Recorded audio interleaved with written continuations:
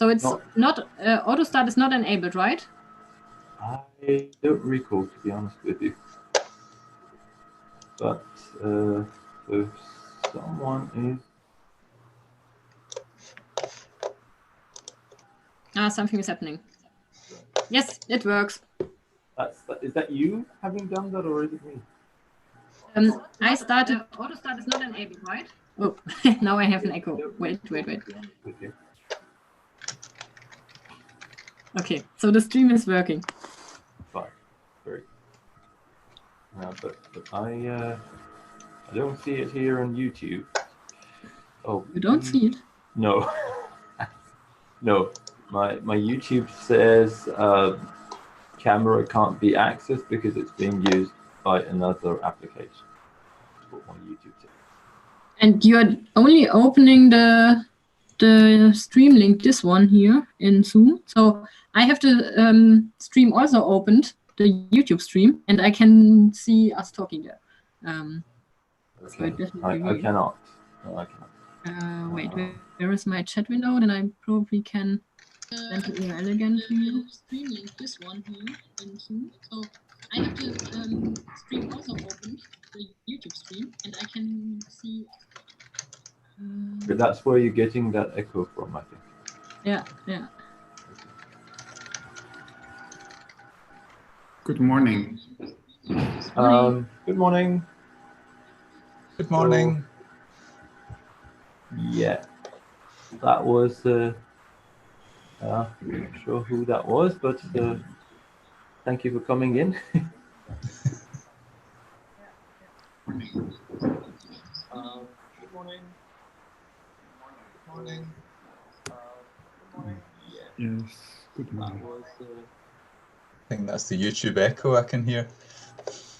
Yeah, thank you for coming in. So,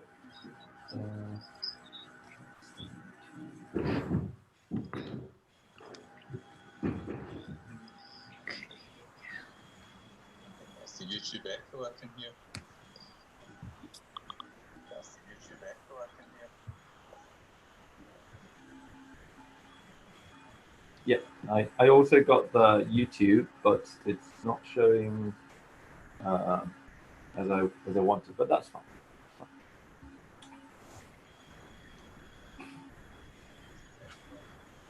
Michaela, you still have the waiting room enabled. This is intentional, I understand. This is intentional. Okay. Because we are still setting up all the details, and but I can open it now for all. As you want. Maybe Hossein decides, or Paul. Well, as soon as we set it, I mean, I can see the YouTube, but there is also a lot of. Because we are still setting up the details. Sorry, you can see the YouTube. What?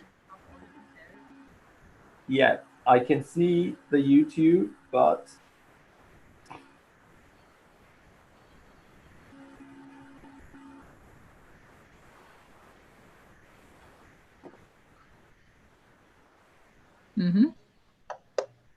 What?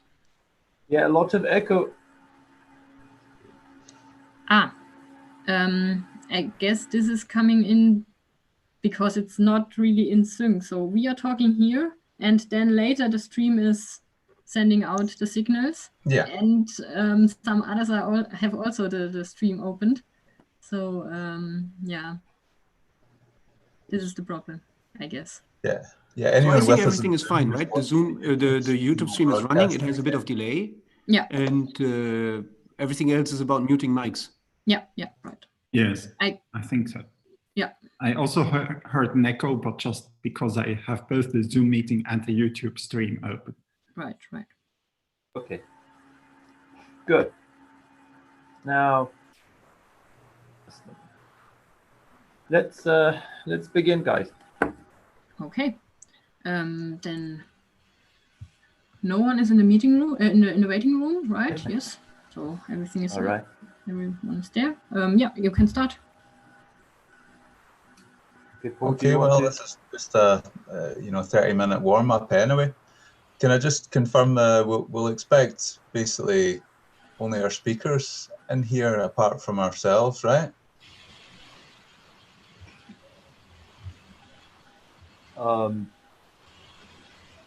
In principle, any participant should be allowed into the Zoom meeting. Yeah, no one is in the waiting room, so everyone who clicked on the link is in. Yeah, that's we have posted the Zoom meeting link for the people would be coming in. Okay. Yeah. That's fine. I think I wasn't completely sure of that. I think it works both ways, I suppose. But assuming Zoom can handle it, I guess you've paid the account for Zoom, so I'm sure that'll be fine. All right. Yeah, so you didn't say that. Yeah, that's Vadim here for technical reasons. I'm in a different thing. So I've not tweeted and not distributed the Zoom link because you didn't say that we should. So if you think we should advertise it, then please say so, and I will.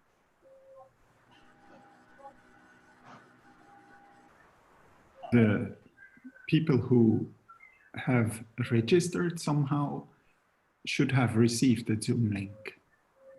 So a few days ago, I received an email that pointed me to a web page with all the Zoom links. And I think this applies also to other participants who have officially registered. Mm-hmm. Concretely, on Friday, indeed, there was an email sent to all registered participants by then with emails to all the Zoom links that are relevant for them. In addition, we have sent an email yesterday evening to all participants of this workshop.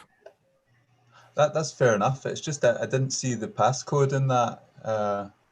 In that what? Okay. On the web page, there is the passcode.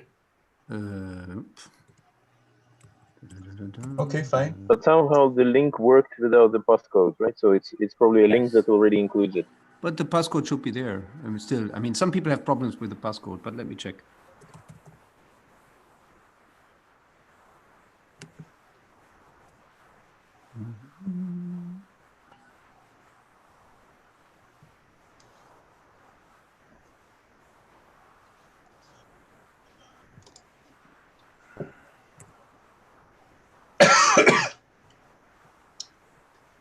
Welcome, Jeremy.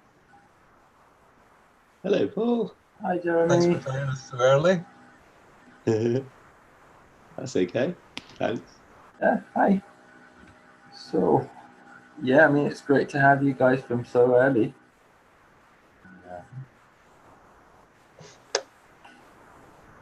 I'm very pleased to have it, but I wasn't expecting it, I have to say. So I'm sharing my screen now. Mm-hmm. And this is one of the pages that has been announced. And I see here Zoom and a link, and I see a passcode next to it. Okay, that's fine. I thought that actually the full schedule page was not a page available to everybody. The schedule page is available to everybody. There is a full schedule page that is not available to everybody in order to disallow, let's say, to prevent Zoom bombing. And the page that I've shown you was called Full Schedule, and that has the Zoom links. The Zoom links are also in Slack. And that full schedule page is available to everybody. Sorry? And that full schedule page is available to all participants. There are two versions of the full schedule page, and one of them is available to everyone that has registered by Friday. And on Friday, we changed the announcement. If someone registered late, he would immediately get to that one. Okay. So since we are in total, we are above 1,000 participants. We have actually to split the audience in one that for the plenaries has to sit behind YouTube. They must sit behind YouTube because otherwise the Zoom meeting will explode. That's why we have basically split the audience into one that has Zoom links everywhere and one that has Zoom links only for those where we expect the audience to be smaller than, let's say, 400. This includes your workshop. Oh, yeah. Sure.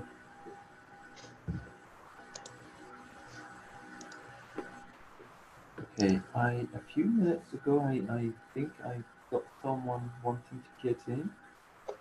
There was this message coming to me, but I'm losing the track. No, we have this gentleman called Raimondo Sauna. Hi. Oh, hi. Hi. I'm a participant. I got the link. I came in. You did the right thing. Thank you very much. Yeah. Thank you for coming along. Yeah, thank you. Okay. Paul, do you want to maybe go for, I don't know, do you want to kickstart things? Do you want to? Not especially right now, no. Okay, that's fine. That's fine. I mean, we're here. We're warming up, right? We start in about 22 minutes with the first talk from Ralph. You're going to share that, and the YouTube link is working, as far as we know. Is anyone watching the Slido page at the moment? Well, I am, but it's not here. That's fine. It's just I haven't got through my emails yet, and I think that was the one thing that I hadn't got to. So I'm looking at the Slack page. I guess we'll individually put up a link to each YouTube video a few minutes before each talk. Thank you. So, yeah, we don't have any questions at the moment at Slido. Oh, no. Yeah. That's probably a good thing. So, yeah.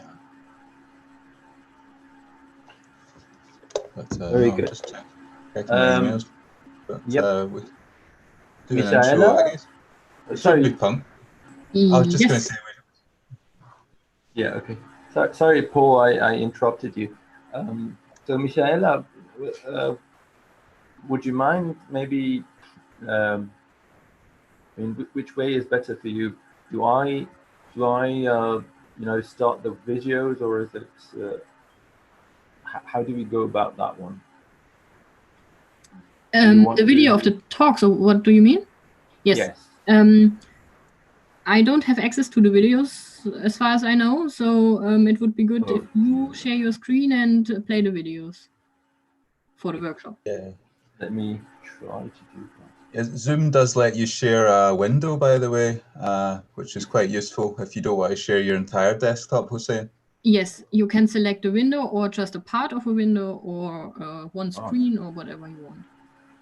Okay, let me see.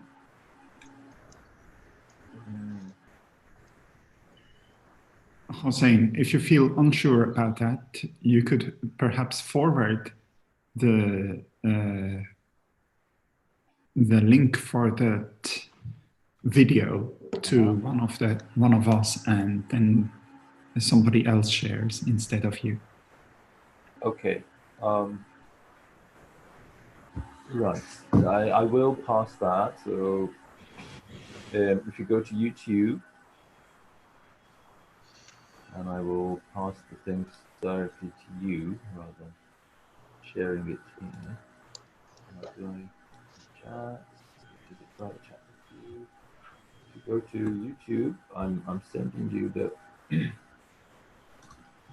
the credentials.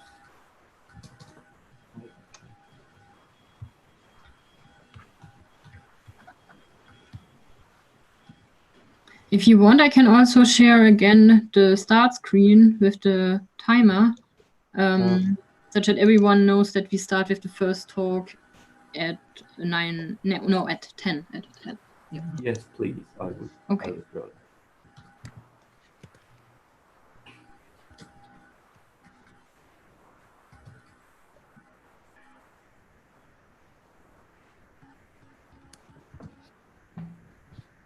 So, David, I have just sent you the credentials.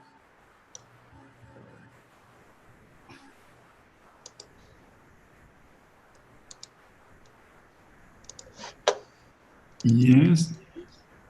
Thank you. Thank you very much.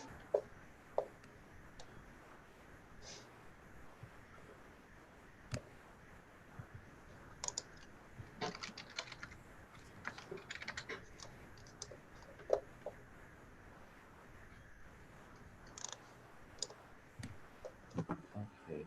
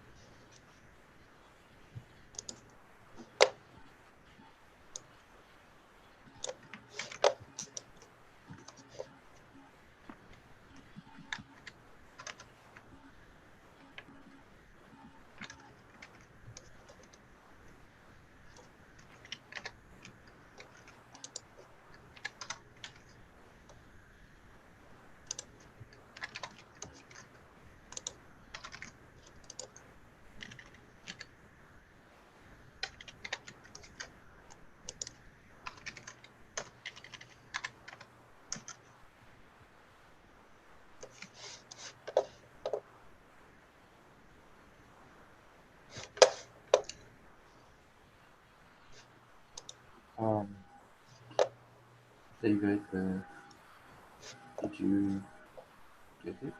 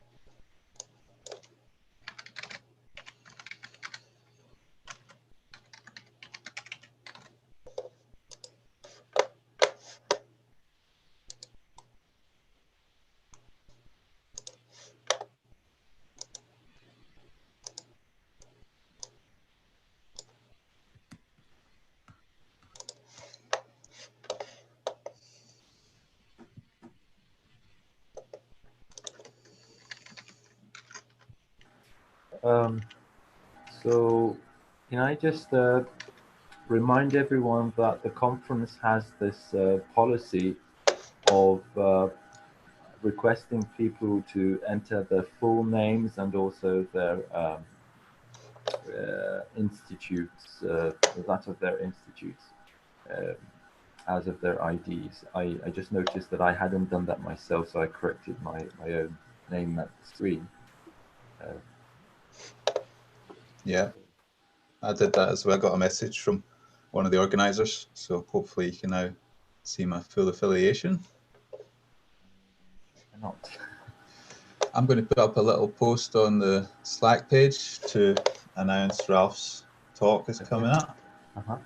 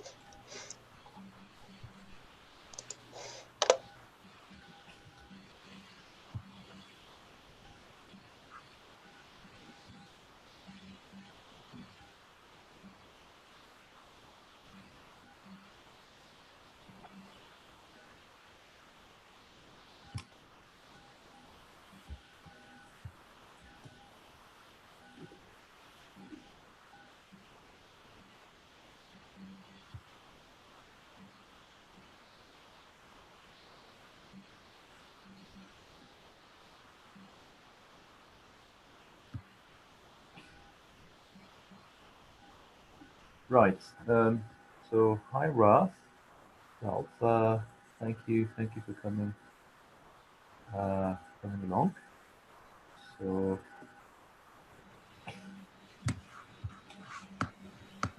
Hi there. I think it Yeah. should be working. yeah, we're on it. So you're on time, or maybe even in time, which is great. So we're setting up things. And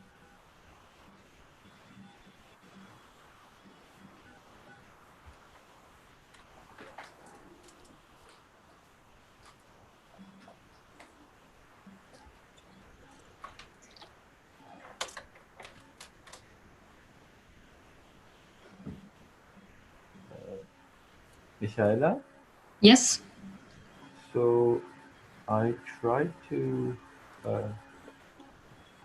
Looks like it didn't work quite well with the credentials for David, but that was my mistake posting the wrong ID. So I'm not going to send it to you to see whether you can maybe log in and then.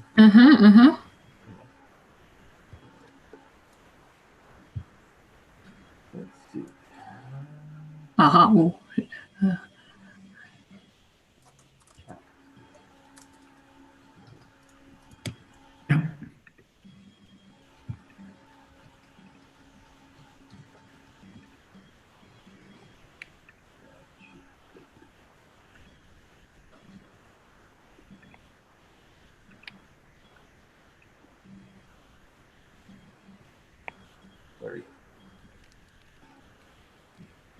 Thank you, Paul.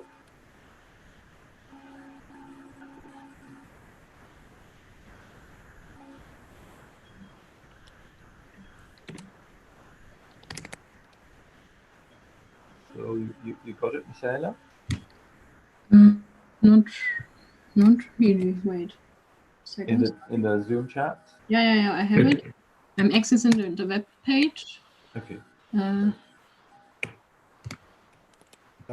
Paul?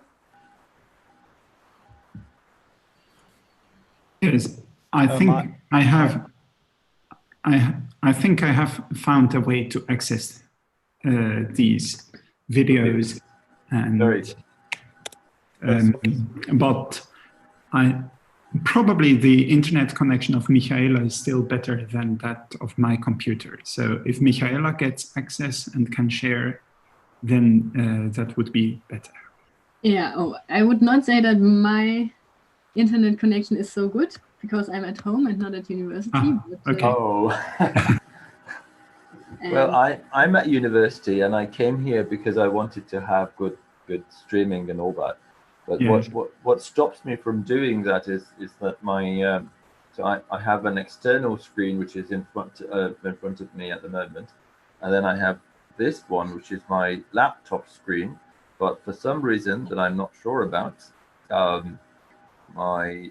cannot have two screens. So my laptop screen is at the moment blank. So I tried to duplicate. I tried to extend, and neither of those worked, and I'm left with really no options. I was so David, I'm on this website of UC Louvain now, but yes, I have to enter a username and a password, but I only have in YouTube. No, in YouTube. So that's the YouTube account that I have just sent to you. Yes. Log in on YouTube. Yep. Okay. Yes.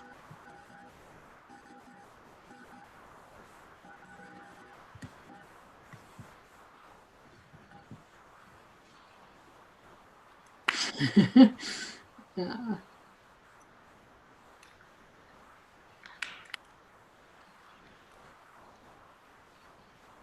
In the Slack announcement, my affiliation is given as Saarland University, which is not entirely correct. Yes, you can. It's in the post, right? You can edit this post. My username is fine, but Paul's post uses the wrong affiliation. Yeah. Okay, no problem. But I guess he can change this. He can edit the post. Mm-hmm.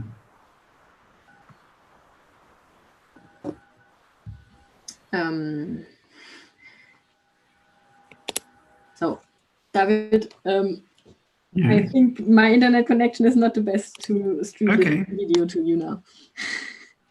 If you can do it, I would be really happy. Yes, good.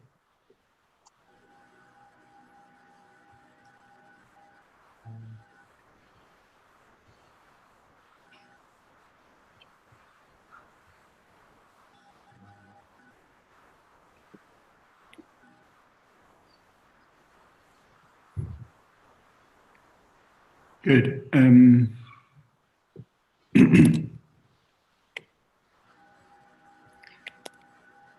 Let me just for myself watch the first few seconds. Hello everyone and welcome. Thank you for joining this workshop. I think that was Rolf. So I think that was Ralph talking. For me, I think it works, and I can stream Ralph Jung's presentation from my computer here. Okay, very good. But I think we should wait another 5 minutes at least. Yes. Mm-hmm. Yes. Good. But so the direct link, I think we should post here and perhaps also in Slack. I think Paul has already. Yes, it's posted on Slack. Okay. I'll post it here as well. Seeing. Thank you very much. Thank you very much. So the idea is that you know, playing the video from here, from Zoom, is likely to you know, decrease the quality of the video playback, and therefore we recommend that our audience play it on their own sites.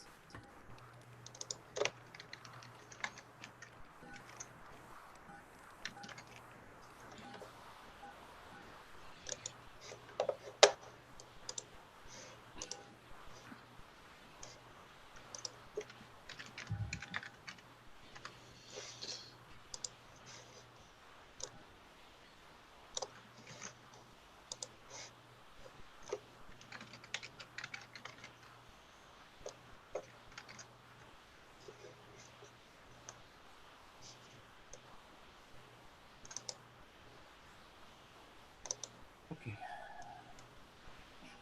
Thank you. Mhm. Good.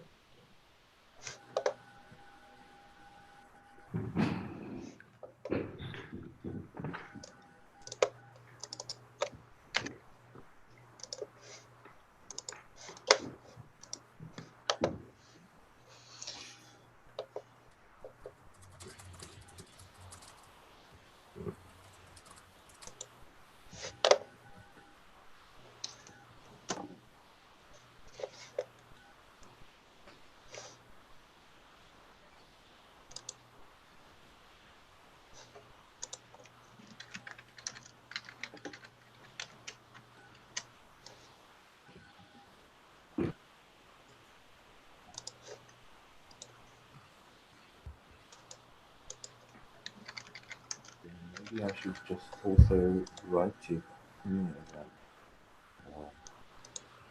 Okay.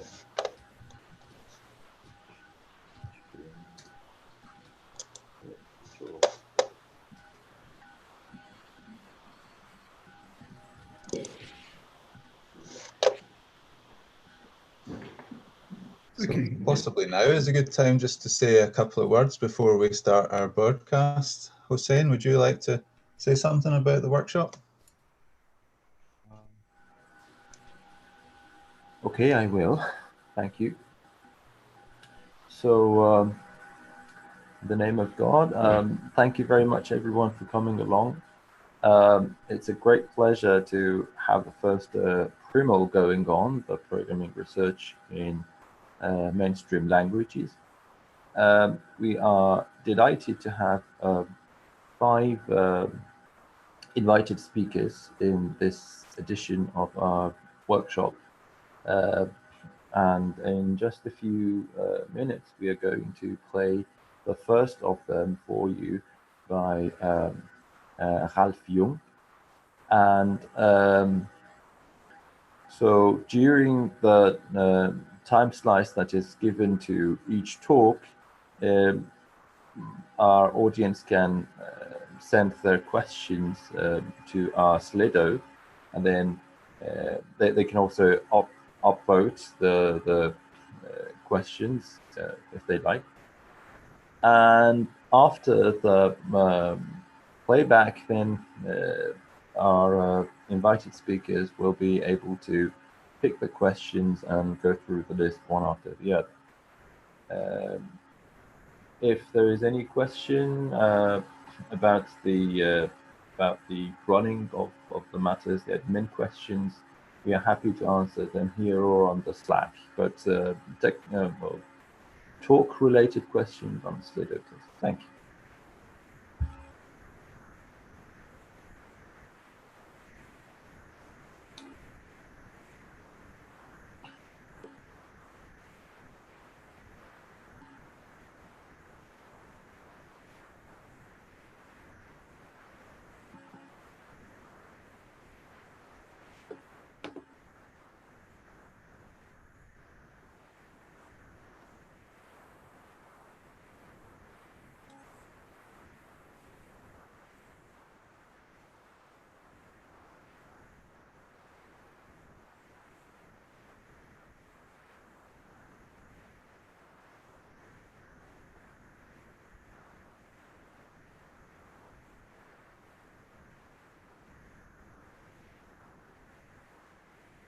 Okay. In the chat, there is a YouTube link, and I will start this video. But if the quality is bad on your side, then you can view it directly on YouTube. Thank you, please.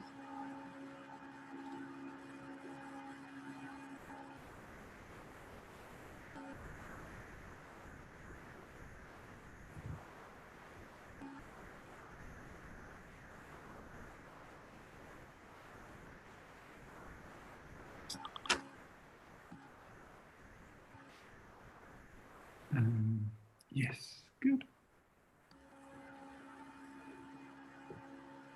Hello everyone and welcome. Thank you for joining this virtual presentation of our work in Slack borrows together with Hi, GB, and Go. I'm actually recording this talk in Saarbrücken, where the presentation almost has happened, but I would have loved to welcome all of you physically, but nothing we can do about that.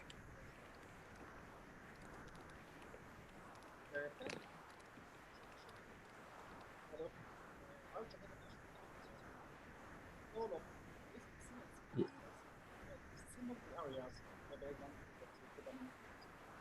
The unique selling point of Rust is that it combines low-level control, as we are used to from C or C++, with strong, high-level safety guarantees in a modern, functional-style language with industrial development and backend.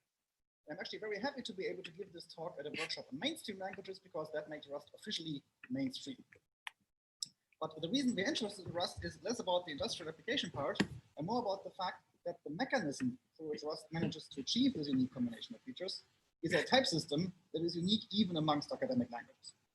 And the goal of this work here is to exploit the type information that this type system provides to the compiler in order to do better optimizations. So the part of the type system that's relevant here is the one-step introduction. Rust enforces the key property that you cannot have mutation and aliasing at the same time. So to express that, Rust comes with two kinds of reference.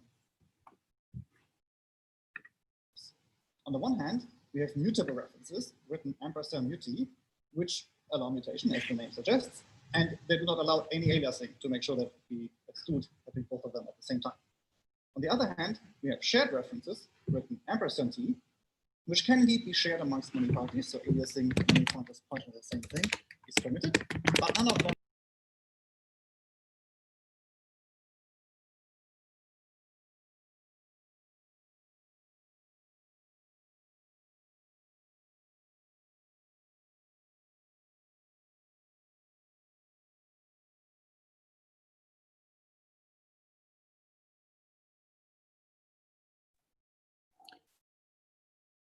David, now the voice is cut, basically.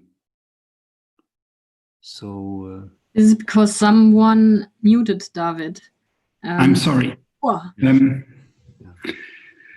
Okay. At the very beginning, it somebody made a comment that the sound did not come through at all.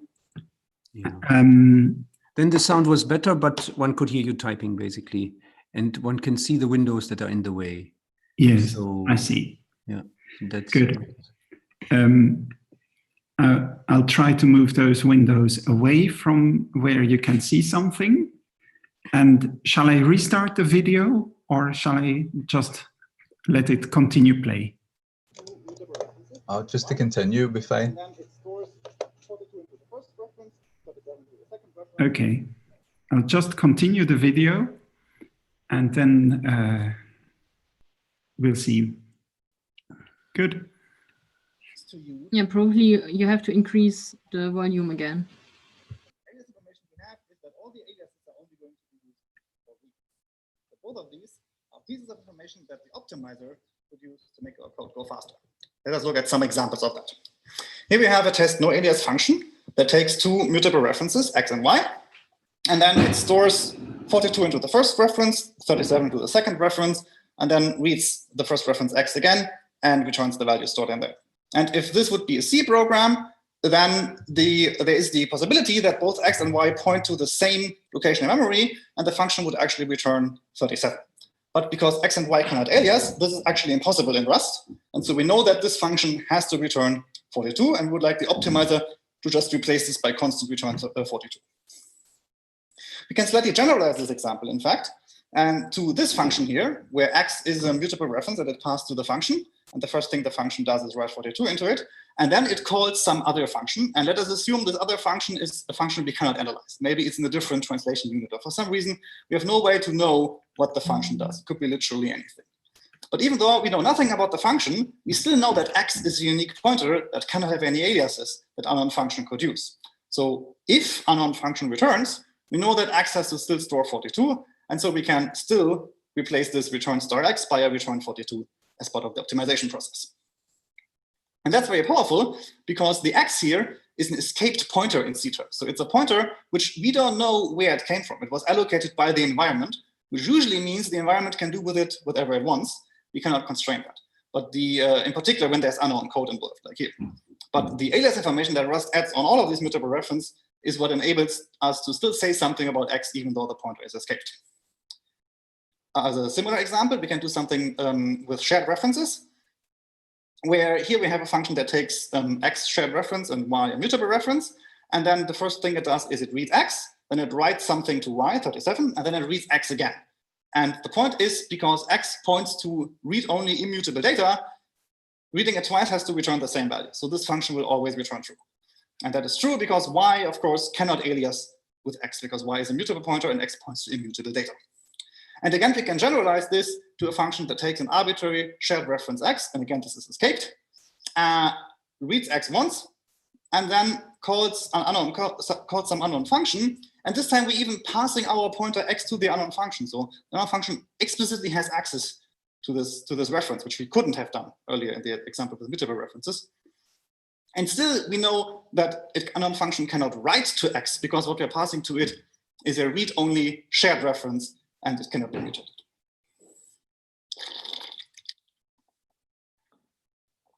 So that is some great opportunity here for optimizations that go well beyond what C and C++ compilers usually do, providing the chance for Rust not just to be a safer language than C and C++, but also one that can be optimized better. There's just one problem with this grand plan, and that problem is unsafe code. So unsafe code is a feature that the Rust compiler has because the Rust developers acknowledge that sometimes programmers do things which are too smart for the compiler to understand why it is correct.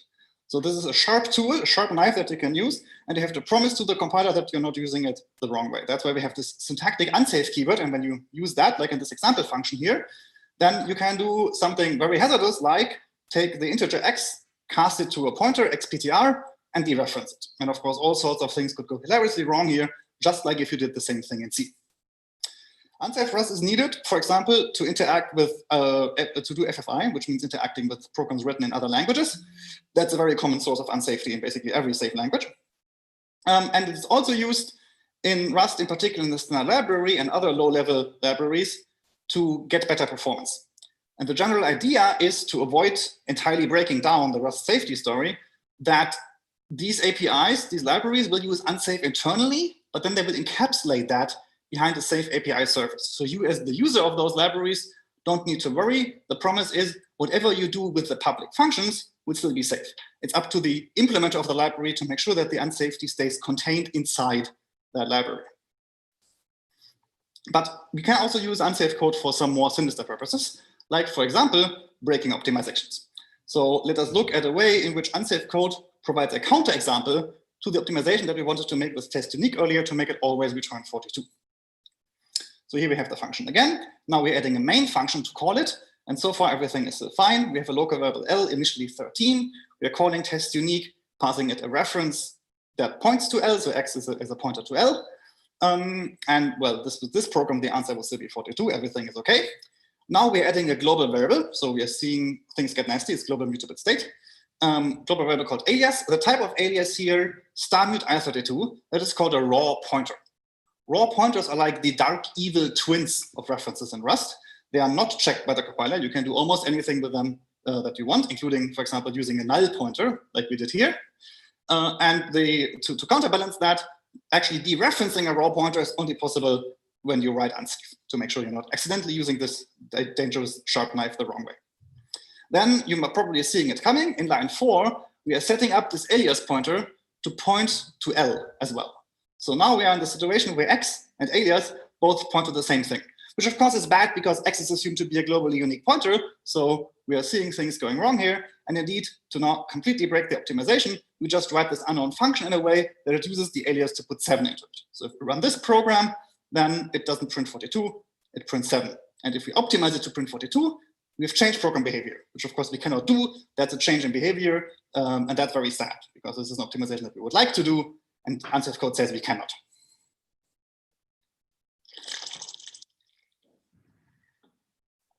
So what options do we have here? Well, we can despair, but that's not a great option. So instead, let us find a way to say that this program here is just not an okay program to write. Programmers shouldn't do things like set up an alias to a mutable reference and then mutate it while the mutable reference is in use. So basically, you want to rule out some programs as not behaving properly. The mechanism we're going to use for that is probably well known to at least the C and C++ programmers in the audience. It's called undefined behavior. This is already present in Rust. We already have unsafe code, and you can already, with unsafe code, cause undefined behavior by, for example, dereferencing a null pointer or causing data races. So basically, when you're writing unsafe code, you're promising to the compiler that none of these things will ever happen. All of these operations come with proof obligations saying, do not cause data races, do not cause undefined behavior. The reason we call it undefined behavior is that the compiler gets to assume these proof obligations when it does its optimizations. And if you're violating the assumption that the compiler makes, then, well, we are in a magical wonderland where literally anything can happen because we are basically assuming faults. So the compiler is very happy, and it will turn your programs into a colorful version of rainbows and unicorns, which you might like or you might not, because there might not be any unicorns in your program. So the upshot is that we have assumptions associated with unsafe operations, and these assumptions are used by the compiler to justify the correctness of optimizations, and violating those assumptions is called undefined behavior. So the plan that we have for this talk here now is to explain how are we making line 9 in this program undefined behavior. We want to say that it's not okay to violate the uniqueness of mutable references here, but of course we have to say this in a way that's actually precise so that programmers know what their concrete proof obligation is. And that is where stack borrows comes in.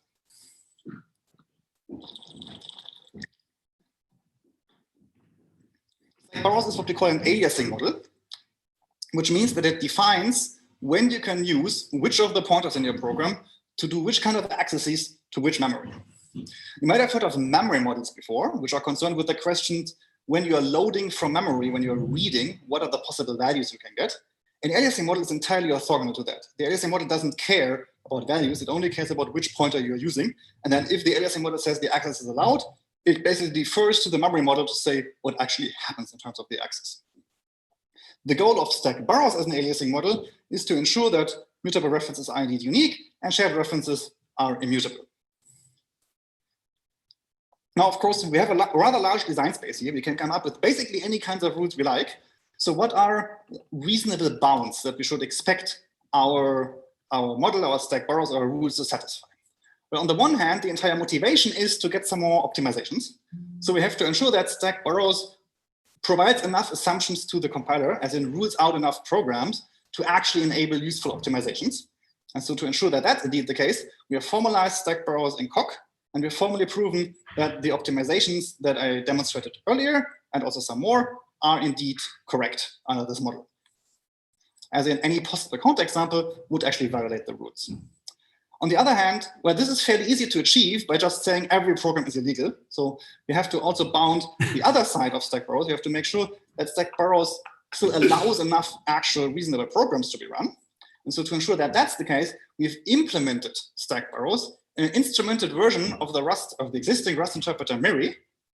And with that, we can actually now run the test suite of the Rust library and see if it contains any violations of our rules. And if it doesn't, that's a good indication that our rules still permit interesting and subtle unsafe code to be written, which of course is the point.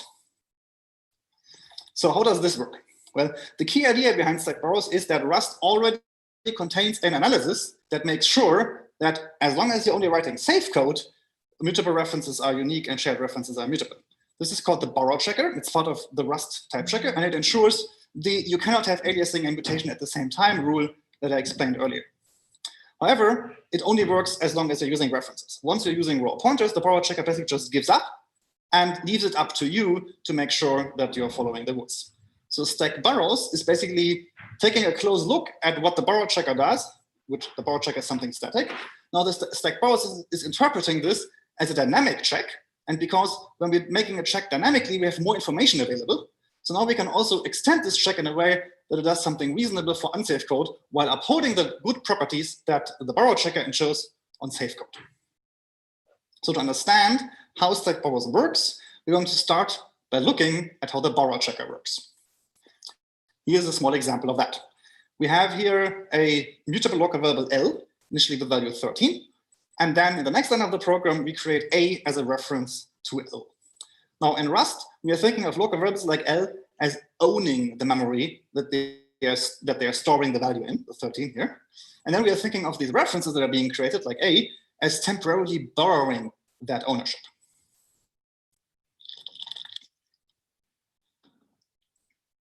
In the next line of the program, we create B by dereferencing A and then taking a reference again. So this is basically a no-op. B and A both point to L. But it's meaningful on the type system level because we're now thinking of B as temporarily borrowing from A, which, remember, again, temporarily borrowed from L. Next thing this sample program does is it stores 3 into B, which is completely fine. Then it stores 4 into A, which is also completely fine. And then it wants to store 4 into B. And the compiler says, no, you cannot do that because the lifetime of B has ended. What does that mean? Well, as anybody who has borrowed or lent a book in real life and not gotten it back knows, when you're borrowing something, then it's a really good idea to agree upfront for how long this will last when you're getting your book back. So that's what a lifetime is about. A lifetime says how long does the borrow last. And there are 2 key rules that the Rust borrow checker ensures for these lifetimes. Number 1, the lender, A, the one you're borrowing from, does not get used until the lifetime of the loan has expired, which only makes sense, right? If I give you a book, if I borrow you a book, I can only use the book. I cannot use the book until the loan has expired, until I get it back from. And the other rule is that the recipient of the borrow, that's B here in this case, may only use the borrow while the lifetime lasts, which means if I borrow you a book, you may only use the book while it's borrowed to you. That also seems fairly natural, I hope. In our case, what this means is that the lifetime of B has to end before line 5, because in line 5, we're using A again. So at that point, clearly, to satisfy rule 1, the lifetime has to be over. And so the lifetime is the shaded yellow area that I've indicated there, just lines 3 and 4. But then the second rule says that in line 6, when we're using B again, the lifetime of B has to be alive, which is a contradiction to the fact that in line 5, the lifetime has to already be over. And so we have here a violation of these of this principle. We can't satisfy both of these rules at once. From this simple example, we can learn 2 general principles that apply to how Rust does borrow checking. Number 1, borrows form this chain, right? We have L at the root as the base owner of this memory, and then we have A borrowing from L and B borrowing from A, and we could nest this arbitrarily. And secondly, the use of these elements of this chain has to be well bracketed. The pattern that got rejected here is an AB pattern. And so where the second B wasn't allowed. And so basically, the goal of stack borrows is to dynamically check that you're indeed using the elements of this chain in a well-bracketed way. And it's hopefully not too surprising that to check that something is well-bracketed, we are having a stack. So we're using a stack. So that's why it's called stacked borrows.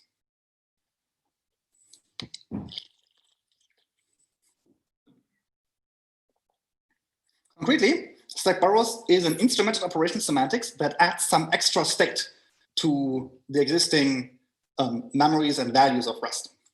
So there's 2 extensions there. The first extension, the first bit of extra state that we need is every pointer value doesn't just remember the location in memory that it points to, it also comes with a unique tag. This is needed to distinguish different pointers that point to the same thing, because as we've seen with this example, A and B both point to L. So they look exactly the same if we only care about where they point to, but using A versus using B makes a difference. We have to be able to distinguish these 2 pointers, and we do that by just adding a tag to them. One of them will be tagged 1, one of them will be tagged 2. Now they're not the same anymore, and we can describe different rules to them. And the second component is that next to for every location in memory, we don't just store the byte, like the value that is currently the current value of that location. We also store a stack, which keeps track of which pointers with which tags are allowed to currently access that location. So this example stack here indicates that at address hex 40, the pointer, the root permission, the owner has tag 0, and it's a unique pointer. And it is, yeah, for now we will only have unique pointers. We will see how different examples of that later. And then on top of that, we have 1 in the stack, which indicates that the pointer tagged 1 was created by borrowing from the pointer tag 0.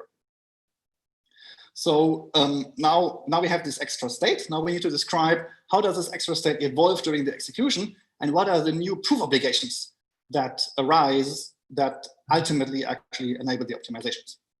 So let's first go to the proof obligation.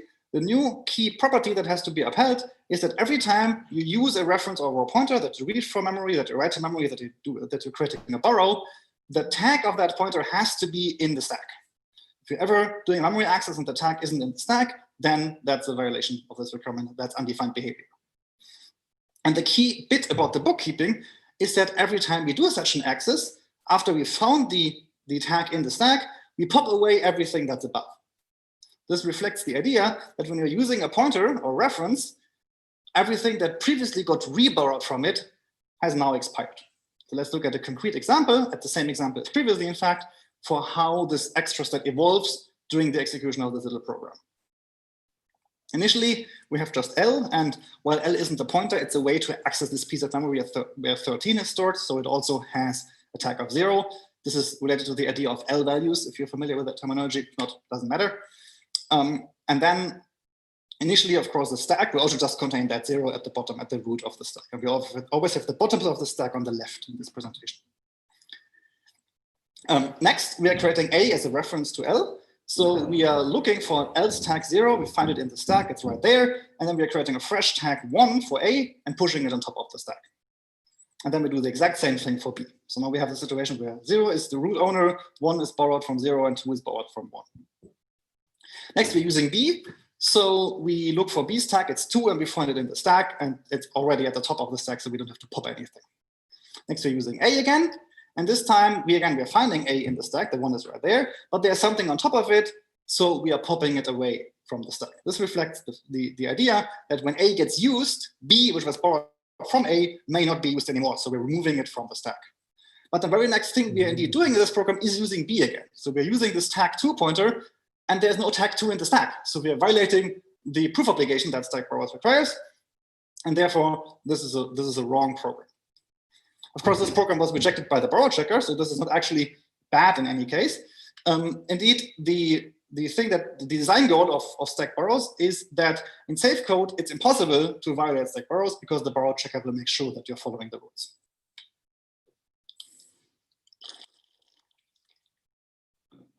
In some sense, we can retroactively interpret the borrow checker as being a static analysis that approximates the dynamic check that stack borrows does. So let us look at a more interesting example with some unsafe code, where the borrow checker is not able anymore to recognize that stack borrows is being violated. So this is the counterexample for the optimization that we saw before. To make this a bit easier to step over, here's the straight line version of that. It's still all the same code. We have local variable L, initially 13. Alias used to be a global variable, pointing there, and X, also pointing to L, is the argument to test unique. Then we are writing to X, and then we are writing to alias, which is the thing that was done by the unknown function. To step over this with stack borrows, again, L has tag 0, and the stack initially just has a 0 at the bottom.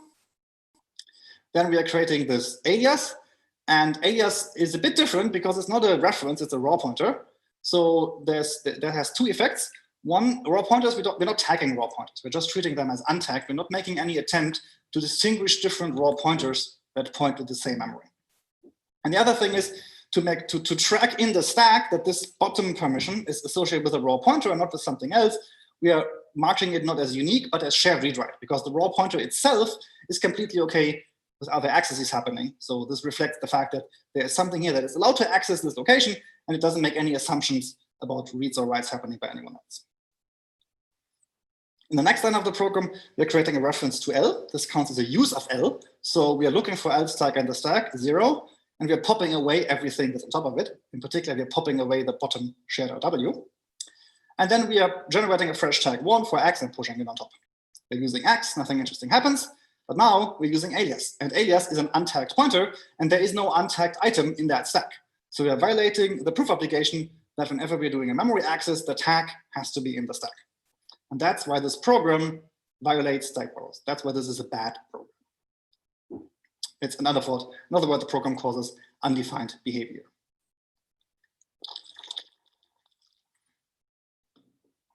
Okay, so this should give you an idea for how stack borrows works concretely. Now let's get to the evaluation and let's see if we're actually checking the two checkboxes that I put up here, which are kind of constraining stack borrows from the top and the bottom to make sure that it allows enough programs and not too many of them. First, let's look at let's try to convince ourselves that the optimization is actually correct, right? We have now seen that the one counterexample we had doesn't work anymore. But what is the argument that there are no counterexamples? We have a formal proof of that in Coq, and here is the proof sketch. The idea is that X will have some tag. We don't know what the tag is, but we know that after writing to X, it definitely, if we assume that this program is following the rules of stack borrows, which we may assume, being optimization passing the compiler, then X's tag will be in the stack, and it will also, after the write, be on top of the stack, because we popped away everything else. Then we're calling the unknown code, and we're not passing X to the unknown code. So X might have pointers that point to the same memory, like this alias pointer that we saw. But if it does, those pointers will have a different tag. And so if any of these pointers is used, that would remove X's tag from the stack, because X's tag was at the top. So if any other pointer is used, the top has to be popped off. Finally, when we read X again, we may assume that X's tag is still in the stack, because we have a program that doesn't have undefined behavior. But that means that no other pointer could have been used, because, as we just discussed, using any other pointer would have removed X from the stack. And so unknown function can't access that memory, and so it still has to contain 42. There's a slight twist here that I didn't get into. For the full details of this, you can check our public paper. Okay, so this is the argument for why the optimization is correct in general. Now let us see about stack borrows being permissive enough to still enable use for a program. What is this interpreter that we did? Well, so Miri already existed. It was already able to run some Rust code. What we did is we extended Miri with these tag and these stacks, exactly the way we described in the formal and abstract, just in this talk. We did this concretely by just extending the interpreter state. And what that lets us do is we can take a program, a Rust program like this one, and just run it in the interpreter, and it will crunch through it and check the stack borrows conditions and do the bookkeeping as the program runs. And if you do it with this concrete program, we will get an error. Because in line 9, Miri will notice, well, you're using this alias pointer and it's untagged, and there's no untag in the borrow stack. So this program is not following the rules. And as such, it has undefined behavior.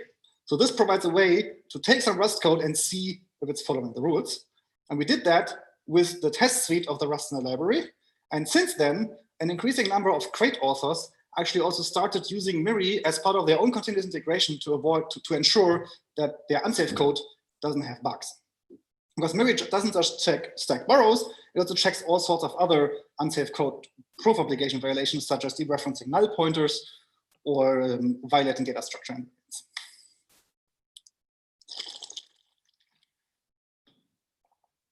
As part of this, so far 11 cases have been uncovered of programs that violate stack borrows. 7 of those were in the standard library. They were all accepted as bugs and fixed by the developers, by the Rust developers, and the other 4 were in external libraries and have also been fixed there. Okay, so this is all that I have to share today. There are, of course, many more things that I couldn't get to in this half-an-hour talk. First of all, I didn't speak about how stack borrows ensures that shared references are read-only. This is all, you can find all of that in our POPL 2020 paper. And in particular, we explain there how we handle interior immutability, which is an interesting twist in the Rust type system, where sometimes you actually are allowed to mutate shared references. Another feature that is explained in the paper is protectors, which doesn't just enable reads to be moved across unknown code, like in the examples that we saw in this talk, but even enables writes to be moved across unknown code, which is an even more powerful optimization. In future work, we would like to explore how stack borrows interact with concurrency. We think there will not be any major issues there, because stack borrows basically doesn't, if you have a database-free program, then the the only interactions that they could have are on what is called this interior mutability that I mentioned, where Stack Borrows already doesn't put up any extra constraints. Stack Borrows already says, well, you have any number of pointers that can be used for any number of accesses. So we think concurrency won't be a problem. However, MIRI only very recently gained support for concurrency. So only now can we even start testing whether Stack Borrows works reasonably in such programs. Another piece of future work that we would like to tackle at some point is we have this research project Rustbelt, which we described in our POPL 2018 paper, which is all about formally proving that unsafe code indeed satisfies all of these proof obligations that Rust puts up. And now with Stack Borrows, we are adding a new proof obligation. And so as such, we would also like to prove that the new proof obligation is met by all of the code that we verified and just extend this framework and this infrastructure to be able to handle this new proof obligation. So that's all I got. I presented Stack Borrows, which is a dynamic model of the existing Rust borrow checker that ensures soundness of some intra-procedural type-based optimizations that works even in the presence of unsafe code. If you want to play around with this a bit more, MIRI is integrated into the Rust playground, so you can just go to that website, type some Rust code, and in the tools menu, you can execute it in MIRI. MIRI is also part of the official Rust nightly distribution. You can just install it with this command and run it on your test suite. And you can find more information on the MIRI website, of course. And if you're interested in the other kind of Rust research that we've done, please go to the Rustbelt research on our MPI service. Thank you very much.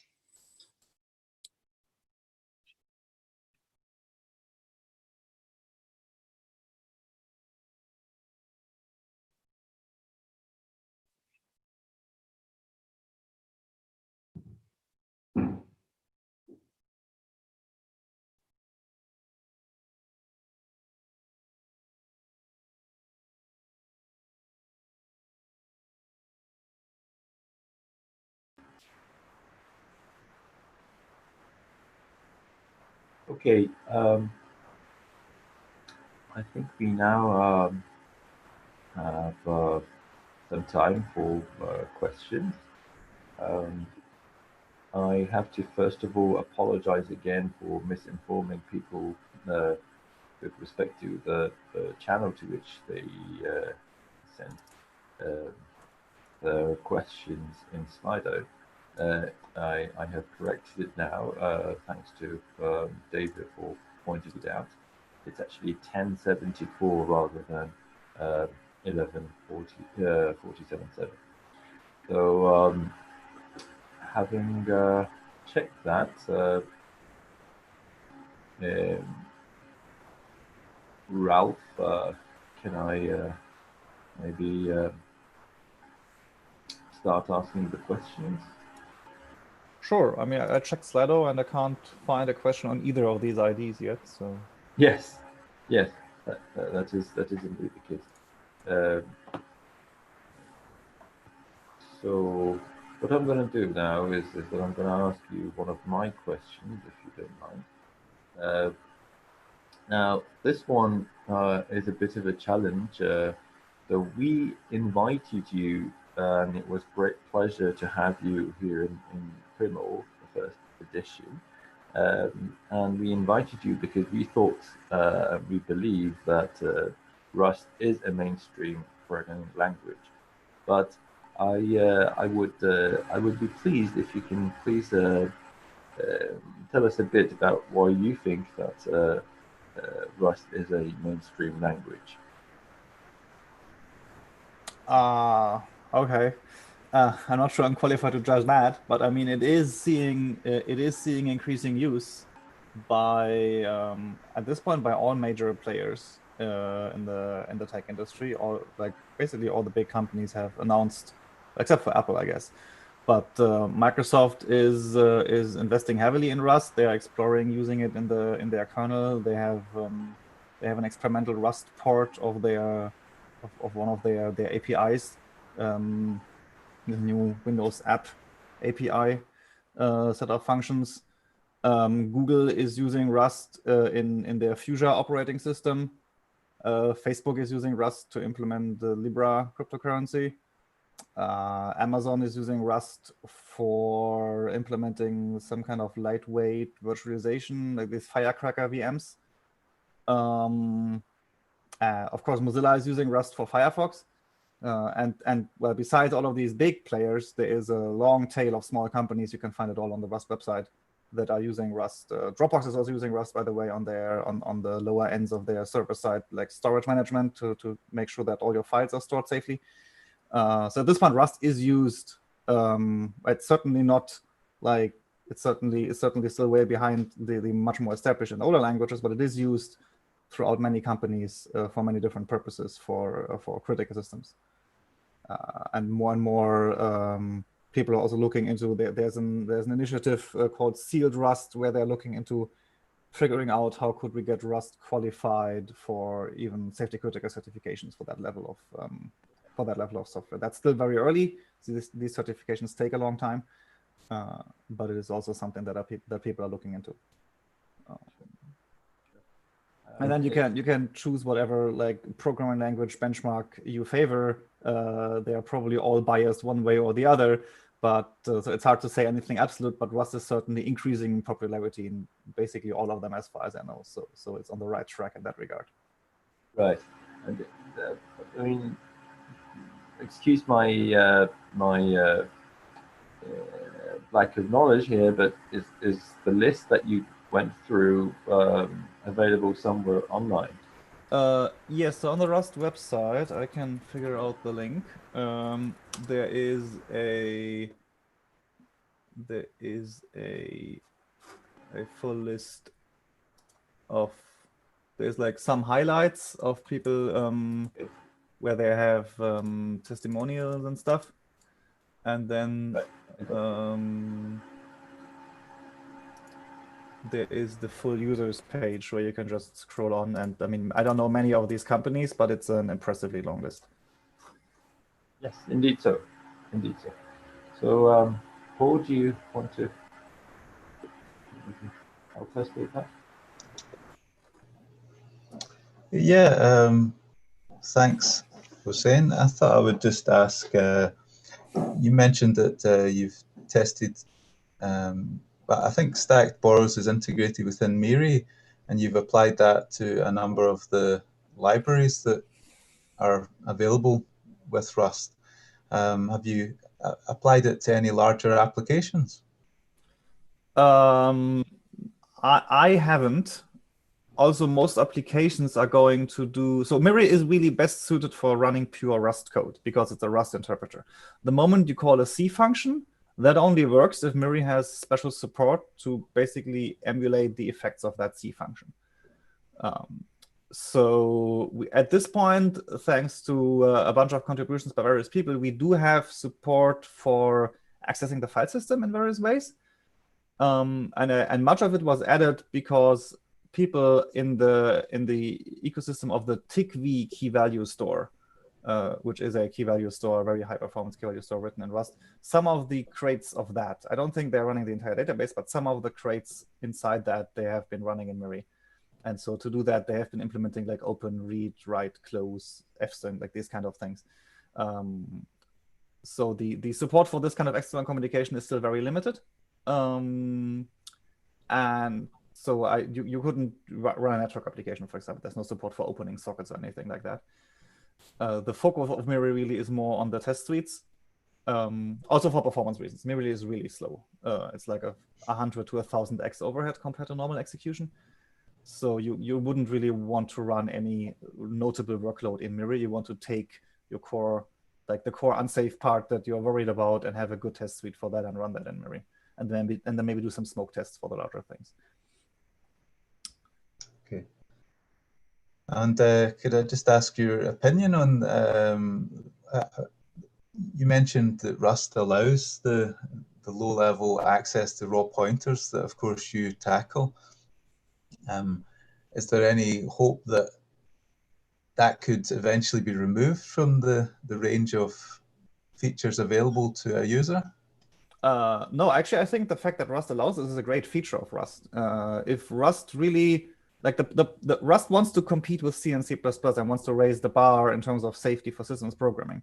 If unsafe Rust was removed from Rust, then it couldn't compete in terms of performance with these languages. So then Rust would basically fail. It would be a safer language, but it would fail at its task. So basically, the choice here is that either you can't write these things in Rust, or we just accept that there are things which are too clever for the compiler, and then we try to still help the programmers as best as we can, but more importantly, we give them the tools to write these safe abstractions. So even though in Rust we are dealing with raw pointers, and the internal implementation of a type like vec, the Rust equivalent of stded vector, is unsafe, it's still much safer to use vec in Rust than stded vector in C++, because in vec, the user side is completely safe. In C++, you have comments explaining, oh, don't mutate while iterating and things like that. In Rust, this is in the types, and the compiler checks it.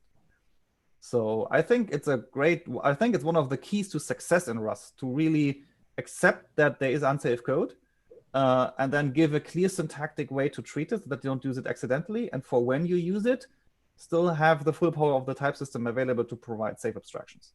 And then, of course, work on tooling to make it easier to audit that safe code. There are lots of efforts so that you can have a database for querying which people audited which unsafe code, to have sanitizers that tested, to have MIRI things that tested, to have Valgrind, to have everything we can throw at that unsafe code. But it's much less code because most code isn't unsafe. Okay, thanks, Ralph. Well, let me just have a quick look. Okay, so I'll say thanks very much. I really enjoyed your talk, and I think it's a very hot topic, so thanks for providing that for us. I'll hand back over to Hussein. I think we just have our preparation for the next talk coming up now. That's right. So next talk will be by Ivan, and he is going to talk to us today about linear types and about how in C++ that can save the API. So we have some 3 minutes to go. In the meantime, I would just like to remind everyone about my mistake in misguiding you about sli.do. So the sli.do code is 1047. It's not 11477. I'm afraid I don't know how to erase the wrong one from the Zoom chat, but hopefully people will get to see the right one as well. Yeah. Okay. Do you have anything in Slack? I think. I'll update Slack. I guess we should probably start Ivan's talk. It's a little bit long. Right. Yeah, that's a good idea. So, David, do you mind, please?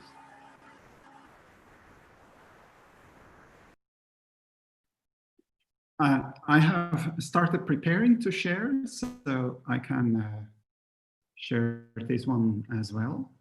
Yes.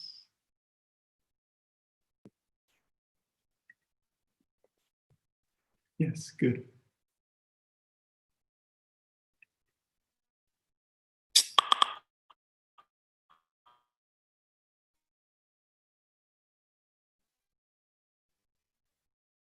Oh.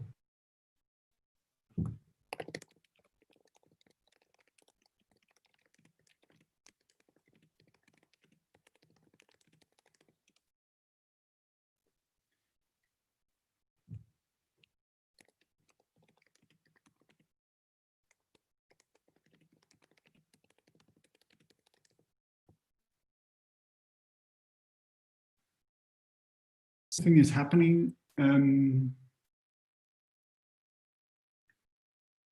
not sure what has just happened. Let me see. So we can see your screen. Yes.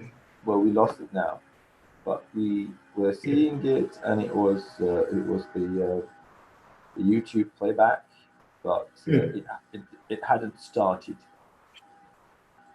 Yes, we can see it now. And then you can confirm whether it's.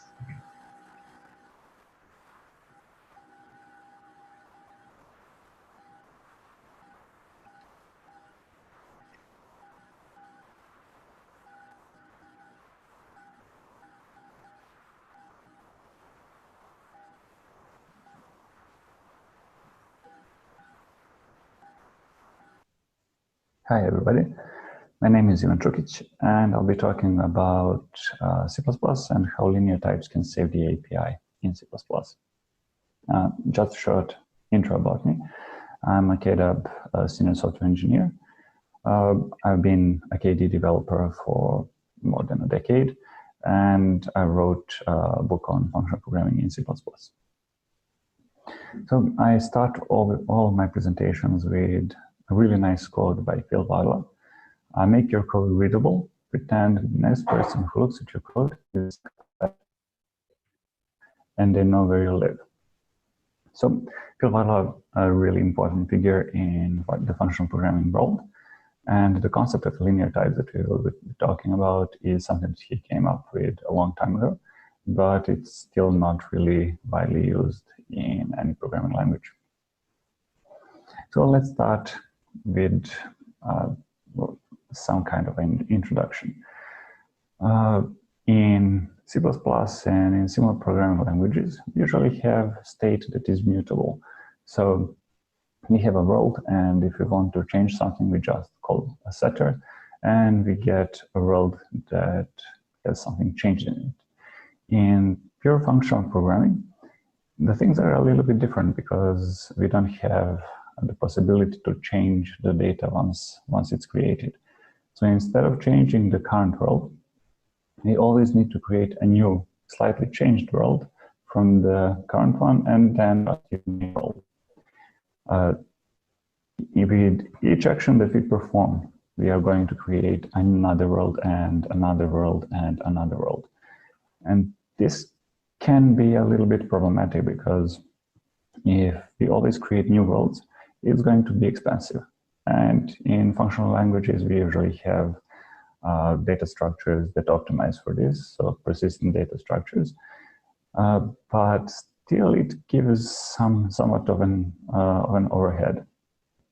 It's really cool to have the possibility to access the old states, and if we give a world to somebody and change our copy, that the original world hasn't changed. But usually we just live in a single world. So we don't care about the previous worlds, we don't care about the alternative possible worlds, we just need the current one. And that's where linear types come into play. So in Philip Adler's paper called Linear Types Can Change the World, he defined linear types as values belonging to a linear type must be used exactly once. Like the world, they cannot be duplicated or destroyed. Such values require no reference counting or garbage collection.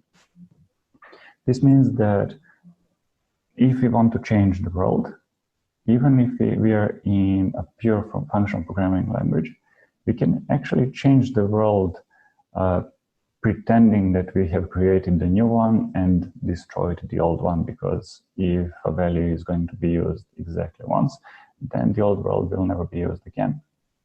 And that's a really nice way to implement mutability in functional programming languages. And the coolest thing, at least in my opinion, about it.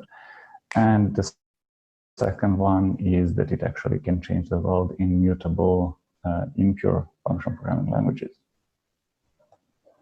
Now the question is, okay, this is functional programming. Why do we care about it in languages like C++?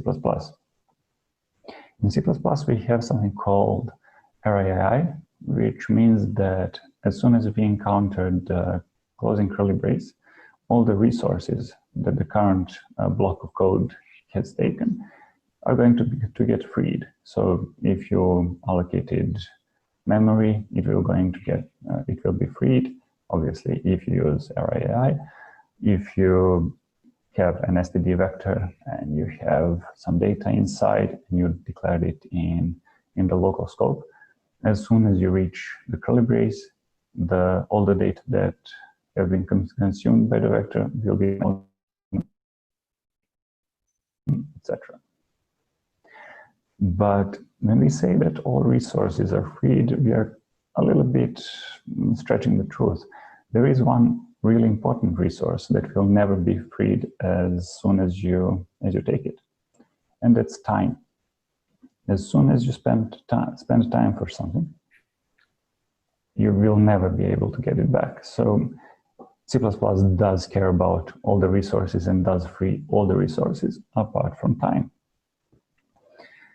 And in C++, if you wanted to simulate the previous idea of copying the worlds, if you wanted a new world, we would need to actually copy it. So we will spend a lot of time to build a new world and copy all the data inside it. And if you don't care about the previous value, you just created a without any reason to do so. So the idea of trying to do the pure functional programming in C++ can get tricky, because if you don't want to change the old values, we always need to perform copies and destroy the old ones. And that's just useless. If we need to copy all the time, you're just going to lose a lot of time, and the performance of our software will greatly suffer. There was a nice talk at the ACCU or ACU in 2019 by John Lakos, one of the great minds of the C++ community. And he claimed that it's impossible to have efficient functional programming pure API in C++. And one of the reasons, things that come out of that claim, and one of the examples where the API in C++ suffers because it's meant to be as efficient as possible, is the std_getLine function. So std_getLine accepts 2 arguments. And when you look at it like this, it looks like we forgot to store the result of getLine anywhere. We just have a C input and we have some S. GetLine is based on the idea that C++ allows us to have input and output function arguments. So this S will be used as a buffer to read the line into. If the buffer is not big enough, it will be expanded, but most of the time it will be big enough because of the law of small numbers. And this will be quite usually, we will not need to allocate any memory, etc. So we are relying on side effects of the getLine to optimize something that would be quite problematic to implement if you wanted a normal pure API where getLine returns a new string. So side effects are usually bad and should be avoided if possible. But as we said in C++, performance is the priority, and the niceness of the API is just not. So it uses in and out parameters, and it does have a return value, but it's not what you would expect from a function that's called getLine. The return value, usually ignored, is going to be the same as the input stream. So the resulting input stream after one line has been read from it. So the first approach, the first thing that happened in C++ to solve this problem a bit is the introduction of move semantics. So instead of always having to copy something if you want to have a value of some type t, we can now denote that the previous value is not needed anymore. So something like the idea from linear types. And instead of copying the whole world, if we know that we don't need the previous one, we can just define and just steal all the data from the previous instance and move it to the new instance and the new value and the new world that we want to use. Now,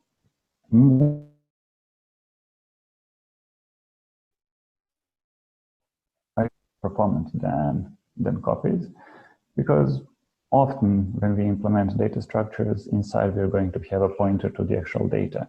So things like std vector, which is not optimized for size or anything else, it's going to be consisted of a pointer that points to the actual array in memory where the data of the std vector are located. So instead, when we do the copying, we need to allocate the new memory and copy all bytes from the previous vector to the new one. In the case of moves, we can just say, okay, the previous instance of vector now doesn't contain any data, and we're just going to set the resulting vector, the vector that we moved to, we're just going to set its pointer to the data that was previously pointed to by the old instance of the std vector. So often,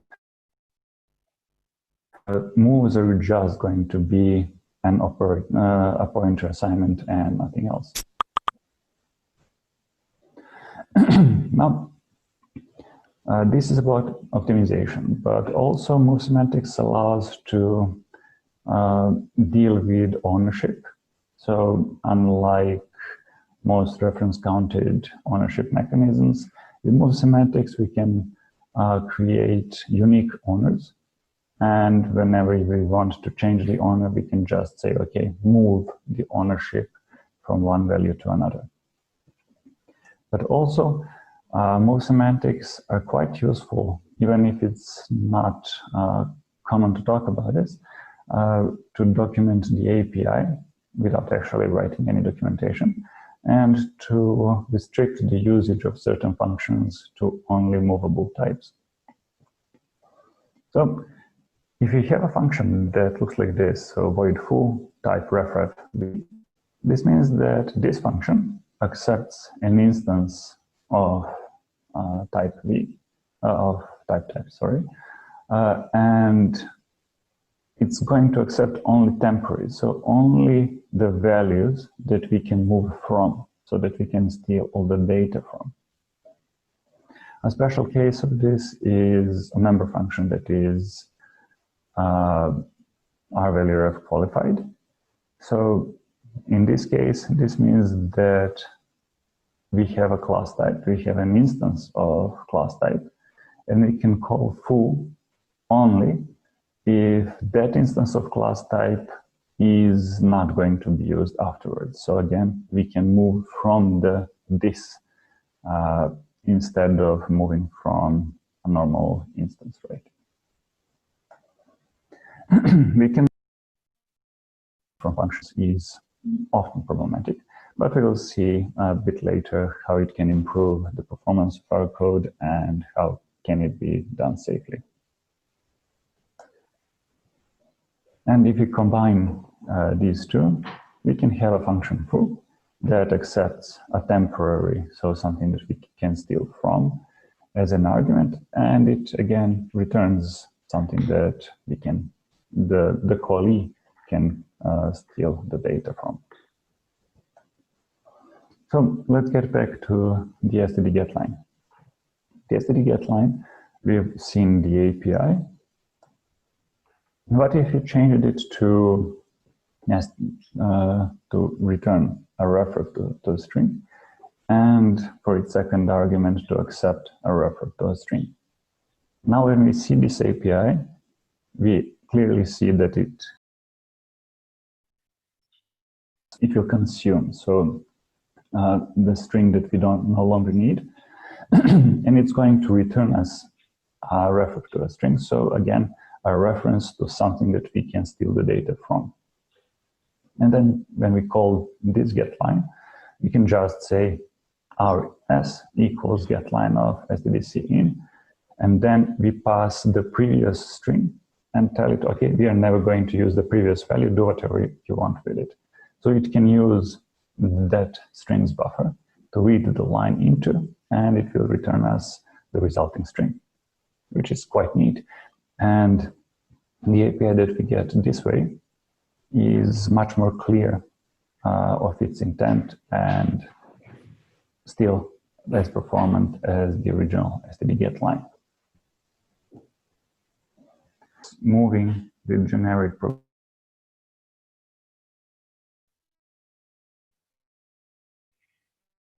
href and t is automatically deduced because this is a function template, it doesn't mean that we are going to get a temporary value. So this means tref accepts anything. If we want to say explicitly we just want movable and move only t's, we need to put some kind of a restriction on t. So since C++20, we got a feature called concepts, which can restrict the space of t's that are allowed to be used with the function foo to some specific set of types. And the way it's done is by providing a predicate, a compile time predicate, so nothing happens at runtime. Compile time predicate and now the question is, what predicate should we put here? And we need to consult the reference collapsing rules. We only want types that are going to be temporaries, so we don't want normal all value references. And as you can see, in most of the cases, when reference collapsing is concerned, we're going to have to get all value references. The only case where we won't is the last one. So if we wanted to check and to make sure that our generic function works only on temporaries, we can just say, okay, t must not be an all value reference. So the t cannot be a normal reference, and this will be a restriction that will say that foo cannot be called by x or on temporary value. Now the question is, let's see a little bit more examples. Just imagine if you want to read from the input stream and we want to concatenate everything into a single string. The way that will be usually done is just read from an input stream sequence and then just append to the resulting string. And the problem is that, again, using for loops and everything else, when we have more advanced concepts like folding, accumulate, reduce, or whatever it's called in your preferred language, we should never write raw for loops. We should always use higher order functions, and we should always use higher order abstractions to make our code shorter, more succinct, and more readable. So we could use something like accumulate, the accumulate algorithm, in this case, a little bit modified so that it doesn't accept a pair of iterators, just accepts an input stream sequence and the initial value. By default, it will just call the operator plus to concatenate all the strings. Now the problem here is that this will be inefficient. The accumulate is generally implemented like this, at least in older versions of C++. So it will traverse through all the strings in the sequence and always call init plus, so the previous accumulated value plus the current string. This means that we're going to have a lot of temporary strings. For each of the operator plus calls, we're going to have to allocate new chunk of memory or the library to copy the original strings into it, and for each iteration we are going to generate a new chunk of memory and copy everything again. Well, in the latest version of C++, there has been a slight change. Instead of init being equal to getting assigned init plus star first, it's now going to be std move of init plus star first, which means that we are going to tell the library the previous value that is stored in init is no longer needed. Again, use it for whatever you want. This means that instead of having to allocate a new string, if star first can fit in the previous std string buffer that is already acquired by the init, it will just be put up. So we have a really, really big optimization here.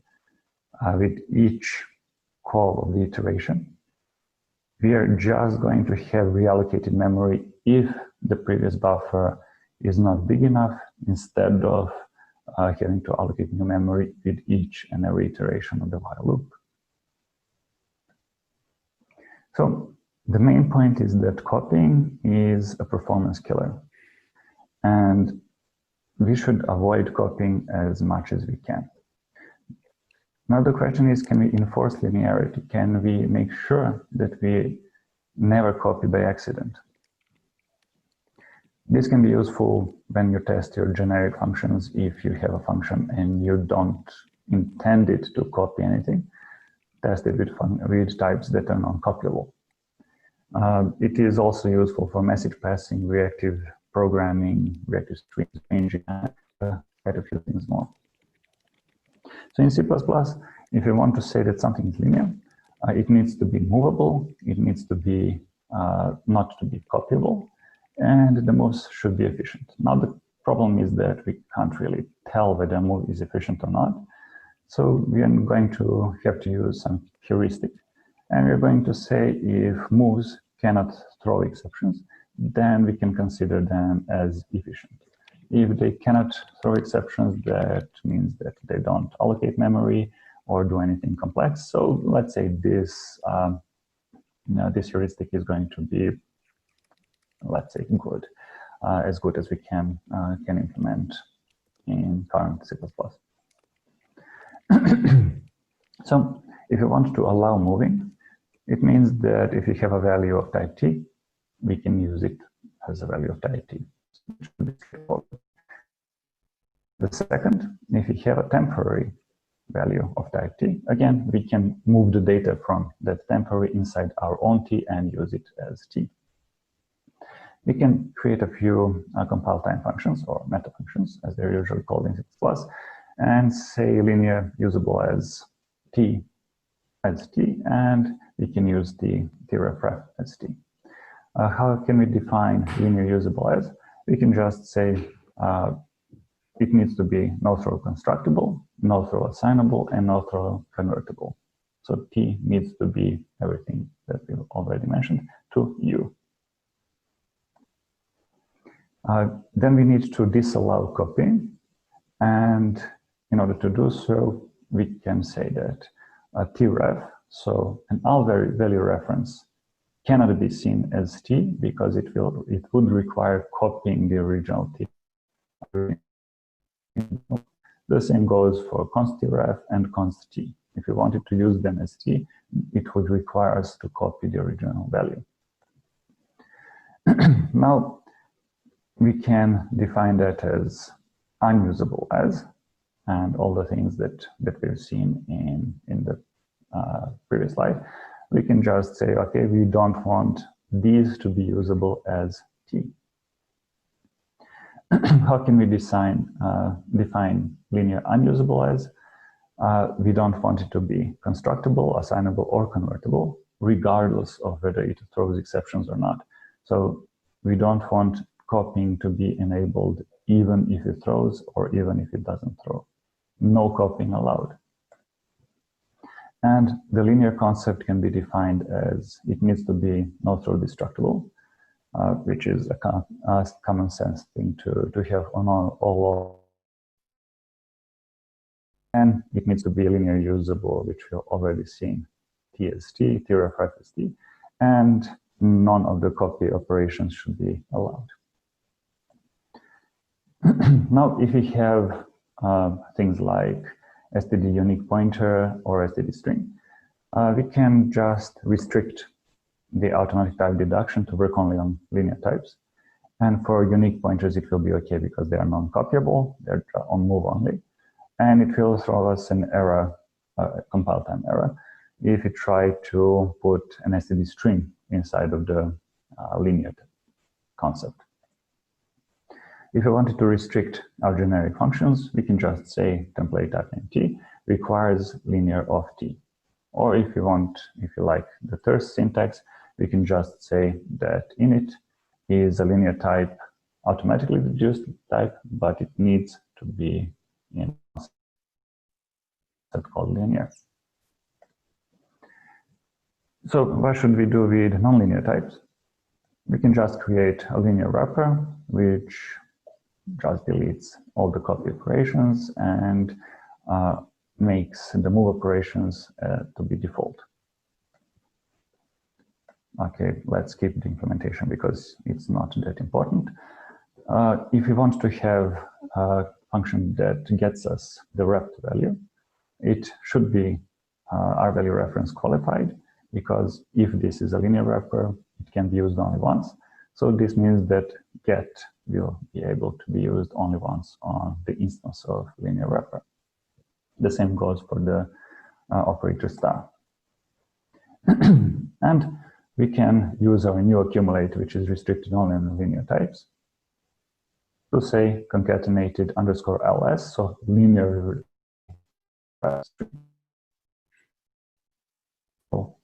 work correctly. So what about the performance?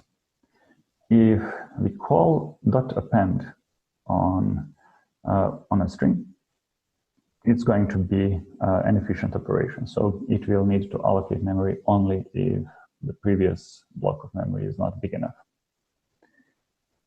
And if you try to do it with a linear wrapper, we get the same assembly. So the important thing is to note that even if we have created a class called linear wrapper and it's some kind of abstraction, etc., it's a zero-cost abstraction. So changing a variable from string to linear wrapped string is not going to change the performance of our code. Obviously, the optimizations here are all three. If you lower the optimizations to all one, obviously the code will be much, much slower. Now, the question is, in C++, we have something called return value optimization. And it's a really nice feature that when you call a function, you don't really get a temporary and then assign it to your local variable. It means that the result of the function will be constructed directly in your variable. When you say std string equals foo, foo will construct the result inside of your string without any necessary copies.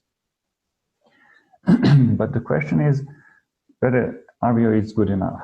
Again, to reference John Lakos, another thing that he said is that, again, the functional APIs in C++ are impossible because even constructors, even move constructors cost time.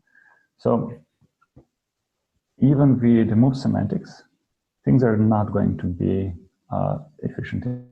So let's see a dirty function called bin, and it's just going to append a string value to its string argument, which it gets through a reference. And it's going to be quite efficient calling the same function 5 times. If you tried to switch it to an API that is more functional-like, it will generate quite a few move construction instances and everything else, which is definitely slower. So RVO is good, but it's not good enough. And if RVO cannot be performed, then we're going to have move constructions or copy constructors. So RVO is the best that we have, and it doesn't always apply. Sometimes we'll have even slower code. Can we achieve the same assembly with something that has a more functional API? If we create this function bin to accept a wrapper to string and to return a wrapper to string, we will get the same assembly output as the original dirty implementation of bin, which is quite neat. And again, we have an API that is now more functional-like, so pure, it doesn't have any side effects, and so on. Now, the problematic part is that we are returning a reference to something, But all temporary objects are going to be destroyed as the last step in evaluating a full expression. So it means that all the temporary objects that we've created are essentially going to be destroyed at the semicolon in our code that calls a function. So if we do something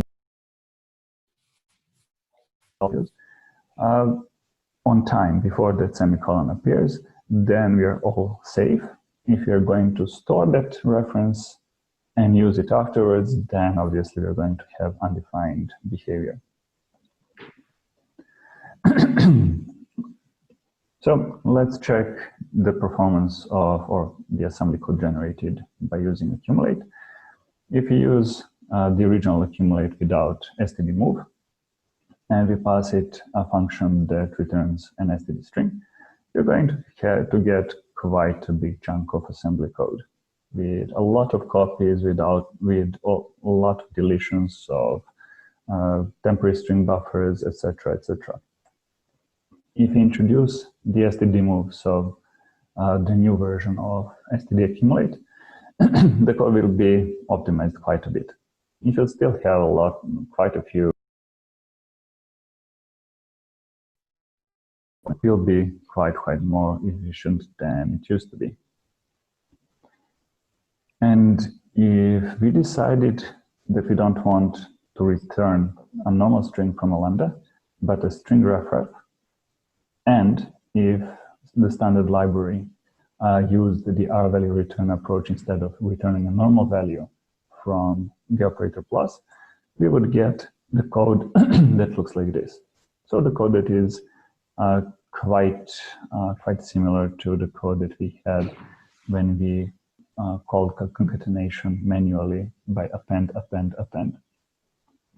So R-value references, move semantics, and linear types can allow us to optimize C++ code immensely without losing the functional style of APIs. So my advice is consider returning refs to something. Be cautious because it might lead to dangling references if you're not careful enough. And to avoid dangling references, store the results of the functions that you call inside normal values. So do not store as a ref or a constref or anything else. You should always, when you have a chain of functions that return R-value references, you should always store them inside normal values. One of the cases where this is not obvious, but where you have a dangling reference is if foo returns an R-value reference and you call a dot value on it, and you use that in a range-based for loop. The result of foo will be destroyed before you try to access the dot value, the members of the items, the values inside of the dot value, and you need to have an undefined behavior as soon as the temporary that was returned by foo is destroyed. This can be easily fixed by just assigning the temporary to a proper value, so not a reference, just AutoF, and then accessing the collection inside of the result as f.value. And a few more advices. You should always turn on all the error handling, all the warnings, and everything else. And you should use static analyzers like client ID that will warn you if you try to use a variable after you moved away from it.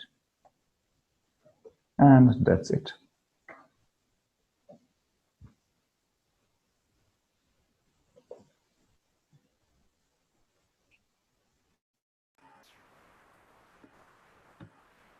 Okay, thank you very much. Yeah, thank you, David, for playing it back. And we now have Ivan here with us. Thank you for coming on. I would first like to say hello and welcome to the meeting, Ivan. Thank you. And it was a pleasure to have your talk, and that was a nice talk, and we are actually also delighted to have a number of questions for you. So if we can go to the Slido, do you essentially know where the Slido is, or should I? I have it on my phone. Very good. Now, would you mind then going through the questions, please? Okay. So the first question by Ralph is, to enforce full linearity and not just affinity, we also need the compiler to complain when we forget to use up a value. In a linear world, everything is explicitly discarded, not implicitly destructed. This can be useful because then types can encode obligations. And the question is that possible in C++? So there is an attribute in modern C++ called no discard. You can mark return types, you can mark functions, the return values of functions as no discard, and you can also mark types as no discard. So in that case, if you mark everything as no discard, then the compiler will complain that you haven't used the value that you created. And also you have, there have been warnings in most of the compilers when you don't use up a value that you declared or a function argument. And as it can be seen in the penultimate slide, you can turn that warning into a proper error. So the compiler will enforce you to use up all the values. So it's not only that the type is move only, it's also that you actually need to use the value that you get.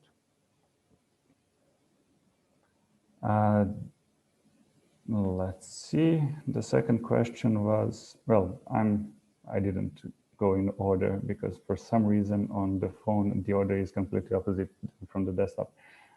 So the question by David, or more of a comment, is that init equals init plus star first can be replaced just by init plus equals star first. That is true, but the std accumulate algorithm doesn't use that because the operator plus can be replaced with, sorry, it can be replaced by something else.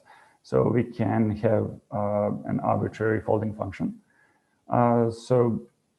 Which is just by default the operator plus.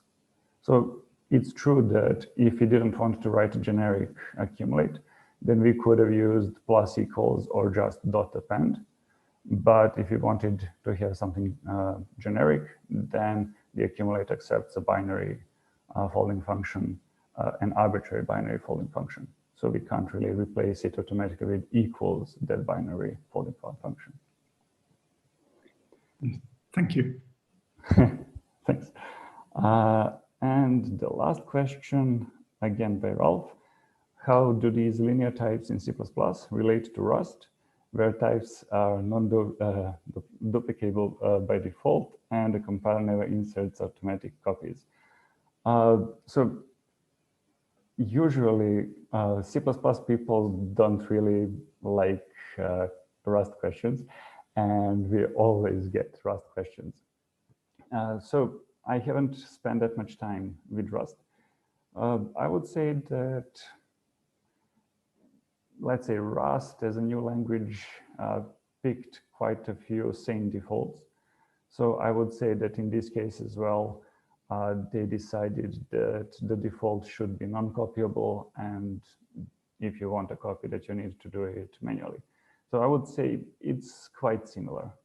I'm not sure, as I said, I haven't spent that much time with Rust. I just know a few concepts, and I know things from the previous conferences where people asked me similar questions.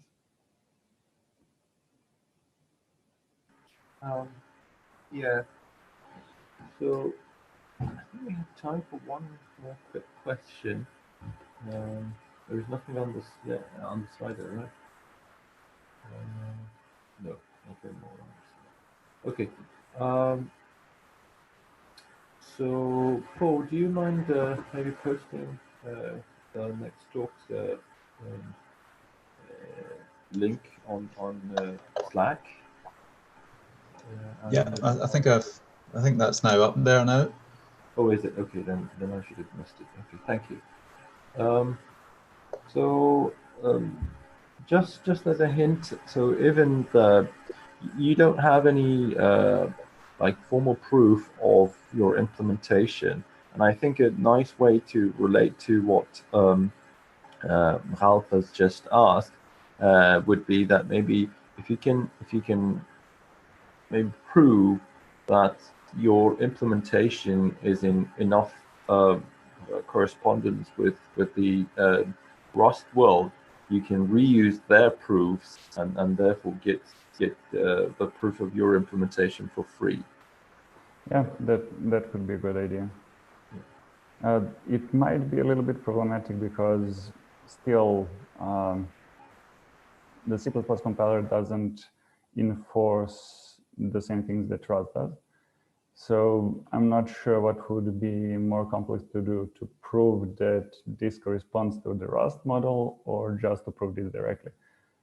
I haven't really been researching that part of the story.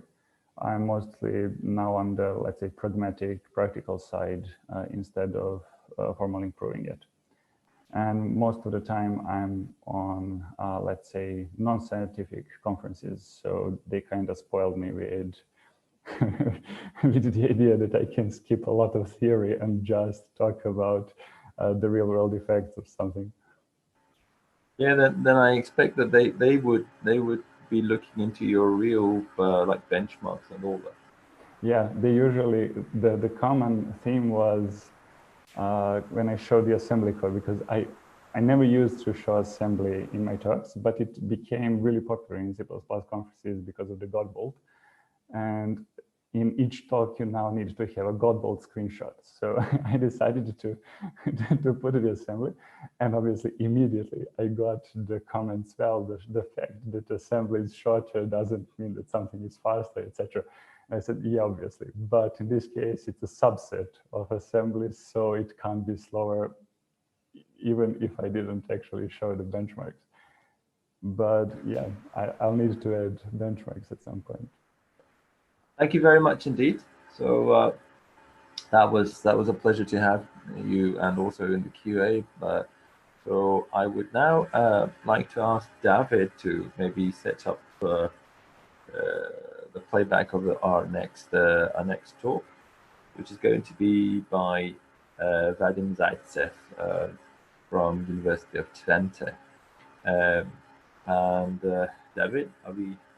Yes, right. I'm ready. Thank you. Okay, so in 2 minutes' time, we should start that. Oh, you have already. Okay, fine. Fine, we can just go. Shall I start immediately or shall I wait? Just get in sync. It's a I better suppose. idea.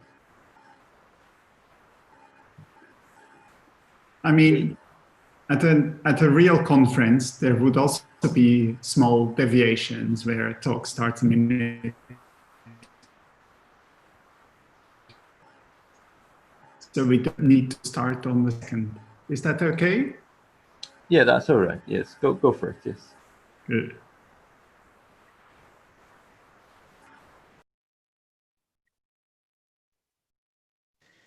Good morning, and welcome to the next talk on the workshop on programming research in mainstream languages. Now we will talk about hidden mainstream languages that are used on the mainframe.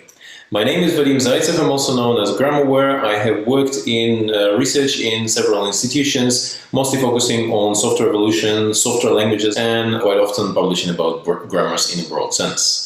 I have also worked several years in the industry in companies like Raincode and Raincode Labs, where we were mostly busy with legacy systems. In particular, we were looking at very, very big code bases and migrating them either to a different platform, to a different language, and so forth. So since a couple of days ago, I am an associate. And before that, I was then the chief science officer of this Raincode and Raincode Labs. So this is just to give you some evidence that I'm not completely inventing all the strange things that I will be telling you, that I have seen them with my own eyes. In general, I'm Googleable under the name of GrammarWare. This wonderful picture I have taken at the Deutsches Museum in Munich last year, and this is one of the most famous mainframe computers. So this is IBM System 360. So let's talk about the languages that we used on this mainframe, and let's choose and pick because there are too many of those and I only have half an hour for you. So COBOL. COBOL is the obvious choice, everybody has heard of it, and it's a language that was designed by a committee, but the advisor for it was the famous Grace Murray Hopper, inventor of compilation, automated compilation by a computer, and the designer of some other languages. It is extremely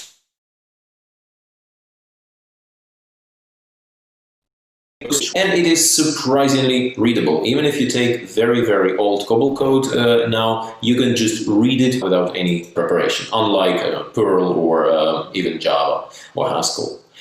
It's very hard to find any empirical fodder for it. Well, very little COBOL is open source. And closed source portfolios are huge. And not only because of the verbosity of the language, because verbosity usually stands within one statement, and I'm talking about the number of statements. And also COBOL is extremely hard to implement. It has a very large grammar. Yes, it's readable, but it's readable by a human. It also has a lot of subclauses in each and every single one of its statements. It has a lot of statements. It has complex semantics to implement it. So there are not that many COBOL compilers around. Not all languages are created equal, right? Speaking of which, let's talk about.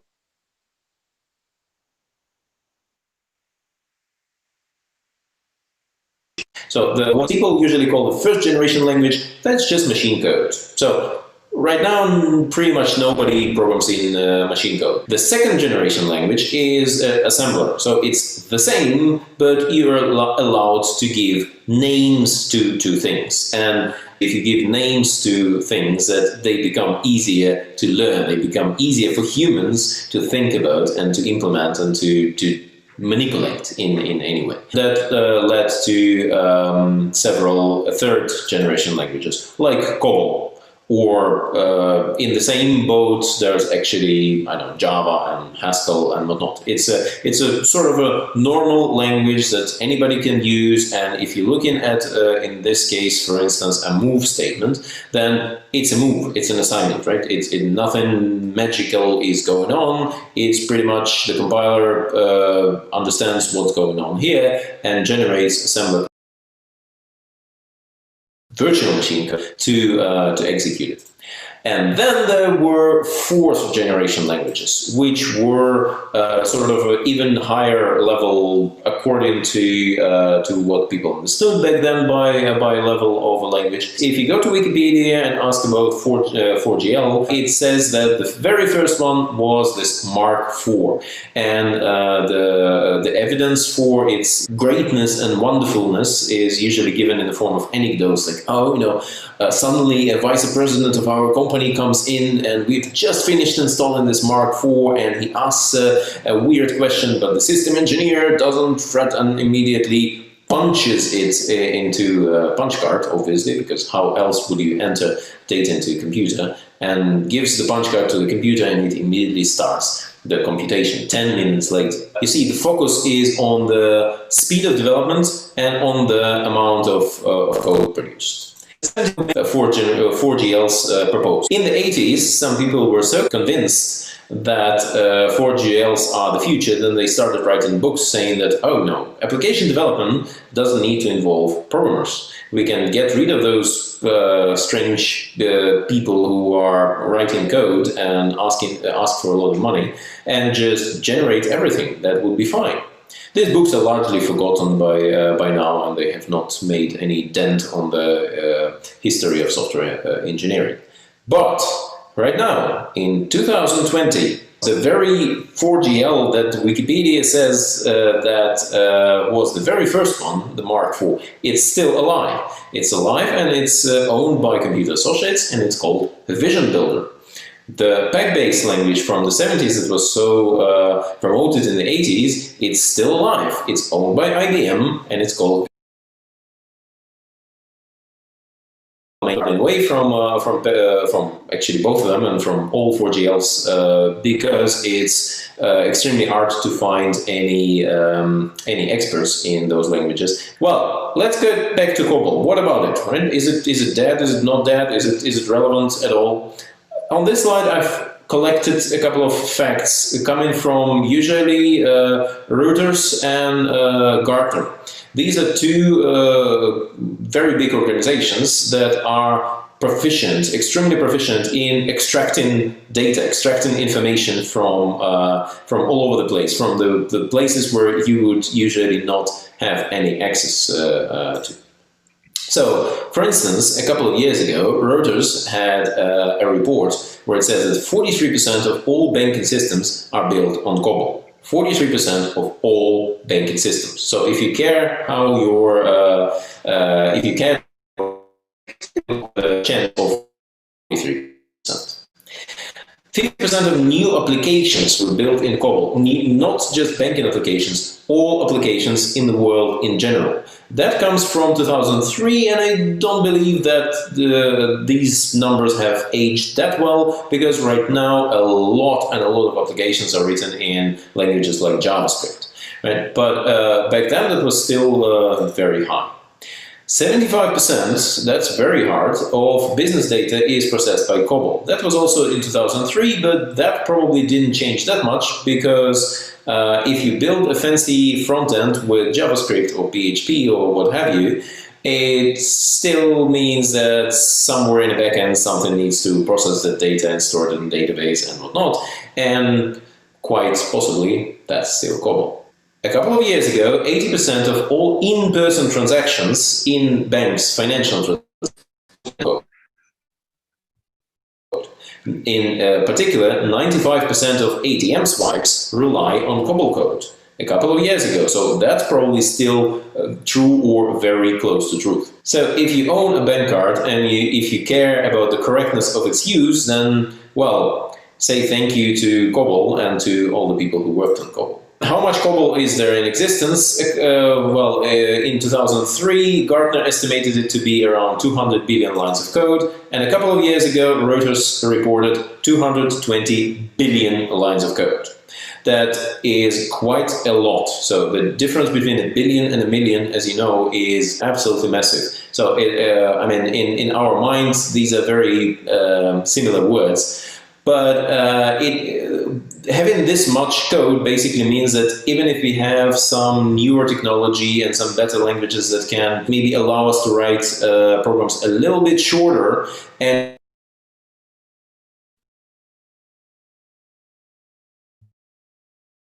rewrite whatever COBOL is in existence, they will be busy for several years. And then, after they're done, they will need to ensure that the behavior, the new behavior of the system is the same as the behavior of the old one. That could be fun. So one code base usually contains quite a lot. So the largest that I have personally seen is 250 million lines of code. That's a very big bank in Spain called Bankia. It's not even the biggest bank of Spain. So the biggest one might have a bigger one. I'm not sure if they're using COBOL. And that's something that we were migrating with Rancode Labs. It's very Googleable. You can find quite a lot of information about this on the internet, pointing at that particular bank and at Rancode Labs. The largest code base that I have seen reported and talked about was of Bank of New York Mellon, which contained 343 million lines of code. So by now, this bank is still known to COBOL programmers, so they still have it, and probably it has grown by now a little bit. There was a study by a technical strategy group which said that the replacement costs are around $25 per line. I will let you do the computation. One COBOL app costs $5 million a year to continue running, as was reported by CEO of Micro Focus also something like 20 years ago. Right now, as we know from our experience at Rancode, it heavily depends on the MIPS. So remember in the beginning I told you that the System 360 had 1 million instructions per second. So now if you have like a medium-sized bank with a modest code base and modest number of transactions, they usually run around 4 days. And here that would cost them from 6 to 16 million US dollars. And so that's, again, quite a lot. So they are very happy to migrate to somewhere else, pretty much anywhere where it is cheaper. So this is what was expected of COBOL. There were a lot of people who were predicting the death of COBOL in the 60s, 70s, 80s, 90s, and they are still predicting it now. And COBOL seems to be doing fine. There are quite some banks that switch to new versions of COBOL, and they are doing, you know, object orientation and anything fancy that you can imagine being done in any other language, but in COBOL. And there are some other companies that are unhappy with it, but they continue to use it because they want to profit from it. So a couple of famous COBOL quotes. There was a quote by Jordan made in 1996 that existing COBOL programmers die of old age. So Ed Jordan has aged significantly in the meantime, but COBOL is still alive and well. And in order to cite him properly, I had to reread his Rise and Fall of the American Programmer, I think was the name of the piece. That would not be published, and that would make him unemployable for quite a significant time. There is another quote by Ezra Dijkstra, who said that the use of COBOL cripples the mind and its teaching should be regarded as a criminal offense. But as Ralph Lemmel, in his talk entitled Stop Bashing COBOL, pointed out that research on COBOL does not cripple the mind, and it should not be regarded as a criminal offense, even according to very harsh words of Ezra Dijkstra. So if you want to do research on COBOL, you're fine. Your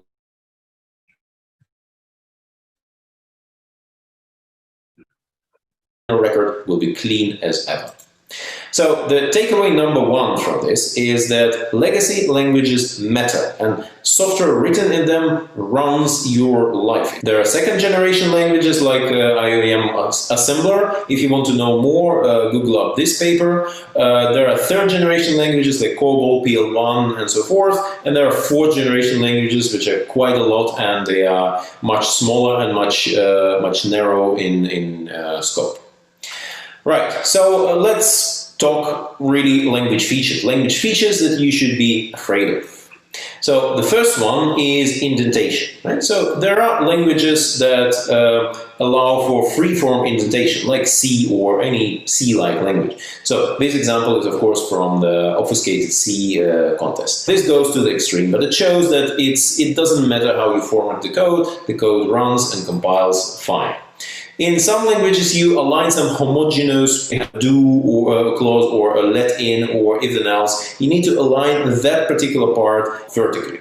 And for the rest, the compiler doesn't care. In Python, you need to align all blocks. So whenever you have any kind of block, you go and indentation in, indentation out. Right. So in legacy languages, you have this as design guideline, right? So when the language was designed, this is a Fortran statement, this is a COBOL statement, but it's the idea is the same. One line, so one statement, is one punch card, which basically means also if you run out of space, you've run out of space. There is no more space on this punch card. In the case of COBOL, well, the lines are not written here, but I've added them for your convenience. So there is a special column to with different semantics attached to it, and then there are some numbers at the beginning and in the end to indicate where we are in a program and what program is this.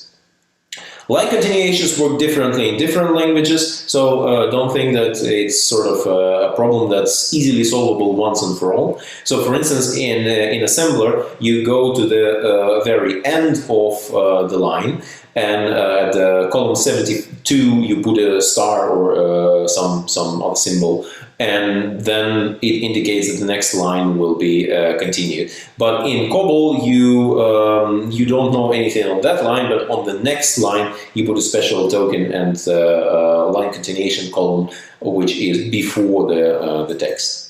So takeaway number 2 is that you might think that the problems that I'm talking right now are tiny and they are related to parsing, and parsing is considered to be a solved problem. So ad hoc, it's solved per case. So every time you need to write a compiler, you invent some hacks to deal with indentation. And for line continuation, the same. You do case per case, and there is no like nice calculus that allows you to express this. There is no parser generator in the world that supports this. Again, as an example of something that you can do and that's publishable at a pretty high-ranked conference, in this case Gypsy, is this paper where I explained why I had to write basically a new parser generator for a very strangely structured language that was very based on, well, not even indentation, but position in a line. Another language feature that you should be afraid of is naming. For instance, Fortran had implicit typing, so you could write implicit real A to Z, implicit integer. So if you call your variable adjustment, you don't have to declare it.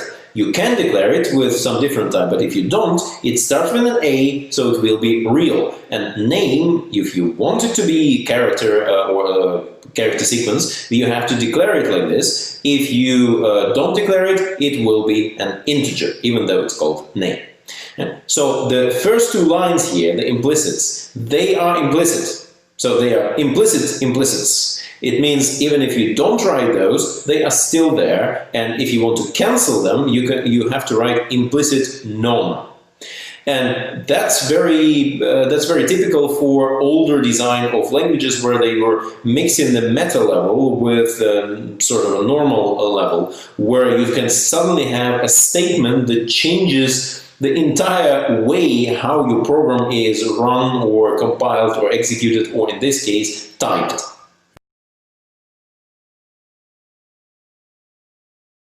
And without types. So everything is a string, and if you don't assign anything, then its default value, its own name capitalized. Let's read this text line by line and don't blink. So whole dot equals empty. Whole dot stem, so because it ends with a dot, it basically means that once we have this assignment, everything that starts with whole dot, which will have this as a default value.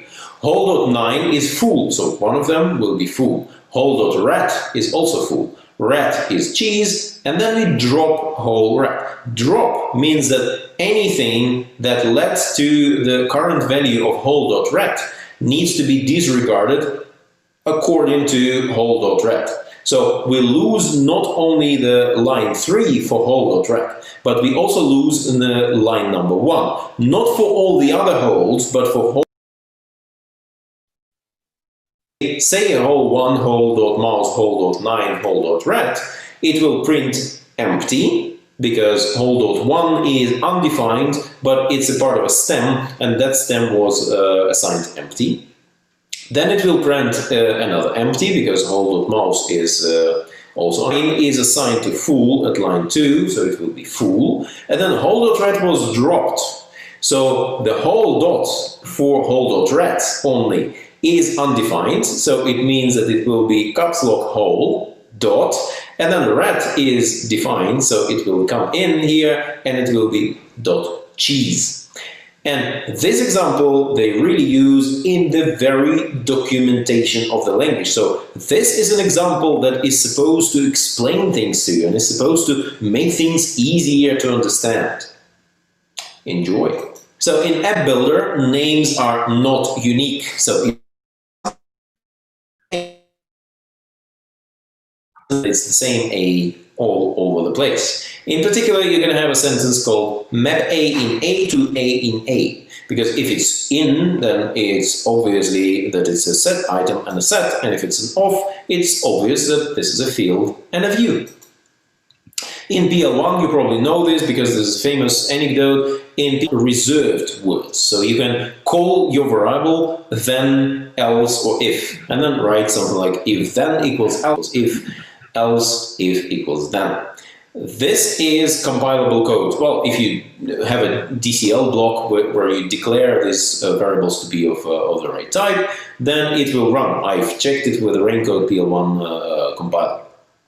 However, the second level of the joke here is that on the first line, the equal sign means comparison, and on line 2 and 3, it means assignment. COBOL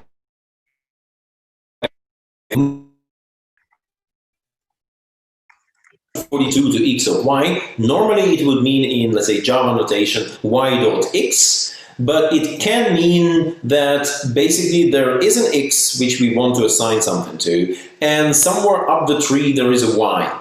So there may be several steps between y and x, but y needs to be an ancestor of x. It doesn't have to be the root. So the compiler needs to basically go all around the symbol table, try to find out if there is a y that has a descendant node called x. And if there are multiple of them, it must complain, and if there's only one, then it must work. What's even worse, you can contract conditions in COBOL and then write something if x is greater than 0 and equals to y or z. Then do something. And so in this case, then talking about the left-hand side that you've been talking there. And you can even skip the comparison operator as well. The next language feature to be afraid of is called lexical import. So imports in Haskell straightforwardly because it's a well-designed language. So if you say import data maybe, then it imports everything that's from that module into your own namespace. If you say import qualifying, it imports it but keeps the qualifier. And if you import something, you can do it hiding something, and then it will disregard some of the contents of that thing. In Python, it's exact opposite. So when you saying anything, you're importing it with a qualifier. If you import it as something, then you import it namespace as a particular name. And if you want it really in your namespace without any star, and that way you can also say from library import something very specific. And then, so it's then the opposite of hiding in Haskell. However, in COBOL, this is what you write. This is a real COBOL code running in production somewhere. I'm not saying where, and it's obfuscated, right? So I may or may not have changed some names and some positions. But what happens here is that it goes, well, copy is the import in COBOL. So when you say copy something, it looks up for that file, and if you don't say replacing, it just takes that file and imports it. But if you say replacing, it takes that file, the textual content of that file, and it does a flat textual level replacement. So in this particular case, they thought that this is safe, but just imagine the first thing will break. So the last language feature that you should be afraid of is, of course, transfer of control, because there are different ones. So you think that goto is considered harmful. If you think so, well, try alter. So in, let's suppose that we have this piece of COBOL code, which, well, procedure division basically means from now on there will be code, data is somewhere above that, and we have several paragraphs here: exit on error, exit update record, and exit rollback record. Paragraphs are basically like methods or routines. And exit on error contains only one goto statement, which says goto exit update record. In COBOL, you can also say alter exit on error to exit rollback record, which basically means that alter exit on error, so we will go to the paragraph called exit on error, we will expect to find a goto statement, and we will change the target of that goto into something else at runtime. You can do it multiple times, and if you have different priority levels of programs, then it might even come back to its original state. If you want more, then yeah, go to plus enter is a good thing. Also read about different kinds of computed go-tos in Fortran. It's a very interesting, very educational. And then there is an execute thing in assembler of IBM, which really promotes writing self-modifying code, which is of course very nice of them. And structured transfer of control, you have next sentence in COBOL, which transfers control to the end of the sentence. And sentence is a bunch of one or more statements. So in COBOL, there is any other languages. In COBOL, you can have perform through, where what you execute might depend on the physical position of the line and of the paragraph inside your file. DL1 has introduced a huge do loop that could do pretty much anything within one big loop. So until, while, anything. And App Builder took it even further. So in App Builder, while and until and variant and index and whatnot, all these clauses, they become an actual statement which is only valid inside the do block. So you can have your while statement, for instance, not in the beginning, not at the end, but somewhere in the middle of your loop. How cool is that? And if you want something even more cool, then look at exception handling in Rex, which is called Signal. Documentation is quite usually available and sometimes even free. When you're reading it, read it very, very carefully. Do not blink, do not fall asleep, do not skip a single line, because things, well, terms that you might recognize will mean something else. And things that you think are familiar will work very differently. So always expect the unexpected and you will still be surprised. And for research, this is all good. This is all, it's full of challenges, it's full of very strange, bizarre things that have not been solved before, that there is an industrial need to solve. And if you want to know more, try to read this paper where I tried to really make a nice narrative explaining why, for instance, 4GLs are not good as DSLs, and what challenges do you come across when you are really writing and developing a compiler for a legacy language. Your life is run by COBOL and to some lesser extent by other mainframe languages. If you do some baking, if you do some booking, some ordering, then this is all COBOL, or well, not all, but somewhere between half of it and all of it is COBOL. In order to bring the researchers back to their comfort zone, I have developed a language called Baby COBOL. The website is still in work in progress, but you can visit it now or later. And it's basically a very tiny language which has very small number of statements, and each of these statements is extremely simple, and still it represents one particular problem that is taken and condensed into its minimal form from some language like COBOL or Rex or PL1.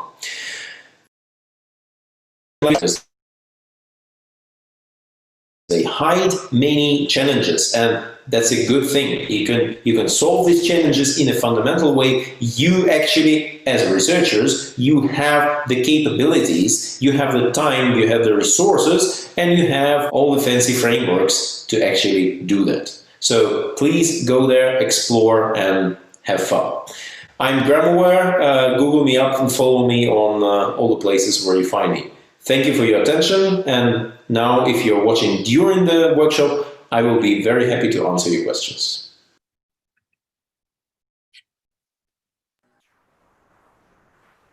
All right. Thank you very much, David, for playing this. We are now done with the playback. Taking a look into the sli.do, we have one question that I would like I see to... one question from David on slide. Yeah, if you don't mind, then very welcome.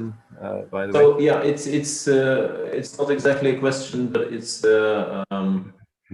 right. Yeah, that one. It's a remark, but it's a very valid remark. So the many of these things that I was trying to scare you with, they are not the consequence of people being bad designers or being stupid or just intentionally doing something to damage your mind. It's just that Fortran was pretty much the first language that was designed, and COBOL was also one of the very first ones. So a lot of things were just not as developed back then as they are now. And right now,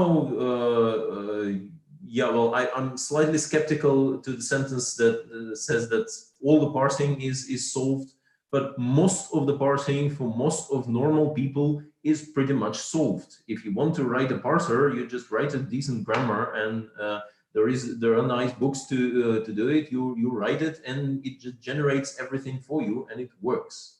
And so it well, almost to the same level of usefulness. It's in the same in semantics, in some versions of semantics, with modularity, with what constitutes a language, with language design principles of why do we design languages and so forth. There is a lot of information that's available now and that wasn't available back then, including formal theories of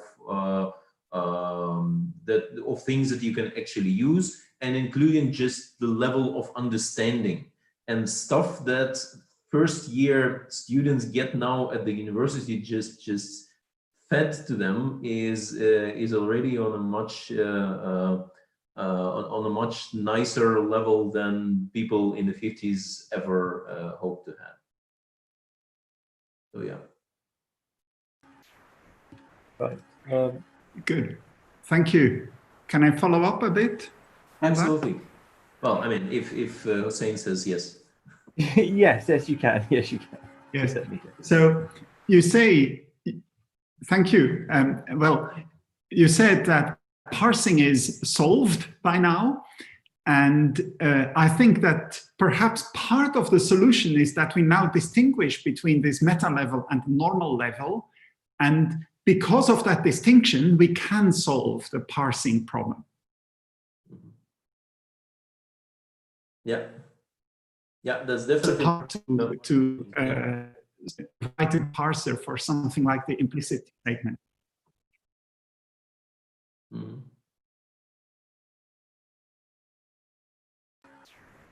Yeah, agreed. Thank you. Yeah. So I. Oh, Jeremy Gibbons also has a question for you. Oh, Jeremy's here. Hello, Jeremy. Yeah, I didn't know that Jeremy's here. Good to have him.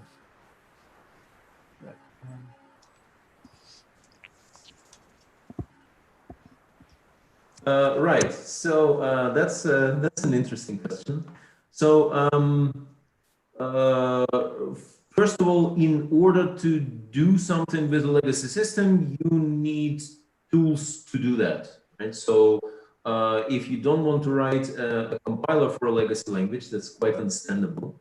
Then you will still need to write an analyzer or some analysis framework or at least a parser, right? So you still need to extract the data, the business logic that is hidden in there in some form, and that's all grammarware in general. That's all very similar tools in a way that you write them, like distinguishing between the meta level and the normal language level, and like specifying them in a particular blocks and so forth. So in that sense, all the things that I've put in these slides and many others that I can make stories of to scare people, they present as much problem for compiler writers as for people who are trying to write migration tools or refactoring or whatnot. As for the paths themselves, it heavily depends on the context. So sometimes it's not even the language that's painful or the platform that's painful for people, but the development environment. So at Raincode, quite a lot of projects were about migrating tag-base. So there is this strange 4GL that's sometimes they say they won't maintain it anymore, and then they will for a while, and then just double the price and so forth. So it is considered a liability by all the people who own the code, and it compiles to COBOL. So what people were really appreciating when we were refactoring that generated code, that generated COBOL code, and then giving them tools to run it on a different platform. So if before you would have this mainframe setup where you would have COBOL and another language in a mix, and you have to have people who understand both levels, and you have to first, on the mainframe, nothing happens on a click, right? So you submit a job to generate COBOL, then you submit another job to compile the COBOL, and then you run it and so forth. So instead of all that, people would suddenly have COBOL that's, yes, it's still COBOL, but it's been refactored. It's a one level of if analysis and not 37 that we would have sometimes in generated code. And you open it in Visual Studio, right? It's if you want to click on something, you click on it. If you want to go to the definition, you control-click on it. And the syntax highlighting it there, as you can see the dependencies and all these things. And for them, this is paradise. So the fact that it's still COBOL, it pales in comparison to all the improvement in the quality of life, so to speak, of the developers. And that's also one of the improvement points, right? Just okay, keep the language, but then make the tools better. Because once you have better tools, you can also have, for instance, integrated unit tests. And because you have integrated unit tests, you will be able to encapsulate and specify the expected behavior of the system. And then if you want to replace it with a piece of, I don't know, F#, just to take a good example, then you know what is the specification that F# code needs to conform to. So yes, there are many ways possible, and there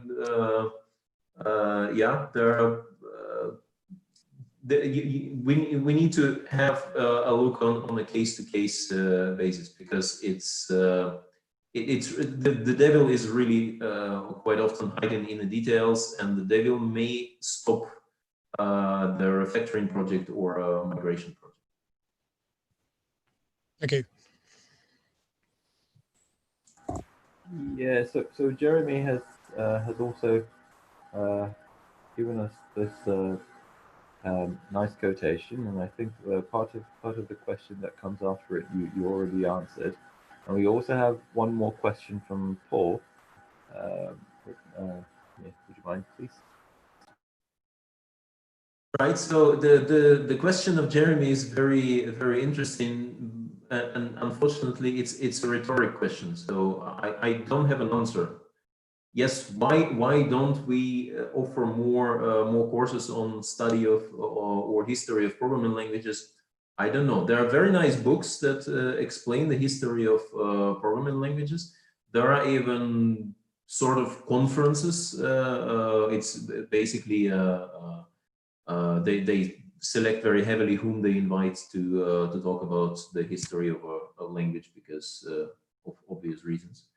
And there are some very nice books coming out of those. So the material is there, and it's quite possible to use. And yes, the question is to people who are designing courses for universities and curricula: why don't you have more history studying courses?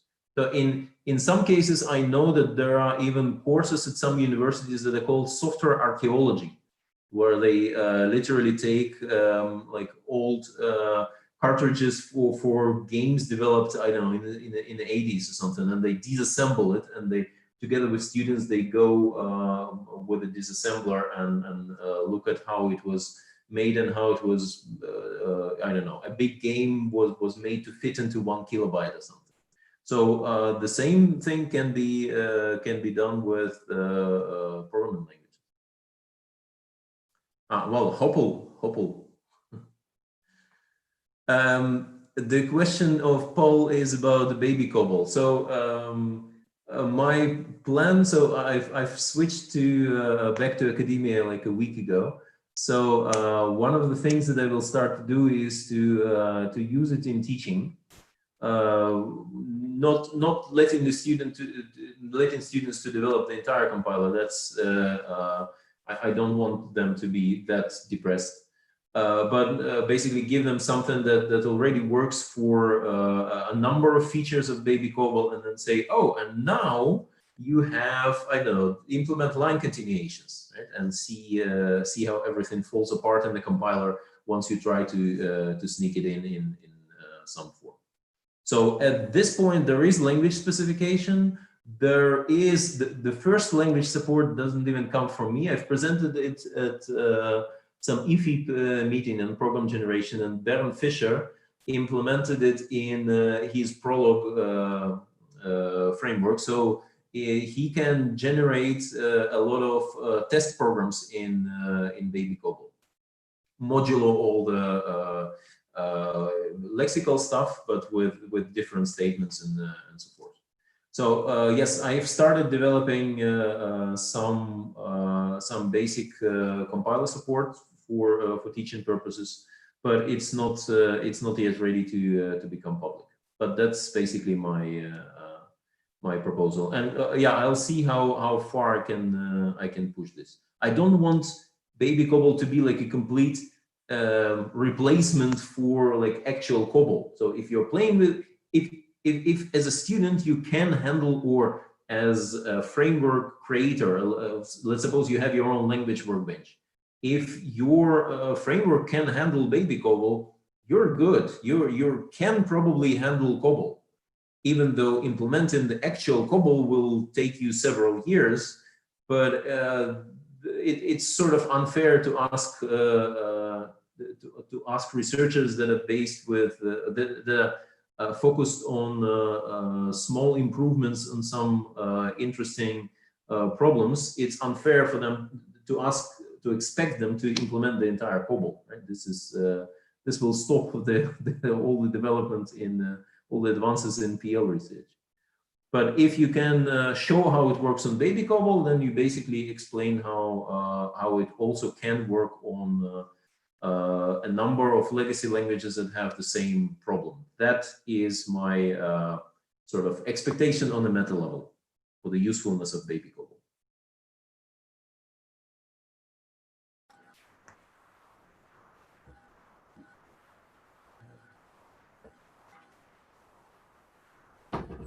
So yeah, thank you for that one. I think Jeremy Singer's question is regarding the teaching in university that you just mentioned. But Jeremy, if you'd like, by all means, I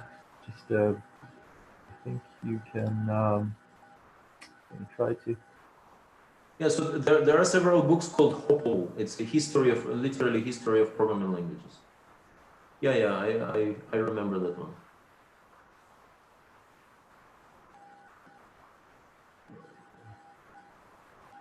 Right, I'm not following myself, I guess. Fine. So I think Jeremy wanted to comment. Yes, please do. There are two different Jeremys here.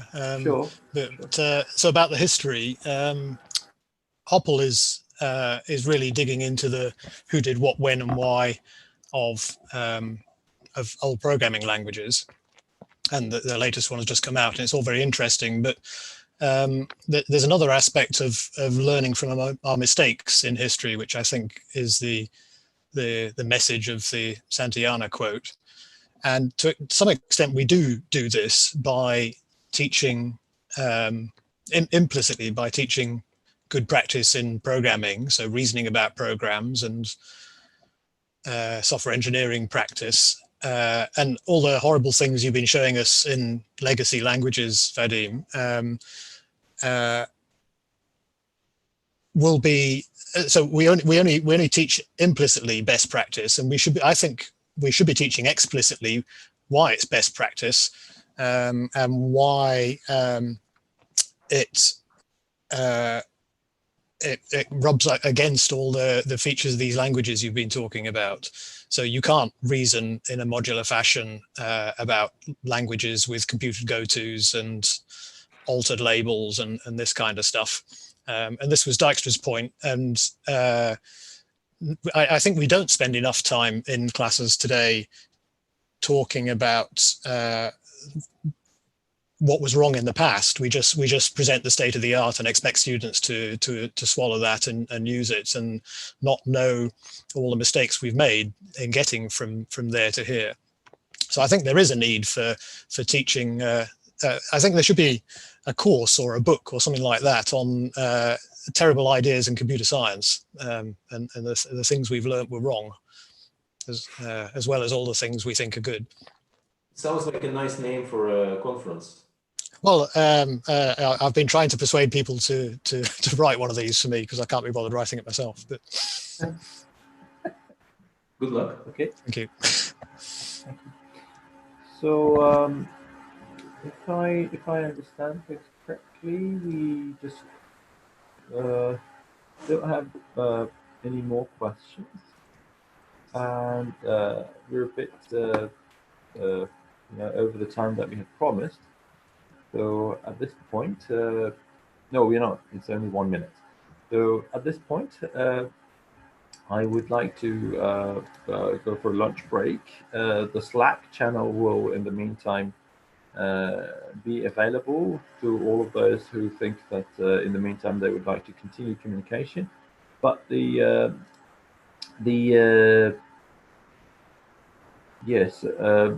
so the YouTube live stream will now just show information regarding the next sessions, and we'll return once we are about to live stream the next talks playback.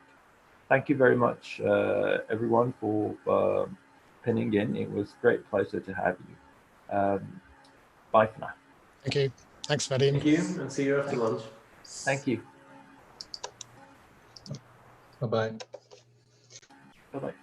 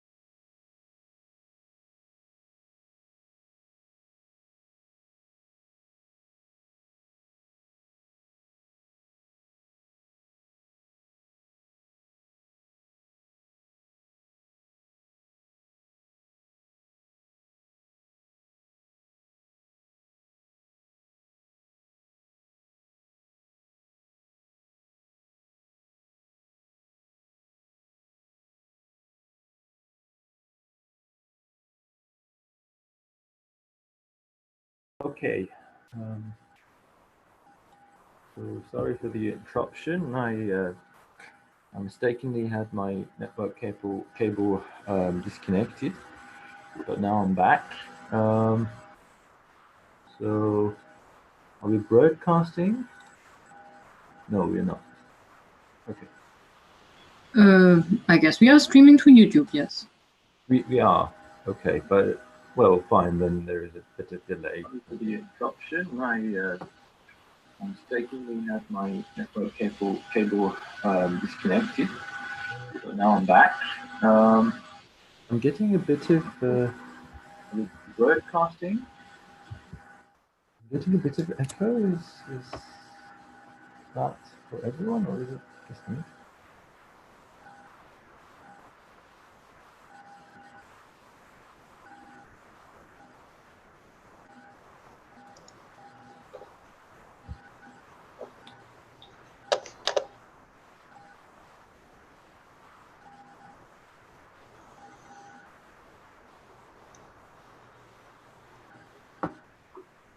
Okay, I now got the live logo on the very top.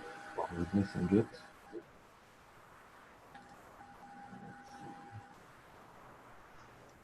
Okay, very good.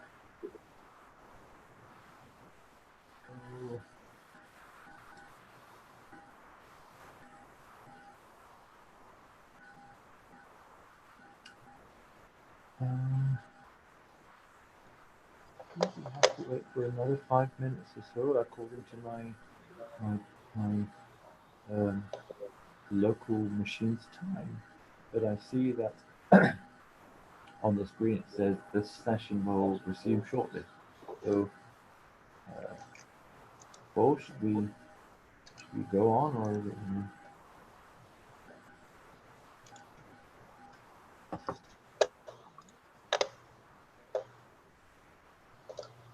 Is everything okay, Hossein?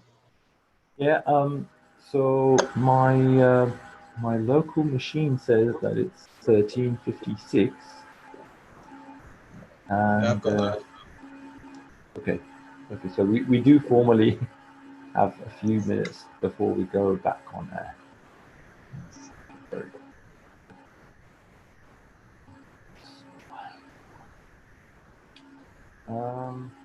Do we have in the meantime anything in the Slack?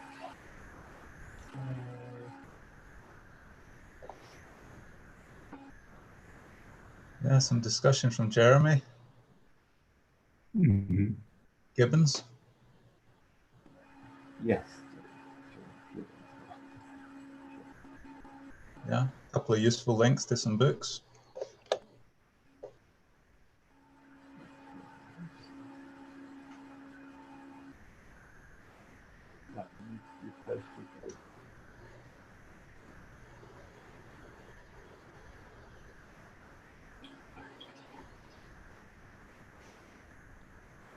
Okay.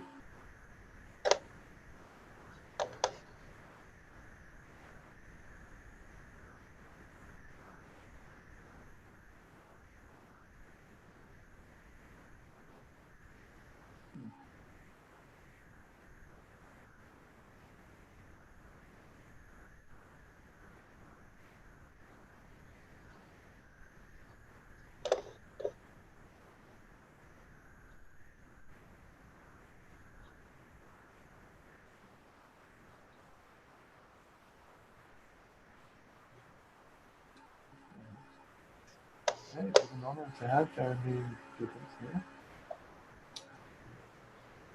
Fine.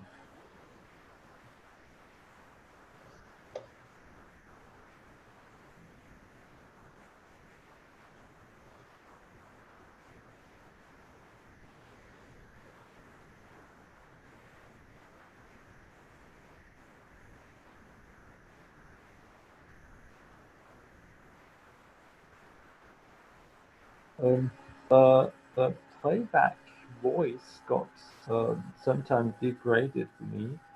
I was wondering whether that's just me, or is it everyone? So, don't know, actually. I immediately switched to my own meet time.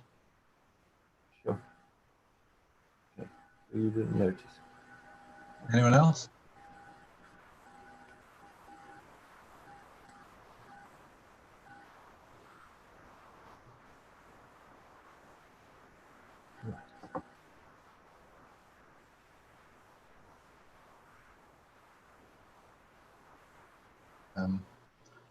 David, are you happy to share the video again for the afternoon session?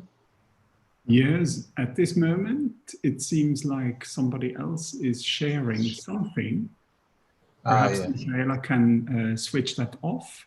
And Yes, that's my screen, and I can turn this off now, then you can share your screen. Good. Thank you. Okay, fantastic. So, well, I can just welcome everyone to the afternoon session, I guess. 2 more talks today in PRiML 2020, PRiML 2020, I should say.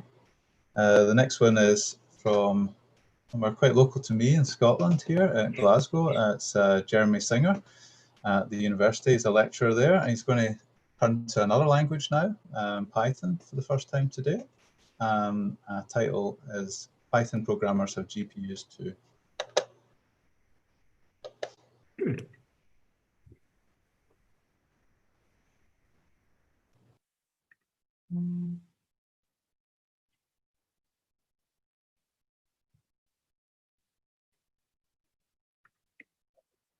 Hello, this is Jeremy Singer from the University of Glasgow in Scotland. I want to talk to you about parallel programming in Python. Python programmers have GPUs too. I want to start with a big shout out to Degis Jacob. He's my PhD student at the University of Glasgow. Degis has almost July. So he's only got 3 weeks left to go. He's busy writing and I'm busy commenting and correcting. But the basis of his thesis is really the work that I'm presenting today. So I want to start by highlighting 2 trends. Firstly, the popularity of the Python programming language. You have a look at any programming language chart you like, and Python is really growing in popularity. So here's one. This is, I think, the TOBE chart. Here's another one from IEEE Spectrum. That's put Python right at the top. And this is another chart here. Again, Python's certainly in the top 5. Recent article from The Economist. Python has brought computer programming to a vast new audience. And if we look at that are used in university level CS 101 courses, we find that Python is, again, one of the most popular languages that's used to teach students about coding. And apparently there are more Google searches for Python than for any other language.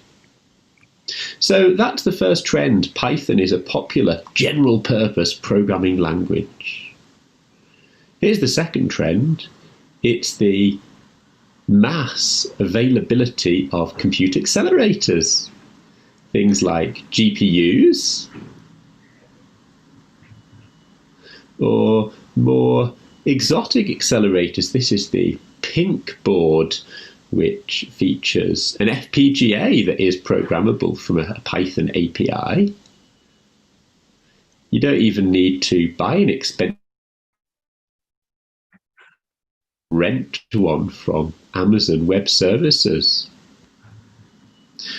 And here's the Google TPU, which again is becoming more readily available for deep learning applications. So accelerators are commodity items these days. Right, so we've looked at how Python is popular and how accelerators are available. Now, sadly, we want to think about how Python is slow. So there's a website, I'm sure you've seen it, it's called the Computer Language Benchmarks Game, and it encourages people to submit code that implements various algorithms in different programming languages. These are all fairly well-known, straightforward algorithms. A problem, then there's computation of a Mandelbrot set, and the source code is written in various languages, but the underlying algorithms are equivalent. So we see that for the particular n-body problem that's specified for the computer language benchmarks game, a C program takes 7 seconds. A Python program takes two orders of magnitude more, nearly 800 seconds. For Mandelbrot, a C program takes 2 seconds, and again, 2 orders of magnitude more. Python programs taking 260 seconds there. Python's not just inefficient in terms of time, but also in terms of memory, as we note here. So if we're interested in higher performance Python code, how can we go about achieving that? Python's so slow. Well, let's ask Google. And it tells us straight away, Python is slow because of the global interpreter lock. There's a feature in the Python interpreter, interpretation slow anyway, but the global interpreter lock means you can't do multiple things concurrently. So there really is a built-in prevention of parallelism into the design of the Python ecosystem.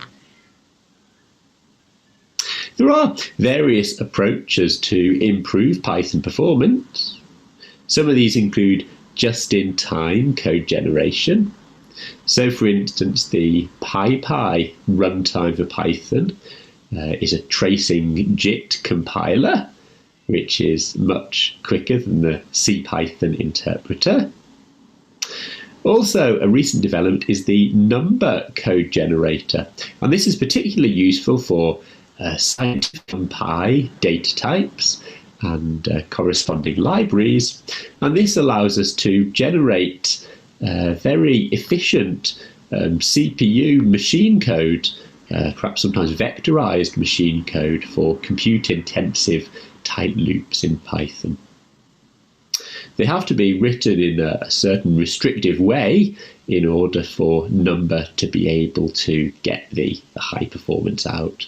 Indeed, there are number backends as well for GPUs like CUDA and so on. But really what you're doing is you're writing very restrictive high-level Python code that can be mapped on a one-to-one basis to a CUDA kernel. What we see here is that performance is effectively equivalent to the amount of parallelism you can extract from your code, as Moore's law would tell us these days. And I suppose in the default Python environment, parallelism is problematic because of this global interpreter lock that prevents you from doing things in parallel in the standard Python ecosystem.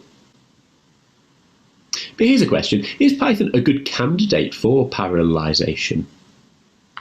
Well, if we have a look at some basic Python code, the stuff that end-user developers might write, we see these kinds of features. Lots of simple for loop constructs, which have limits specified by explicit range functions. One of the features of the Python for loop semantics is that you can't really update iterator variables to skip iteration in Python.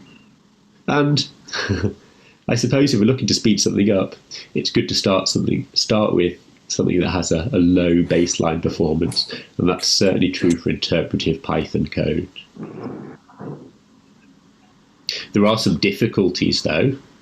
We know that Python is a dynamic language, so types aren't generally known, resolved until runtime. And indeed, data structure shapes and loop bound values aren't known until runtime in many cases.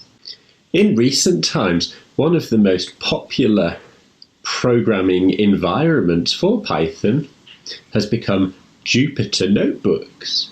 These interactive web-based computational notebooks are being used by all manner of end-user developers, from data scientists to zoologists to archaeologists. We notice a paper in 2018 called Exploration and Explanation in Computational Notebooks, which downloads over 1 million notebooks from GitHub and analyzes these notebooks to see what kind of code they contain. When we looked at a sample of these notebooks, we found that many of them did have some number of simple for loops in them. And indeed, of the notebooks that had for loops, we found that many of them had very low levels of nesting, very shallow nested loops. So we see from a sample of end-user code that constructs they use are definitely amenable to parallelization. So our approach is a classic loop dependence analysis. We're targeting affine loop nests. We do the standard kind of ziv, sieve, miv dependence tests. And really this is, stuff that's been done since the 1970s, 1980s on Fortran code. Optimizing compilers for modern architectures has all these details in its textbook. As we look at loop nests in plain old Python, we're looking for true dependencies, anti-dependencies, and output dependencies. All these things influence the serializability of the code and mean that it can't necessarily be executed.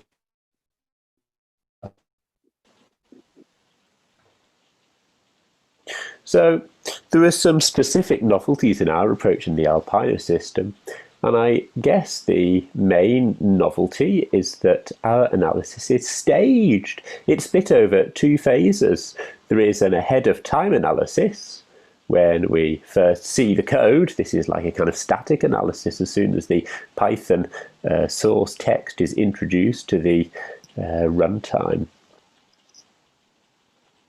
At this stage, we look at the code and build loop nest data structures to model the shape of the code and try to resolve as many loop bounds as we can. And then we look for dependence relationships between the variables that are mentioned inside the loop bodies. The second stage is just-in-time analysis, and this is when the loop is about to be executed. We do some Python introspection, some dynamic analysis to try and identify the types of the variables, particularly the NumPy arrays that are being accessed inside the loops, and also, of course, the loop bounds themselves, which by now should be resolved to constant values. This is an overview of the Alpina architecture. This is our system here. So on the left-hand side, what we see is the static machinery here. And we notice that we start off with some Python code, which is parsed. And where possible, we do some parallelization and generate kernels. Okay, but it might be the case that we can't necessarily analyze everything statically, and so we defer a lot of analysis until runtime. Here in the and eventually we'll do JIT compilation via the number system and execute our code. So the Alpina framework has some internal data structures, particularly the loop landmark structure. This is our representation of the loop nesting structure in the code from which we can do our dependence analysis. The dependence map is our way of representing dependencies between the different variables and data structures. And then we also have these CUDA kernels generated with holes in them for perhaps loop bounds or data types that we need to fill in later. So as I say, the analysis is staged. It's all done in Python using standard libraries. So what this means is, although at the moment we're embedded inside the C Python VM, it could be extended to other systems, like, for instance, Jupyter's IPython notebook framework or the PyPy just-in-time compiler. And then each code variant for the loop nest is embedded in a separate namespace, which means we can switch between or select adaptively whether we want to execute the original interpretive code or the just-in-time compiled code, which might have been parallelized for the GPU. Okay, so let's talk about the two different hardware platforms that we use to evaluate our performance. M1 is a server class architecture, an 8-core CPU with a pretty beefy GPU. M2 is more of a desktop class machine, a quad-core Intel i7 and by now a particularly outdated NVIDIA GeForce graphics card. We're going to use, as I've already said, plain old Python programs with just standard loops in them in order to do our benchmarking. We select 12 benchmarks from the BLAST routines and the Polybench suite, some from the Computer Languages Benchmarks game, which I mentioned before, and some from the Number Benchmarks suite as well. There are 12 benchmarks in total. Here they are here. And in this table, we characterize these benchmarks based on their loops and the number of statements inside the loop nest. You'll notice that some of the benchmarks, like Black-Scholes and Mandelbrot, have perhaps more complexity inside the loop bodies than others do. And where you see there are multiple loops, these are all possible candidates for parallelization. This is an imperfect loop nest, rather than the perfect loop nests of the other benchmarks. I'm just going to show you some of the results on the M1 server class machine here. These are sampled, but there are plenty more results as well. So there are 3 bars for each input size. The input sizes here on the x-axis. Okay, so this is a one-dimensional array here for Black-Scholes, where the size is increasing exponentially on x. And what you see on the y-axis, the time, this is in seconds. These are actually log scale graphs on y. So we're reporting 3 execution times for each input size for each benchmark. And the 3 execution times in red, yellow, and green are as follows. The virtual machine execution time is just the default Python interpreter that's running. The CPU execution time here is the execution time with code that's JIT compiled by number but not parallelized. And then the GPU execution time on the right here is the time taken by the code when it is JIT compiled into CUDA code, parallel CUDA code, and then executed on the GPU. And I just picked these 4 benchmarks here, but they do show us the significant differences between the benchmarks. So you see that the red time here for the VM starts off the smallest. This is for the tiniest benchmarks here, okay, but then increases rapidly. And in fact, we don't report the red interpreter-only results for the largest input sizes because we here.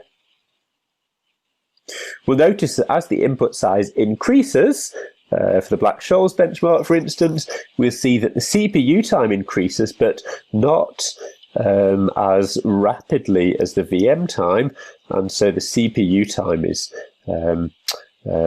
at larger input sizes much quicker than the VM time. And then the GPU time, sorry, I've changed slides there. The GPU time here we can see is, well, increasing again slightly, but there's generally an overhead, particularly for the smaller input sizes of the GPU. This is because of the cost of data transfer and also the kernel compilation time, which is part of the runtime overhead.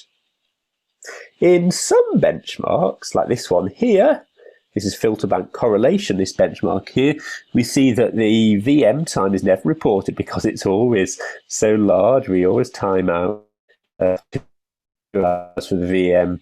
But for the GPU, we notice that the time is always much smaller than for CPU. Just to show you the overhead of the analyses, so these are included in the overall execution times, but we see that some kind of ahead of time analysis that takes place for CPU and GPU execution, then the compilation of the kernel or the number code itself. This is always particularly small in relation to the overall execution time of the benchmarks, particularly at the larger input sizes. So there are full details in 2 published papers from Array 2019 and the Dynamic Languages Symposium 2019 as well. What we found was that in the best case for larger input sizes, the CPU executes hundreds of times faster than the interpreter. The GPU, in some benchmarks, executes thousands of times faster than the interpreter. But what we notice is that for smaller input sizes, actually the interpreter wins because it doesn't have to pay any compilation overhead or data transfer overhead for CPU to GPU memory transfer. So you see, we need to create a runtime cost model. Given the disparity in performance between the interpreter, the CPU and the GPU execution times for the differing benchmarks and input sizes, we want to be able to select the best backend target for a particular loop nest with a particular iteration size. We're going to use an analytic cost model rather than a machine learning approach. So our cost model design is going to give us ahead of time estimates for the cost of executing code on a particular backend device. Just to give you a kind of broad brush sketch of the analytic cost model.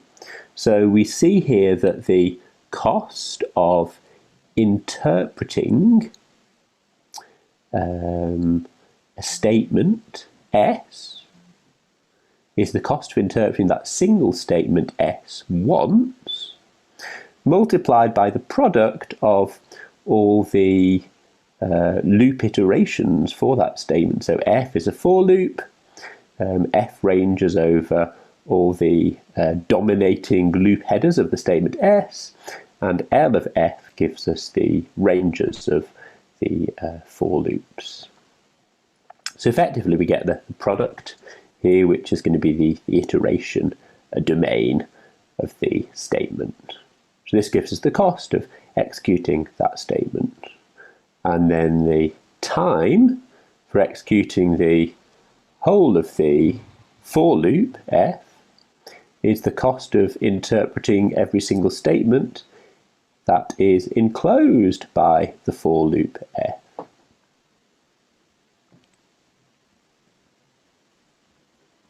Here's a more complicated model, and this is telling us here about the cost of interpreting code on a GPU. So this is for a statement S, and what we find is there's again the product of loop iterations. LF is going to give us loop bounds again. Some of these iterations can't be executed in parallel. Some of them can be executed in parallel, and for the ones that can be executed in parallel, then what we find is we have this factor here, which reduces the execution time because of the parallelism. Okay, and then the cost model goes on to consider the relative cost with which the GPU can be supplied with data and code. It can tell us with remarkably good accuracy whether our CPU code or GPU code is going to be fastest. And we see here that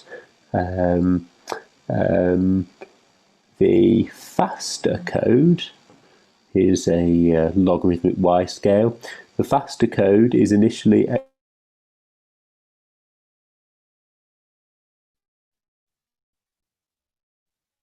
of a certain input size. The faster code is executed on the GPU. And just for this short interpolated range here, we see that the cost model mispredicts whether the CPU is faster than the GPU. In some cases, like here, for this benchmark SAXP, the CPU is always faster. For larger iterations, domain sizes rather, the predictive cost model predicts that the GPU will be faster. In fact, it's still slightly slower. But overall, our 12 benchmarks, the performance penalty relative to an Oracle predictor is only 14%. So our cost model generally gives us very good accuracy for predicting the best backend to execute our code. Okay, let's quickly consider future work for this system here.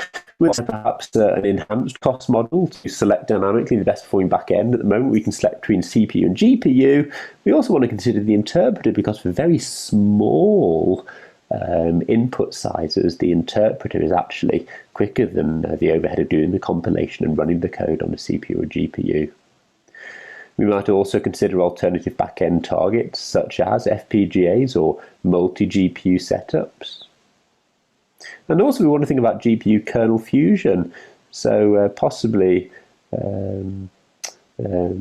fusing together multiple loop nests rather than executing them one after another and transferring the data back and forth from the CPU to the GPU. Just a note about related work, alternative approaches to harnessing parallelism in Python. And we split this into 4 different kinds of parallelism. Library level parallelism is the Python executed sequentially but calls out to particular domain specific libraries like the scikit-learn library for machine learning or the OpenCV library for image processing. And these, although they have Python APIs, generally bind down to low-level C or C++ code, which is often vectorized or perhaps sometimes executed using OpenMP or even OpenCL. So there is parallelism inside the libraries. Second approach is embedded domain-specific languages to do GPU offload, and PyCUDA and PyOpenCL are very simple ways of generating kernels for Python code, but they require you to write very low-level GPU code as strings in your Python and then compile those for the kernel on the fly. The alternative approach, approach, which again expresses parallel loops in a rather esoteric notation. A more high-level approach might be to use task graphs for high-level workflows, and this is particularly the approach that's used in the TensorFlow system. Pattern-based parallelism is also popular, so particular code stereotypes like maps and reducers and filters, which are effectively embarrassingly parallel on large-scale data structures, can be parallelized again implicitly in your Python code. So, in conclusion, our Alpina system is for end-user parallelization. We're working with user annotations or extra analysis or verification. It's plain old Python code that's being parallelized. And in this way, we improve the productivity of everyday software developers. We make the performance portable in that we're relying on tools underneath like number and tuning frameworks. And we use state-of-the-art dependence analysis in this novel staged manner with its cost model to drive it. So there we have it. Python programmers have GPUs too, and now they can use them nice and easy. Now, just a quick advert before I go.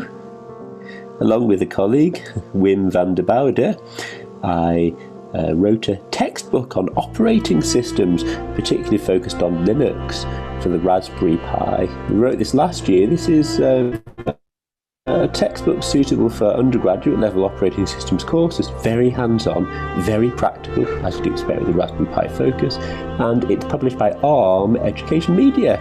Do check it out. You can get in touch with ARM to get an evaluation copy, and hopefully you'll be able to recommend it to all your students. That's the end of the commercial break. Thanks, everybody.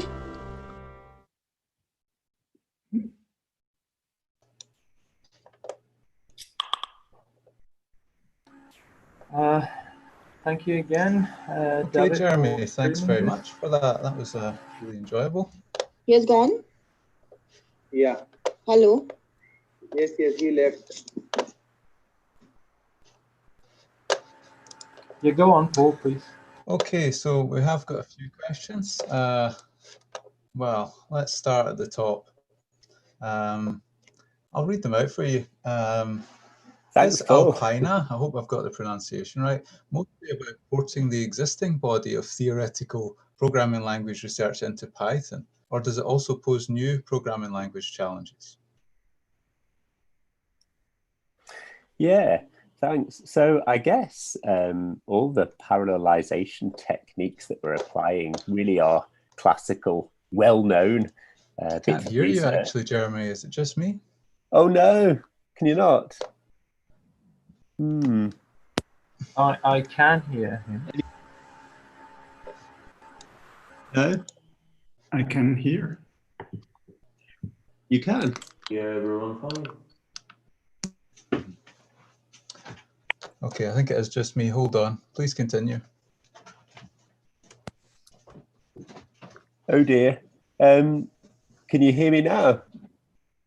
Yeah, good. Okay, thanks. Poor Paul, he's got problems. Yeah. Paul just lives down the road from me, actually. He lives about 5 minutes away, so we're practically next door neighbours. If I shout loud enough, he can probably hear me. Yeah, so as I was saying, I think the system really is applying standard techniques, but in this new domain, I suppose, of dynamic scripting languages.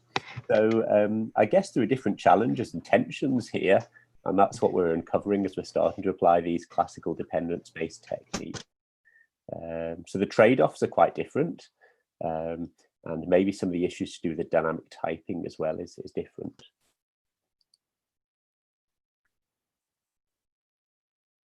Hussein, was there anything you were expecting in terms of the programming language challenges you might see in Python parallelization?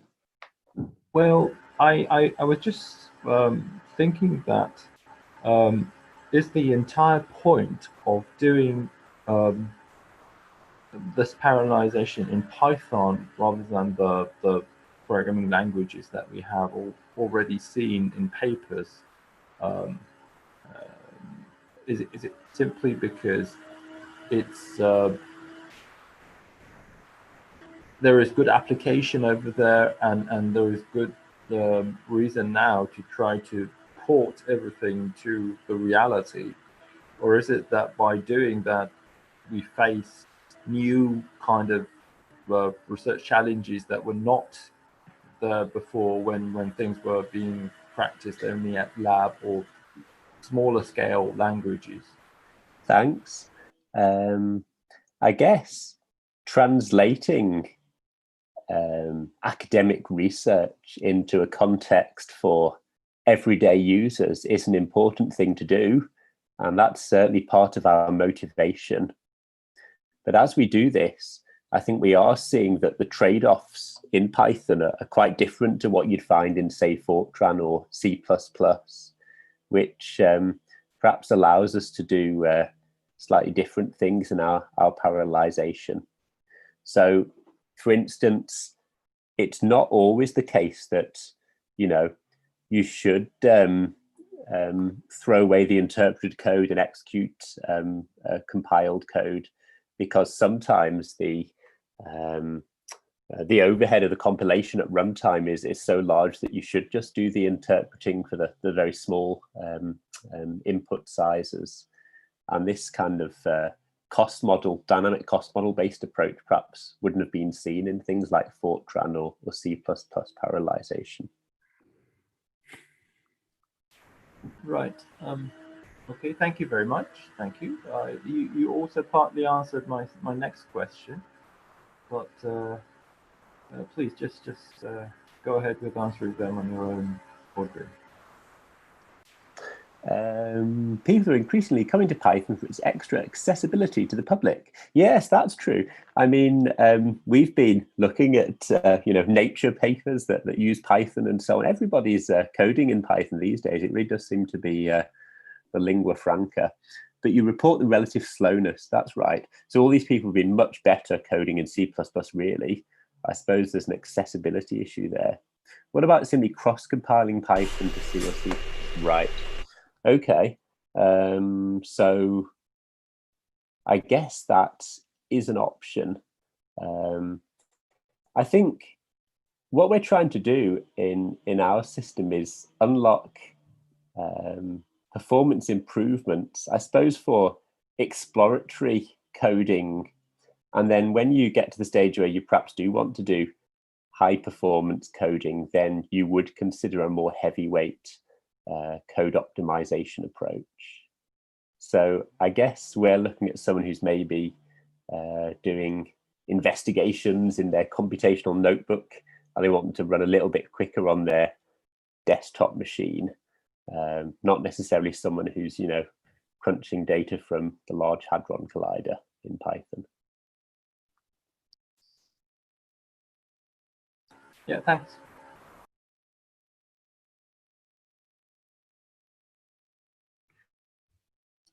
Yes, I see a question here about the vast library ecosystem in Python. And again, I think that's one of its key attractions, the fact that you can pip install almost anything you like to work in any particular specialized domain. And the question says, does this heterogeneity, the heterogeneity being that Python libraries are actually just wrappers for C++ libraries, does this heterogeneity cause problems for your compilation scheme? Yeah, so at the moment, inside our loops, we can only parallelize stuff that is operating on NumPy arrays using either simple Python arithmetic or kind of math functions. So we can't parallelize code that's calling out to external libraries from within our tight inner loops. I guess that's a big restriction. And I think all the questions have dried up. Oh no. Actually, sli.do has this possibility of you saying that, okay, this question is answered, and I just did that. So nothing really, perky going on. I just marked them as answered, and those were my own questions. Okay, thanks. Patrick, do you want to maybe say a few words on whether or not it was answered or not?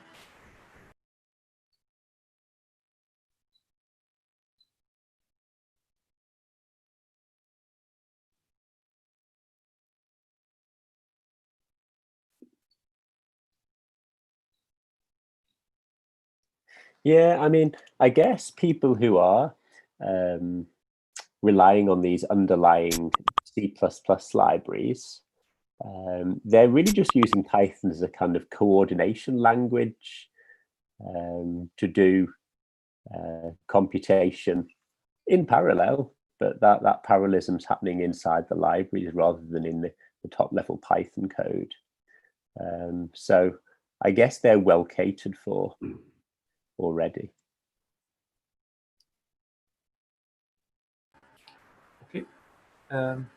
Yeah, that does make sense to me, but I was hoping that Patrick Meyer may sometime just tell us whether the question was answered. Oh, yes, that answers my question. All right, here we go. Extend this work so you can call at least some machine learning libraries. Yeah, I think that's interesting. So I guess there are some primitive functions, if you call that machine learning style sort of micro functions that would be amenable to GPU execution. And in that sense, we could possibly look at incorporating those into our system. Yeah, thanks, Patrick, for your question.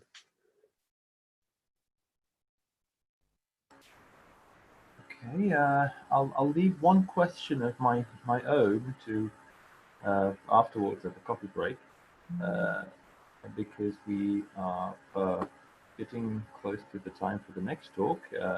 Thank you very much, Jeremy, again for the great talk and also for answering the questions very nicely. I highly appreciate that. Now, I'm not sure what happened finally to Paul. Paul unfortunately has disappeared apparently. So I'm going to move now to the next talk, if you don't mind. So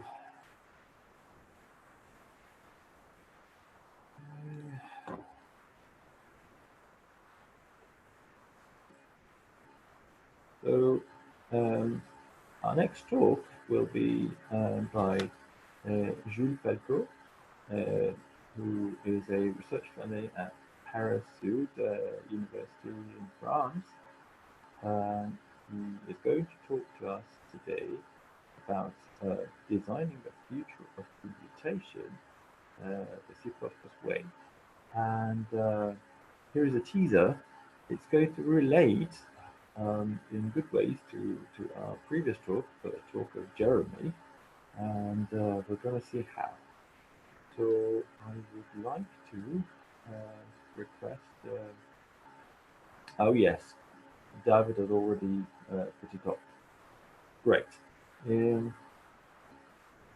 Okay, I was that was very prompt, David. Thank you very much. You were ready before I thought you were going to be.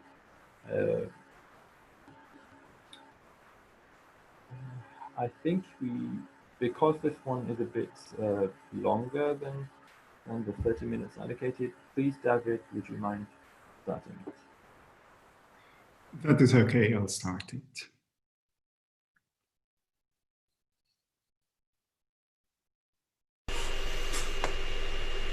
Hi, I'm George Falco. I will speak about the future of computation using C++. I'm a computer scientist. I'm working in the computer science laboratory in Paris-Saclay in Orsay, France. And my main avenue of work is trying to make people compute complex math faster to solve bigger science problems. Let's speak about science problem in a bit. For a long time, people were actually doing experiments to perform their test on their hypothesis and try to. As soon as science were actually complex enough that actual experiments were complex, we were requiring to have an actual numerical way to simulate the real world and then draft theory. And the science of scientific numerical computing started to be a large amount of time spent by scientists. And those scientists are usually not computer science specialists. They want to do science, and they started, at some point, have issues. They had issues because for the longest time, they could actually just wait for computers to be faster just by waiting. And at some point, the computers were so complex, so heterogeneous, so full of cores and or special computing unit, that they had to make a conscious effort about their code to get the performance they deserve. That's what Herb Sutter called the free lunch era, and the free lunch is over. You cannot just wait for your transistor to do your work. You have to actually write code that exploits them.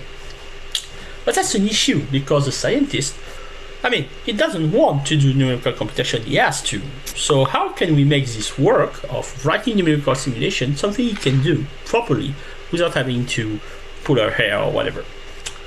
So, as I say, for a long time, CPUs were simple. They get more complex by the era of the multi-cores and the CMD extension set, but it was also still manageable. But now, with all the different kind of GPU, accelerator, distributed computers, it's very hard to actually manage to write a code that makes sense for a scientist, and which is performant enough so results can be extracted from this code. So, what should we be doing? Well, in our stance, what we want to be able to do is find a way that, without being disruptive, and while we have to take advantage of domain-driven optimization opportunities, still try to find a way to provide an intuitive API for users, while supporting in an efficient way the wide architectural landscapes that actually is the norm in HPC. So what should we do? Which language should we consider to do this? Well, depending on the point you are looking at, you have a bunch of options, either the good old Fortran or the more dynamic Python or R, which is a crowd favorite right now. But one thing is sure that C++ is basically the one thing that you can actually fit into all of this. You can build complex API with intuitive design. You are sure to be efficient because you are close to the metal and most of the parallel systems as a C or C++ interface. So what does it mean for us? Well, C++ for now a decade had it's C++2 and 2011 norms that pushed C++ back on the front of the international language scene. It also created momentum with this train model of release that every 3 years you get a new standard with either bug fix or new components to play with. C++14 was a hit, and so was C++17, and we are entering into the era of C++20, while the committee is actually drafting C++2023. A lot of the past has been fixed, either in terms of specification or ugly syntax. And new tools emerge, and new idioms also emerge from both academia and industrial use. So it's a very nice place to be right now, writing code in C++, because you have a huge amount of tools you can now play with, and you can actually push those into corners that we will be exploring soon. And C++ has another advantage. Language, it's something you build infrastructure with. You build the code that make all the code runs, either being operating systems, computing systems, and so on. C++ is a language that shines when it builds libraries and other tools. So what about solving our expression problem using C++ as a way to design libraries that act as languages? And that's what we will be trying to speak about in this talk. We will be touching different subjects, and the first one I want to speak about is one fundamental change of paradigm in the way you can design C++ libraries. This paradigm is basically looking at code or code fragments as valid data. And for those who know me from other video or other talks about the subject, we are going to speak about metaprogramming. And C++ metaprogramming as more detailed way. For a long time, C++ metaprogramming was in disarray. You were either using C++ preprocessors, using Boost preprocessors or the Chaos library, and you were relying on macros to lay out code fragment around your program. Or you could use code generator written in another language, which was a very classic way of doing things in some business using things like UML to code converters and so on. Or you have to deal into the actual dreaded metaprogramming that was abusing template functions and template classes. You were embedding types and code fragment into reusable types that you will nest one into the others. You will probably do unspeakable things to get your code to run. Don't get me started on how you should be debugging this. It was a mess, it took a long time to compile, and everybody was not very happy about this. So why should we care about C++ programming if it's that bad? Well, it was that bad, but the cool thing is that a lot of things actually changed. First thing is that prior to C++ 14, 17, template metaprogramming was focusing on type, was playing around C++ syntax to convey meanings that the original code didn't have, like using recursive structures to express iteration, or use partial specialization to express conditionals. There was few abstraction and they were all low level. The paragon of this era is Boost MPL, which provided sort of iterators and algorithm on top of types or type list. It was working, it was quite a nice feat of engineering, but it was cumbersome. You had a code which was very different at runtime. That was the code we were using to write template metaprogram. It was like two languages mashed together. Well, what to do then? Something changed in C++ 11 and 14 and afterwards is that some of those template metaprogramming idioms were actually inserted into the standard. And instead of focusing about the syntax and where your type should go and how much recursion you should be doing, you could start actually focus on the fact that metaprogramming is manipulating code fragment. And metaprogramming is not a sorcerer's activity. It's a variant of automation applied to the code writing process. And as soon as you can wrap your issues, your problem, as an automation problem, metaprogramming can actually be used as a solution. So the problem was, what is this notion of code fragment? What does it mean in C++? We never had that. So we make a short detour looking at other languages. Some of you may not be familiar with it. I will try to be very gentle into their introductions. But let's look at one of those funny languages that has this kind of metaprogramming systems. Let's have a look at Objective-Camel. Objective-Camel is a French design functional programming language, so in which everything is a function, everything is a value, you have no states, everything is pure, okay, to some extent. And some variant of Objective-Camel has a way to actually express the notion of code fragment. The variant I was talking about is now more or less deprecated and has been replaced by some other tools from the OCaml ecosystem, but it was interesting to speak about meta-OCaml. Meta-OCaml was about to express the notion of code fragment as an object with a type. And we will see that having a type in the Objective-Caml is very important, because Objective-Caml has a type checker that will check that your code makes sense. And encoding information into Objective-Caml types was the main activity you want to have with it. And as soon as you have a box that can contain code and that you can treat it as an object, a lot of things goes easier and faster. But let's have a look. Three main tools were provided by meta-OCaml: a way to create a code fragment with a construct called brackets, a way to inject code from one fragment, and executing a code fragment at runtime. So the metaprogramming of Camel was written at compile time, statically, and was executed as a program run. It's not compile time metaprogramming. You should have a look at Haskell for that. but it's very interesting nonetheless. Let's have a look at a simple example. So this is the thing you could actually write using meta-OCaml. You can actually make a variable a, which is a code fragment. We have this small brackety-like notation there. And a is a code fragment that say I will evaluate to 1 plus 2. The code 1 plus 2. So the type of a is given by the type checker on line number 2. A is a code that returns an int when evaluated, and that contains whatever the code contains. Code fragment B there, which is, we see it's a code fragment because we again have the bracket syntax.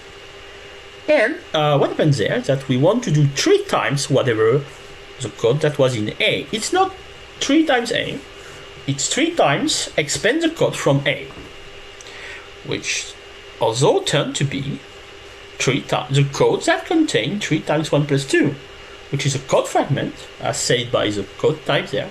And these things will evaluate to an int. And then we can have, I would say now I want to execute the code, and C is the result of the execution of the code stored in B, and it's an int as per the specification. And 3 times 1 plus 2 is actually 3 times 3, so it's 9 again.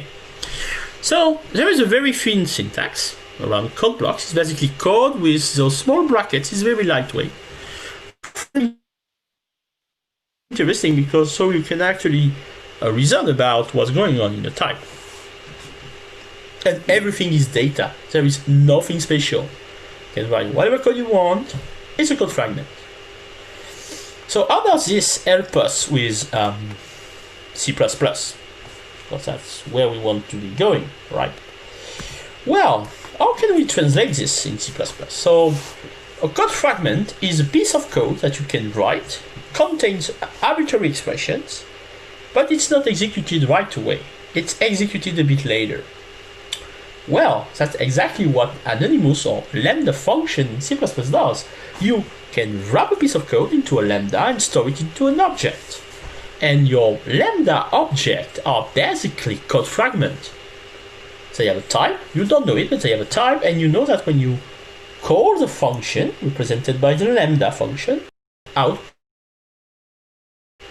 it's a code fragment.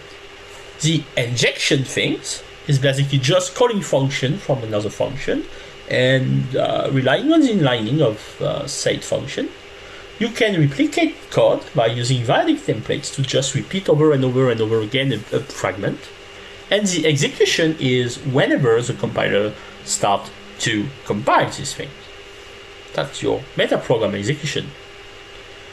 And the cool thing is that a lot of things that were very complex back in the day, like compile time conditionals, compile time application, get support from the language. If constexpr allows us to do selection between code fragments, we can have a very thorough typing and support for constraints using concepts and requires clause. We can compute arbitrary code as constexpr function, and the cool thing is that plus 17 are by default constexpr. So lambda themselves can be used as a constexpr context. And the one other thing is that the notion of non-type template parameters, NTTP, has been extended in C++20. And one thing we can right now do is take a lambda or an arbitrary constexpr friendly structures and use it as an NTTP, which are not now restricted to integers or booleans or things like this. Well, let's have a look at what's going on. What can we do with all of these things? So we have selection, we have replication, we know that we can pass all of this in different contexts. We could actually write generic function composition because it's just a function taking fragment, injecting new code fragment that just calls the first and then the second. We can unroll code using variables, and for a very efficient way of, for example, iterating over tuple members, We can filter tuples, we can apply function on tuples. That was basically the goal of Boost ANA library by Wisdom. And a very interesting thing that is possible now is that you can actually pass compile time string to do whatever. This is what the CRTE, the const_expr regular expression library by Hannah Dusikova does. You just write a const_expr string and you get regex out of it. So that's a lot of things that we can do with this new style of metaprogramming. And let's have a small example so we can actually see what we are speaking about. So there is multiple things going on. So what we want to be able to do is what happens starting in 14. We want to have some kind of automatically unrolled const_expr4 that takes an arbitrary piece of code and replicate it for every value in a const_expr range. So we have this funny syntax that says const_expr4 over the range -5 + 5 applied to a lambda function there that takes an index, and we just print the index there, nothing very fancy. Well, there's a lot of things going on there. The first thing is that it looks like we call a function inside our const_expr4 template specification, and we have this auto-index lambda things. So first thing first, what is range? So range is a basic structure. It has nothing special, no private members, no virtual function, no inheritance with those properties, just a bunch of integers. And those functions are called structural types, and you can just use them directly inside non-template type parameters. So there what we do is we build an instance, a const_expr instance of range that contains those values, -5 + 5, and just compute whatever is to be computed. And we pass them as a template parameters that we check their line 6 by these auto range things. So this thing says that I will get a range, I don't know which type is it, and I will get something of type code, which is lambda function there. Okay, and what we do is we do this other thing with yet another lambda function. Okay, so I guess you like them. So what we do, we build a lambda function that we capture by reference the code C there. It's a template lambda function that's a C++20 changes. So we have parameters there, which is a Viadic parameters n, which enumerate a given number, set number of integrals. And what we do is we use this Viadic nature of n to use C++17 for the expression there to just keep calling C over each and every value of n starting from the base of the range. So if the range starts at -5, what we want to do is -5, -4, -3, and so on. And to do so, we directly call the function, the lambda function directly. It's an immediate evaluated lambda expression with an integral sequence that just will enumerate 0, 1, 2, 3, 4 up to the number of elements. And so this code is actually unrolling C for every different integral constant way, and we print it. But the fact that we keep it in an auto parameters there is actually interesting, because we know that at each call of this lambda function, we could have a way to know which index exactly it is, because the index is available at const_expr context, because index is an integral constant. So that's just a code that unrolls a piece of code. But the interesting part is that this code actually looks like a code. I mean, it's a function that does something with its parameters, calling other functions. That happens to be lambda functions. There is no recursion over template types, there is no complex structures. But still, what we say is that const_expr4 is a meta program. It automates some kind of code writing. Okay, so we can unroll code, we can do whatever, fine. But maybe we can do something more interesting. Yes, let's have a look at what we can do using this kind of metaprogramming. This is a result we obtained in one of our continuing library, which basically unroll by hand small matrices to perform matrix by vector multiplication. And matrix vector multiplication is something that you need to be very careful of the way you optimize it if you want to get performances. In this case, we compare to OpenBLAS and our handwritten C++14 template metaprogrammed GMV on Arch 64 ARM processor.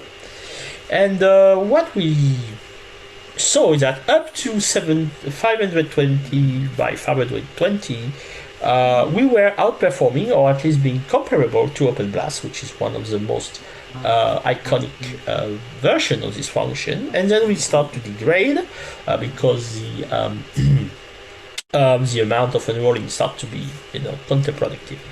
But that means that we are able to write regular C++ code using template metaprogramming that is able to be as good as what an assembly and optimized function is. We can go up to there. And this example is very important because it shows that even on those very sensitive fine-grained function, all the abstraction we use for the template metaprogramming just dissolves, and what left is the perfect code we want to have. So that's a very interesting experiment we did. We also do something similar using GPU with similar results. GPU is another issue because it's more like how to be able to handle all the but it's a very similar system. Okay, so we have this template metaprogramming system, that basically act as an automation system. But now we want to go further than that. We want to design a library that looks like a language. One specific language is a non-Turing complete declarative language that is designed to solve a kind of problem, and a single kind, by writing what you want to do instead of how you should be doing it. You probably use some of them. Make is a DSL, MATLAB is a DSL, SQL is a DSL. And by 2004, David Abrams coined the term EDSL, like Embedded Domain Specific Language, which is basically a library which is designed as a language inside a host general purpose language. Metaprogramming and the very specific idioms to do this, which is the expression templates, the idioms, which is probably something you know already about. Expression templates rely on an extensive, and some people may say abusive, use of operator overloading and function overloading.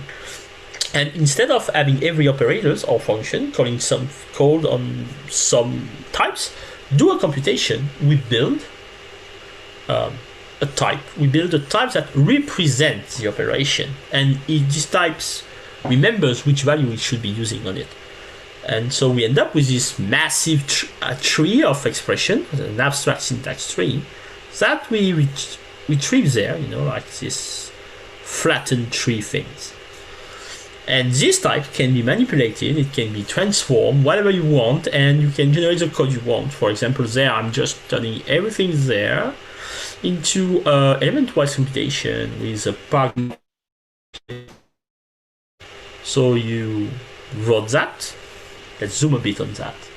We wrote this, the compilers generate this in this form, and we turn it back into this code.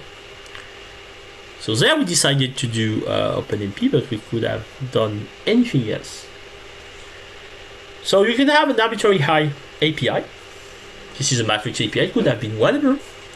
And you know that you can actually generate the exact code you want. And that's very interesting. But there is some shortcomings on that. The most famous one, and we spoke about that at CPCon 2019, last year, is that the main issue is that the terminals of the DSL IST, so the node that contains the value, are both storage, it stores data, which can be dynamically allocated. And it's also something that spawns multiple trees. And it's very complicated in this case to do some sub-expression matching or build sub-expression from another one, because you will always have the risk of having a dead-link reference to some portion of the IST that just doesn't exist anymore, which you should solve by trying to guess when you should just copy an IST like it is, or you should do a deep copy by copying every of its subtrees. The traversal of those ISTs is then more complex than it should be, and compile time are affected.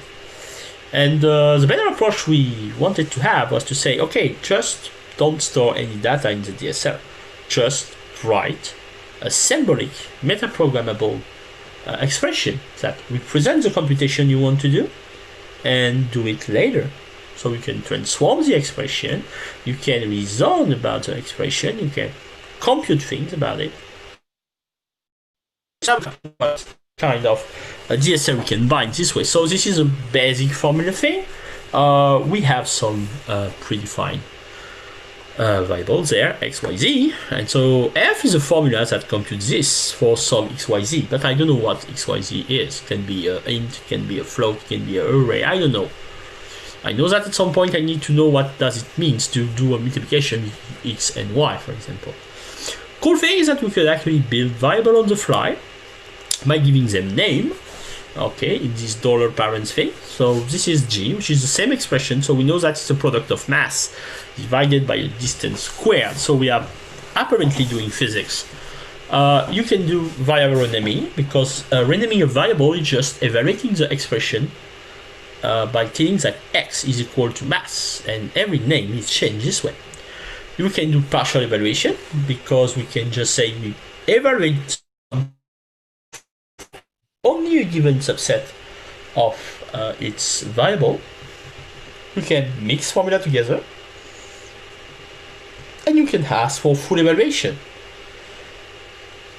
And this code basically generates the least amount of code possible. And by the fact that nothing is actually stored inside the DSL tree, the tree just a husk. It's just a context per representation of the tree.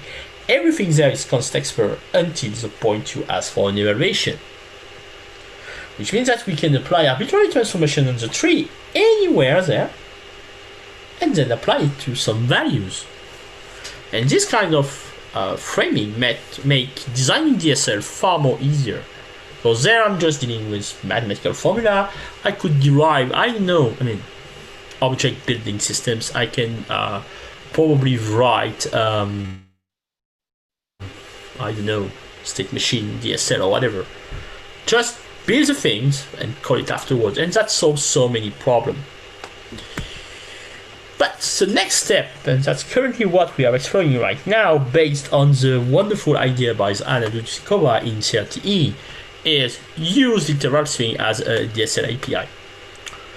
By doing so, we can describe and use an arbitrary syntax for your embedded language. You are not limited to whatever C++ wants you to do. And what we do there is that we basically write the apex of the automation system. We are building a compiler for an arbitrary language inside the C++ compilers. That's probably where I should have put some kind of your dog meme, but well, it's very interesting because it means that you don't care about the syntax. You do whatever you want, and you just have to write your parser and your compiler as meta functions to handle this.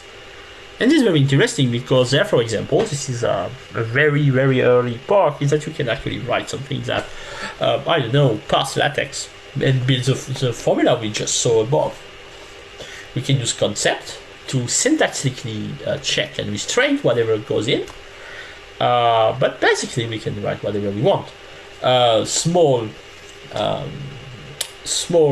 tip of the hat to the extended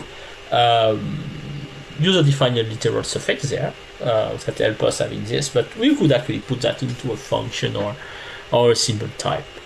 But that's very interesting because this opens the way to have a very, very flexible DSL. And I was thinking that this is probably what most physicists want to write. Just write the LaTeX things, put it into your code, and you're done.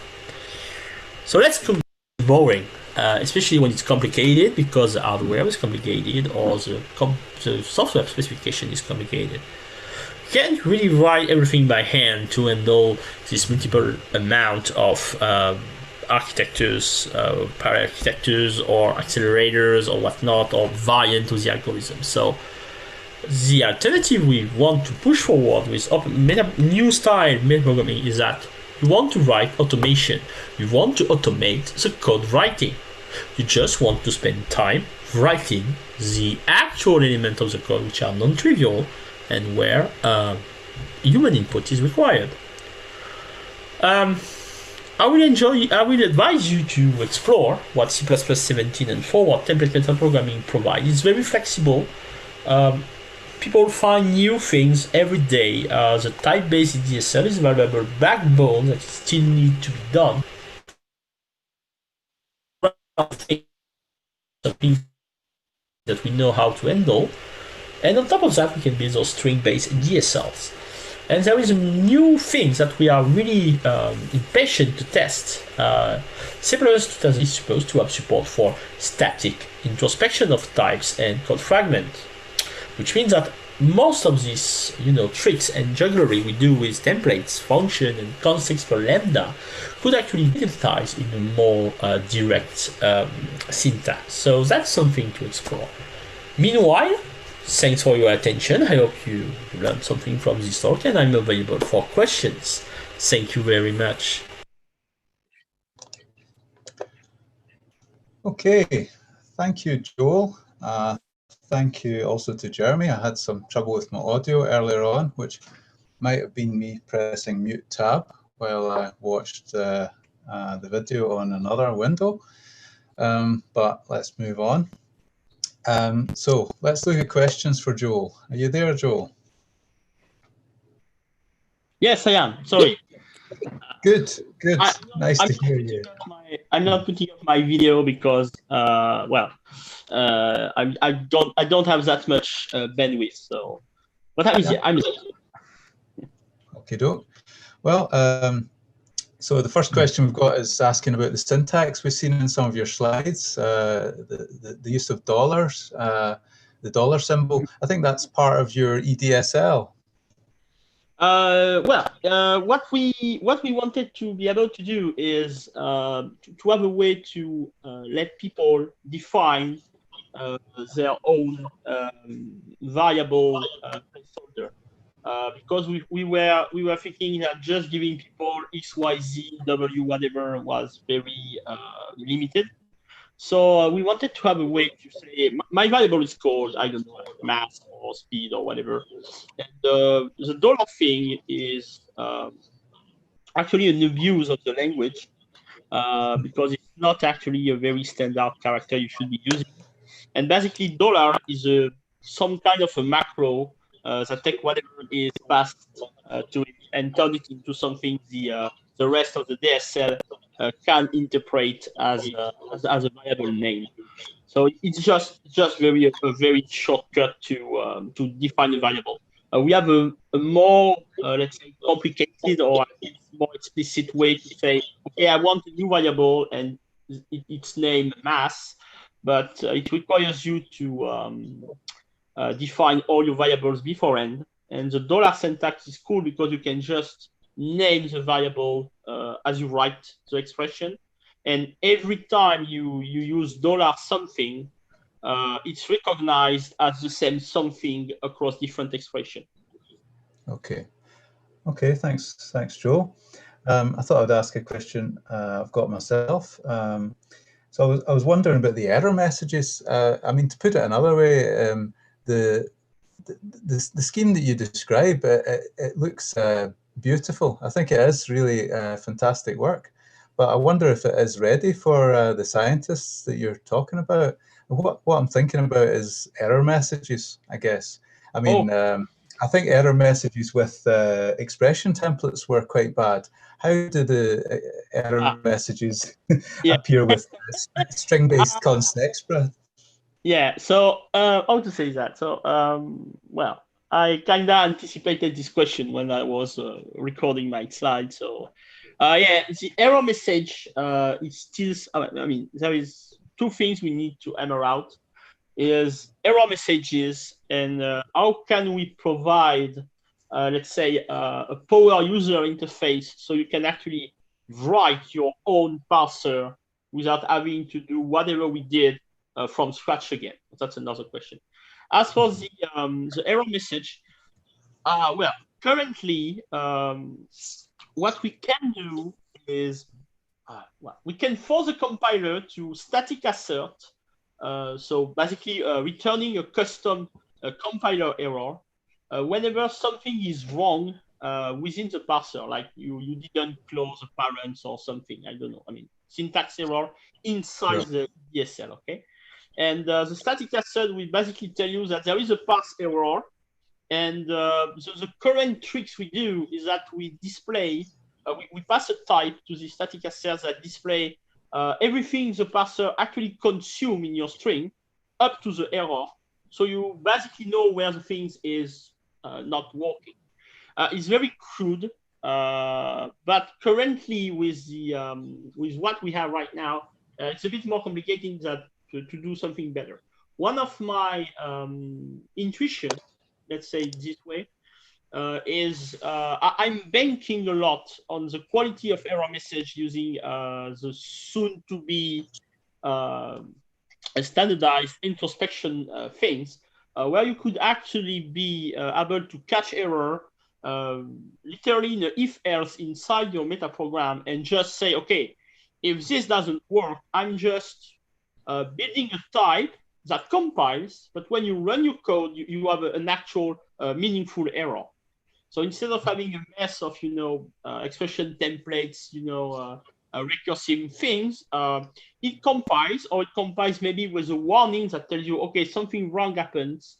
And when you run the code or when you try to link the code, maybe you get an actual human readable error. That's something we are still on the, how to say that, on, we know it's an actual big issue.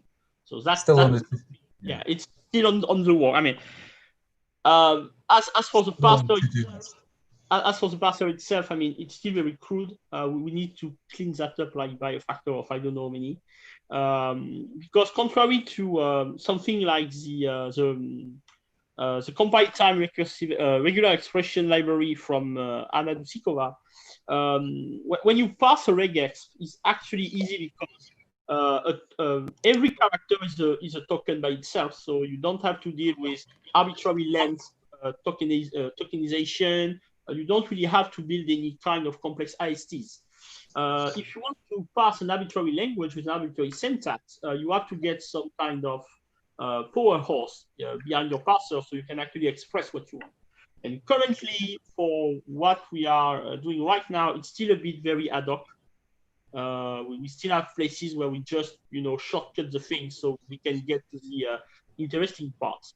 What we are starting right now, I have a bunch of PhD students that will work on that starting this year, is to actually have a generic compile time parser that you can actually write like you write like a parser yourself using some kind of, I don't know, maybe either Blue Spirit inspired or some classical flex guide zone thing, so you can have a way to design the language properly, and then everything else is just derived by the automated meta programs.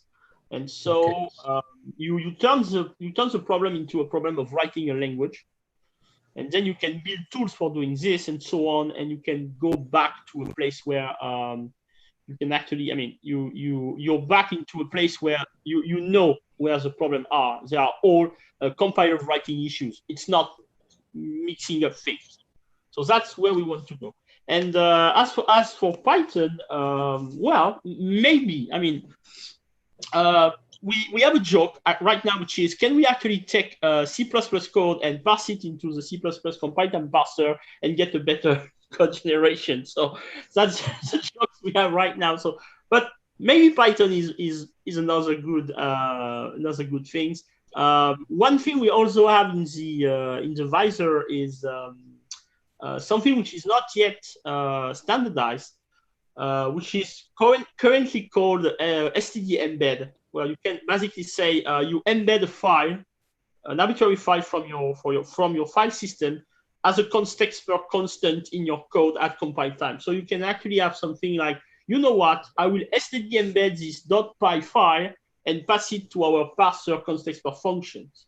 So you can actually use these things as some kind of a multi-pass source-to-source compiler. That's pretty much something we also have on our wish list at some point. So currently it's very rough. I think we should be able to have something that looks like it's usable by, arbitrary people. I hope beginning of this winter. We were trying to aim for a public release at this time. And so people can bash us with trying to compile things we didn't think about it. But yeah. But Python could be actually a good target at some point, yes. Yeah, or from earlier, we had a talk from Vadim. He was maybe introducing the idea of bringing COBOL back to life again. So he's put out a simplified COBOL called Baby COBOL for his students. Yeah. I mean, it opens things. I mean, I think there is probably also a lot of let's say previous work on compilers or on optimizers that didn't make it to regular compilers because it doesn't make sense for whatever the task at hand in general is. But if you have a very specific domain language and that you know that this kind of compiler path or compiler optimization could have been applied to it, you can basically embed it into such a system. And instead of having to wait for a mainstream compilers to do that, you can actually piggyback it using this kind of systems. For example, we have this. Some of you are maybe familiar with the all the work based on the on polyhedric loop nest analysis. That a part of them actually went into mainstream compiler for simplifying optimization and auto-vectorization. There is a lot more to this that didn't get through because the use case don't appears enough to be interesting. And so you can actually say, okay, I have this DSL, it has this very nice layout, and I know that it's just something I can optimize or simplify with this or that, very high-level compiler, tricks, and then I can put it inside. So at some point, maybe one thing we want also to be doing with this is basically have some kind of, easy to use compiler sandbox where you can just, try things at the compiler level and you just recompile and you see how it goes. And so you can explore more intricate compilation scenarios. Yeah, I mean, when you see yourself working in this area and Hannah Dusikova with CTRE and others, I guess there's still no commonality. You're still all writing your own fresh new parsers again, right? Yeah, and that's why I think there is a very important work to be done to say we have a compile time, let's say parser writing toolset, or some kind of things that can help you. Anna is doing regex, I'm doing some other things, and maybe one of you want to be able to compile time analyze, I don't know, like you said, COBOL or Python or their own very specific, business language. So we want to have this kind of, basic foundation to say, this is the compile time parser writing library. And this is one of our goals at some point, is to have that, in which we can actually build all other things we want to do. Because currently what we do is that we have a small fork for something which is far simpler than LaTeX, which is ASCII math, because LaTeX is too incomplete, so it's a mess. But so we wrote something for ASCII math. We wrote something for, I don't know, I won't call that list, but some kind of value-based functional language with a lot of parentheses. And every time we have to rewrite a lot of things, and we need to have this way to say, okay, this is what I want to parse. this is what I want to do when it's parsed and so on. And if everything goes right, normally the endgame should be able to say, we only need one parser at compile time, which should be the parser that parse strings that looks like BNF notation for parsers, and it builds all the other ones. That should be the extreme apex of the thing. I'm not sure we can go there because it's a lot of tricky things, but having a basic subset of compile time tools for writing literal string manipulation should be a first step towards this. And that's something that I think is required somehow. Okay, can I ask another question? Do you think the introduction of reflection, perhaps C++23, do you think that might remove the need for string-based compile time DSLs? Yes and no. It could definitely simplify them, and mostly on the let's say the backend things. But if you remove the string things, the string interface, you end up back to having to play with the actual C++ syntax / precedence rule or whatever, and that's not maybe what you want. So I think having something in, the API being string-based, but using introspection to say, okay, the string, the compile times parser turn this string into this, I don't know, this, for example, I don't know, this tuple of lambda or this tuple of variant of lambda or something, and then I need to do something to turn that into a code, then I can probably use some kind of introspection and code generation at this level to do this instead of relying on, a template function calling lambdas that call themselves and so on and so on. I think the impact of introspection and the code generation tool that goes with it is actually on the back end of the system. So you doesn't have to find the one trick that unrolls the code like you want, that allow you to turn your compile time structure A into a compile time structure B and so on. And by having it directly into the language, it should also compile faster instead of having to have the compiler compile all your things, then do whatever you want him to do, and then finally giving you the code it needs to compile. And by having that, done directly with probably a better, a better access to details that currently we can't access to, or we just have to approximate, it should be better. Currently, it's 90%. 90% of the effort is on the back end of this, because the front end is very trivial. The capture of the compile time string and putting it into something that has to be consumed, but whatever, that's a known quantity. The backend thing is far more complex, and as I say, the fact that currently we don't have the tools to say whatever I want to parse, I know how to write the parser without having to redo everything at each time. When we start having this, I think that we should at some point wrap those tools in a way that looks like an actual introspection / code generation systems. So when we move over, the transition is actually trivial and makes sense. The same way we frame the metaprogramming style into being an automation of something, we should probably start looking at metaprogramming implementation detail as this is what I do on my internal representation of the code. And then we can jump onto introspection to actually express this. But that's a deep issue, actually. It's far from being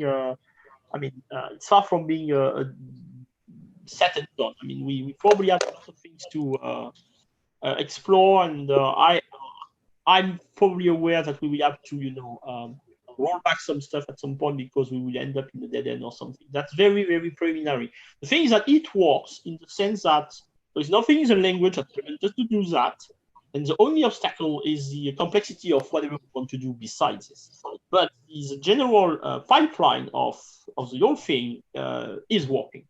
Now we are just trying to make it work in a way that satisfies everybody, us and the end user at some point. And yeah, I think introspection will probably massively simplify all of this. But I think we should still keep the arbitrary syntax and arbitrary string things, because it's far more flexible than having to think about which actual C++ operator is a good approximation of my actual syntax. That's very important. And as I said, maybe things like std embed can actually hide that, because your string will be in a file and then get loaded and parsed and so on. So yeah. Okay. I think we should be keeping the APIs this way and just solve every other problem in the backend with introspection. Thanks, Joel. Thanks again. Well, thanks very much to you. I'll give one last chance to anyone else who's still with us to ask a question before we round up. But I think that's about us. Okay, so that's about it from PRiML this year. We may return next year. It may depend on the location. But I'll hand over to Hossein for a few last words. Thanks to all our speakers again. But Hossein, are you there? Yes.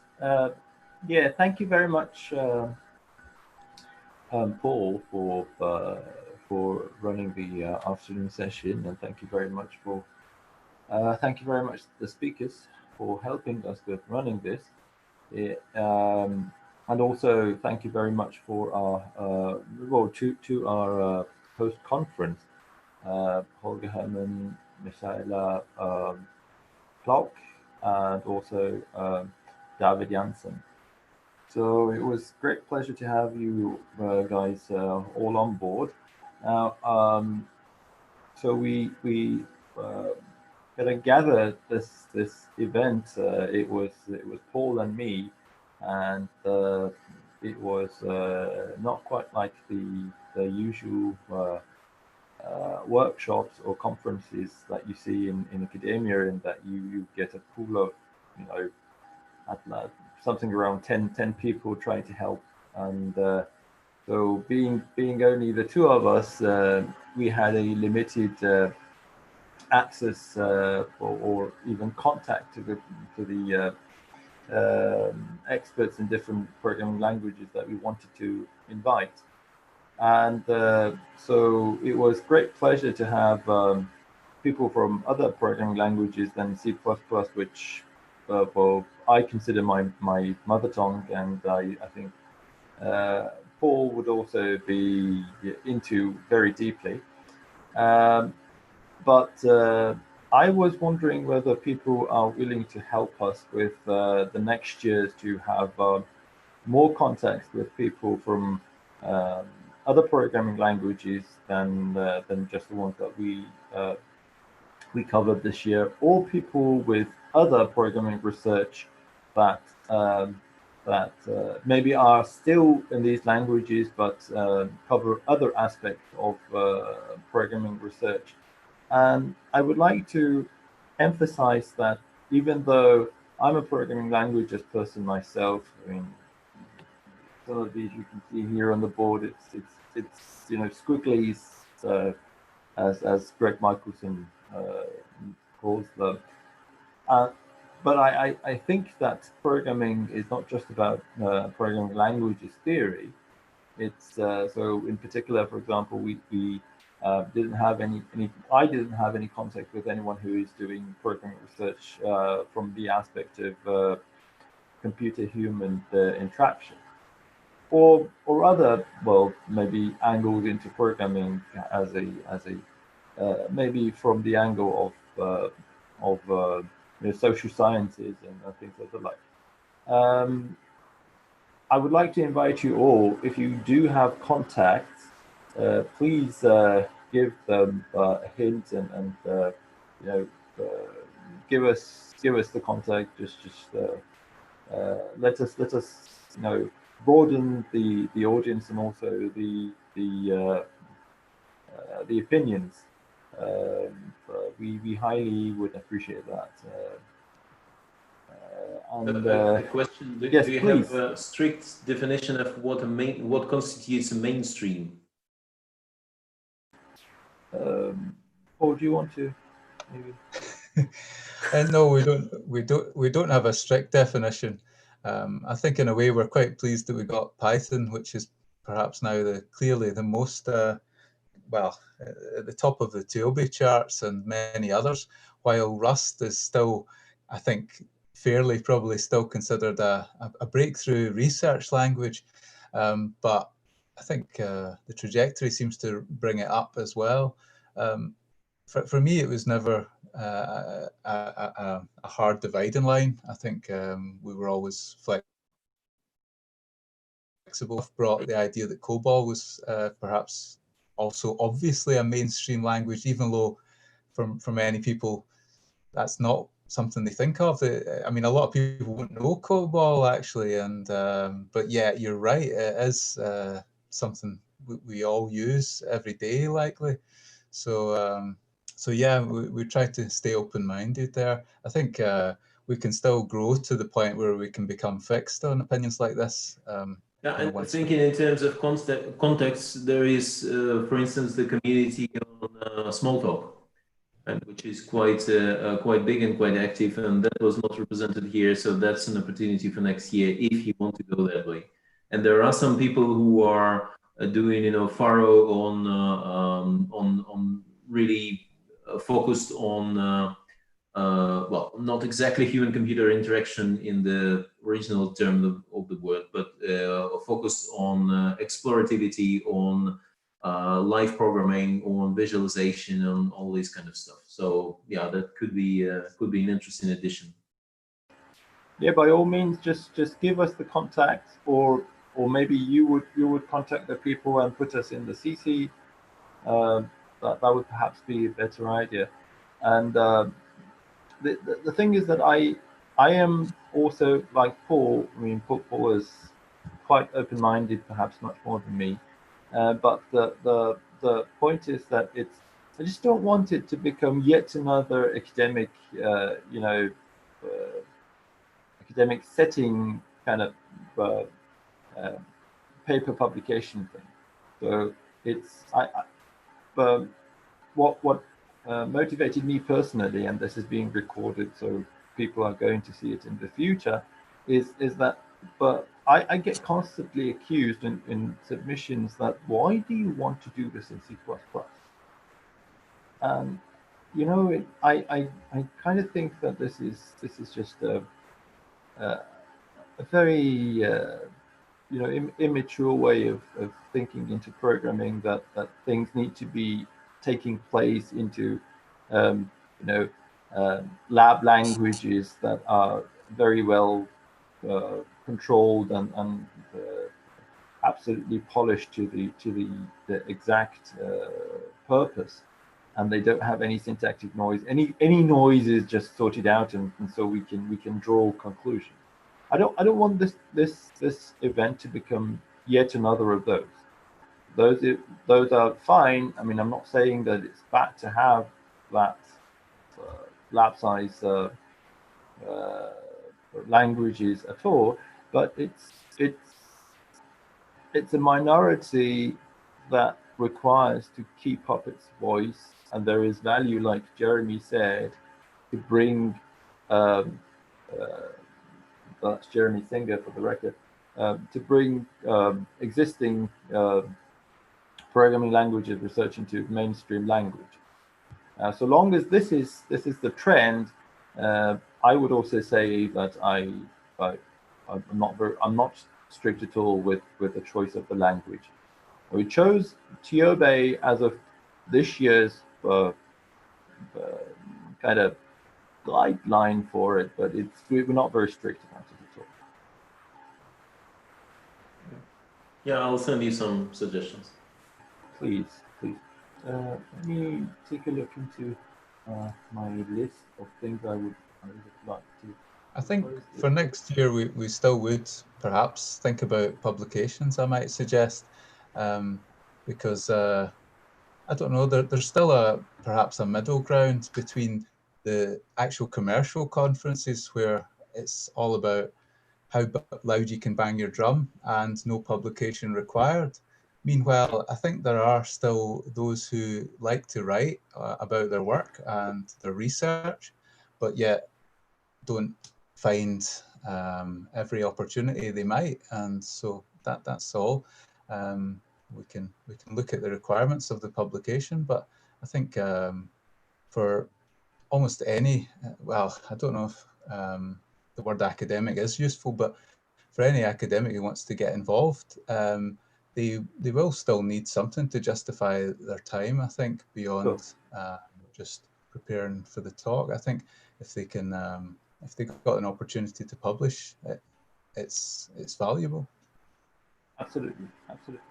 So this actually takes me to the next question which I have written down, which is for this year, do you think that we should have a well, this is not a post proceeding, like a posteriori kind of monograph in which we try to very quickly summarize, you know, like the lessons that we learned or the things that it was that were mentioned over the event, that go within the line of why this language for doing that kind of research. Perhaps something of 2 pages each talk, maybe. Do you feel comfortable with that? And this is not a formal publication for this year, but it's going to be a monograph we can post online. I think we could certainly ask our authors that. We've got the website there. It could easily take a PDF link if there was an appetite for that. So it wouldn't have to be too heavy a question, I think, certainly. We'll have to update the website with all the links to the YouTube pages anyway, so I think there might be that opportunity. I mean, can I ask that question now that we have Vadim and Ivan and is Jules still around? Yes. Cool. So yeah. the three of our speakers are still around. Can I ask for opinions on this? Would you be in favor of maybe helping us with working out a monograph after the event? Sure, a couple of pages is always possible, and if you're looking for a sort of easy to enter venue, there's always SEOR, that primarily handles workshop proceedings. It's indexed by DBLP for people who are getting paid based on their DBLP profile. And they require basically sort of a basic decency in the fact that, you know, the PC chairs should have a PhD, the papers should not be like shorter than 5 pages, there should be a review process, so it's not like a brain dump of 2.5 people, so there should be a formal call for papers and stuff like this. And once you conform, in the past they have also asked for a physical location, but they lifted the limitation because of because nothing has physical location now. Okay. So I've used it a couple of times for various workshops, and it's a fairly straightforward procedure, and so if you can get people to reach 5 pages, then that could be an option. So are you yourself, Vadim, up for 5 pages? Sure. Okay. It's 5 pages LNCS, so you start writing, and by the end of the evening, you already are at 5 pages. Yes, that's a go for me too. Very good, very good. Thank you very much. Ivan, would you mind?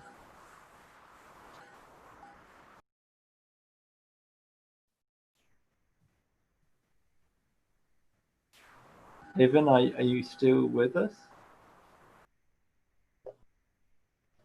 His spirit is with us. Perhaps not. Perhaps he's with us in spirit, yeah. Right. Okay. Oh, Vadim, could you post the link to the Sea.org site you mentioned? Yeah, I'll send an email. Thanks. Thank you. Now, the next question that I had in mind is about directions for future. So I had specific motivations for doing this, but I think I should let the community decide. And today we didn't get a very large community, which is that's all right. It was you know, a small workshop. We had very good speakers. I actually was very pleased of the speakers and their presentations.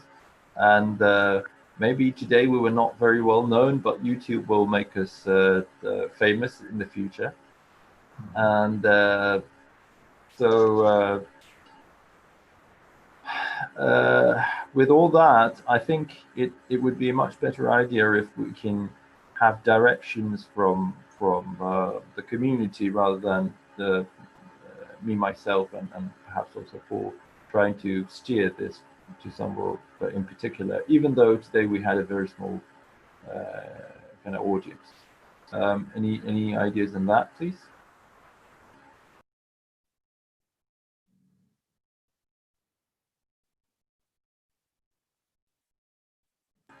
No one wants to volunteer. Yeah, I don't know. So it seems like the paradigm that you're following is working. So if your position is that you know, you want to distract people from using well-designed tiny toy languages, then you know, keep dumping C++, Python, COBOL, Smalltalk, anything on them, and yeah, that could go on for quite a while. Especially if you include things like Rust, right? That have very solid, very valuable language design choices, and yet very brave design choices that really put them immediately apart from you know, the core mainstream. So yeah, sure. If this seems like a viable paradigm for quite some years to come. Jude, do you want to add on that?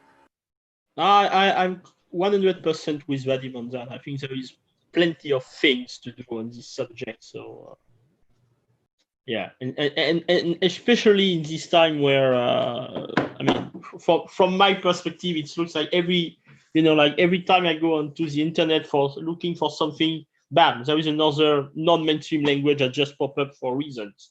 So yeah, I think it's great if we can have this kind of venue, let's say, with airport, where we can actually discuss this kind of issues and how we decided to solve them this way or that way. I mean, that's something that I wish I had like 5 years ago or something, because it's very complicated when you want to how to say that, you want to capitalize on these works that you require for your research to go on, in my case, for example, and well, there is no actual places to publish these things without either wrapping it into some kind of applicative paper, so you can have some kind of, you know, like a Troy horses to get the thing in, or you can, you know, turn the things around and say, okay, yeah, let's speak about, I don't know, like just taking an example of what I did for a long time. Yeah, I designed these things using C++ with these very fine tricks, so I can do parallelism better. And when you want to publish that, it turns into, oh, I did this thing in parallels, and it happens I was using these C++ tricks. And it was never the fundamental things that you wanted to push, and there were very, very few places where you can actually do this.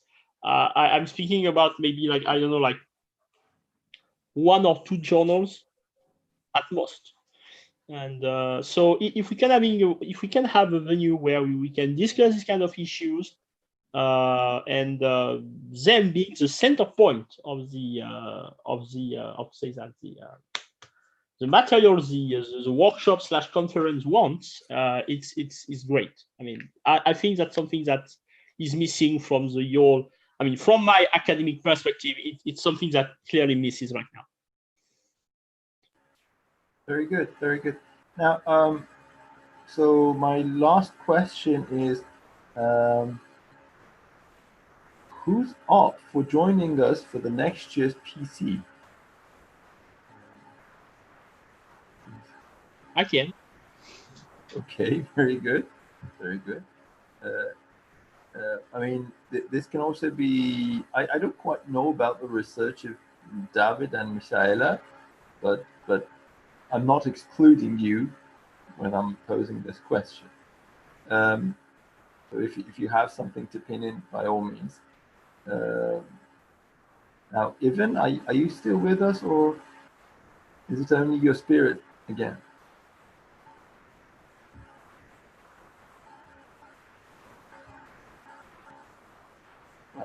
We seem to, unfortunately, not have it. Fine. Very good. So I'm very glad to have at least 2 more people to join our PC for the next year. It looks like that's me for now. Paul, do you have any other concluding remarks? I was just going to say we'll probably see how the event went maybe in a week or 2 or maybe longer. You're right that we don't really right now see it from the YouTube perspective or really the outsider's perspective. And you know, I did notice at least one of the questions from Patrick Meyer on Slido. And yet he wasn't in Zoom. No, he wasn't. No. Yeah. So no. I guess. Yeah. So I guess we don't really. I mean, we know that there was 143 registered for the workshop, but the numbers who joined us here.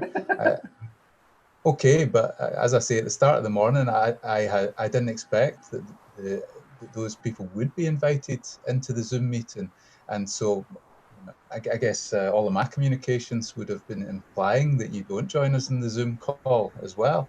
So we don't really know. We'll see how if we can, especially to our I mean, our work's not yet done, Jose, and so we've got to keep pushing this now so that people look at these YouTube videos that we link together on our pages. So if we can do a good job of that, that will help our authors or our speakers have some reassurance. So hopefully we've got that as a nice resource that we can push out the next few weeks and make the most out of. And then the other question I'm thinking of is where will we be next year, you know? So if it's Europe, I guess we'll be okay. But I guess if we're still a satellite workshop of iCal Blix, then it'll depend where they end up. On the other hand, maybe people have got more appetite for virtual events now, so we might be able to work anyway. But some good input, some good suggestions, great talks actually. I mean, next year we might need to expand our connections, but this year I think we had really the best speakers we could have had. They really helped us fantastically. So thank you again to all of them. And that's about it from me. Applause them. Oh, yeah, why not? Yeah. We've been clapping our National Health Service, so we can back our speakers as well. Thank you. Yeah, very good. Okay, thank you very much indeed. We'll get in touch using emails then, and the rest of the communication channels that we have. I think the Slack channel is also a good place to get in touch with the people who came in and also left, or regarding the questions that were asked and due to time constraints, we couldn't really fully expand them. So, for example, it was very joyful to have the discussion between the 2 Jeremys and Vadim, and I think we have to build on that. That's me for now, and I think if Paul there is or if no one has any of the final remarks, then we should perhaps stop streaming and also stop the meeting. Social event, anyone? No? What was it, sorry? Social event? Oh, social.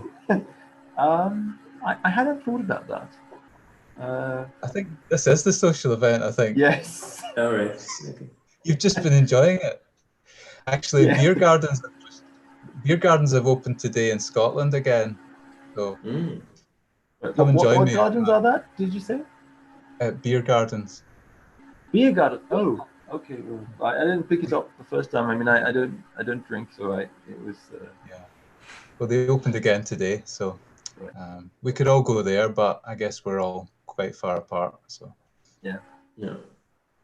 Okay, for the next years, I guess we can think about that in a more prepared way, rather than just right now. Fine. Thank you very much indeed, everyone. I would now like to ask everyone to also applause our hosts, in particular David and Michaela, for making this happen. It would have not been possible without them. Thank you. I agree. Yeah, thanks. Thank you both. Thank you. Yeah, it was a pleasure. And should I cut the YouTube stream now? Yes, please. Okay.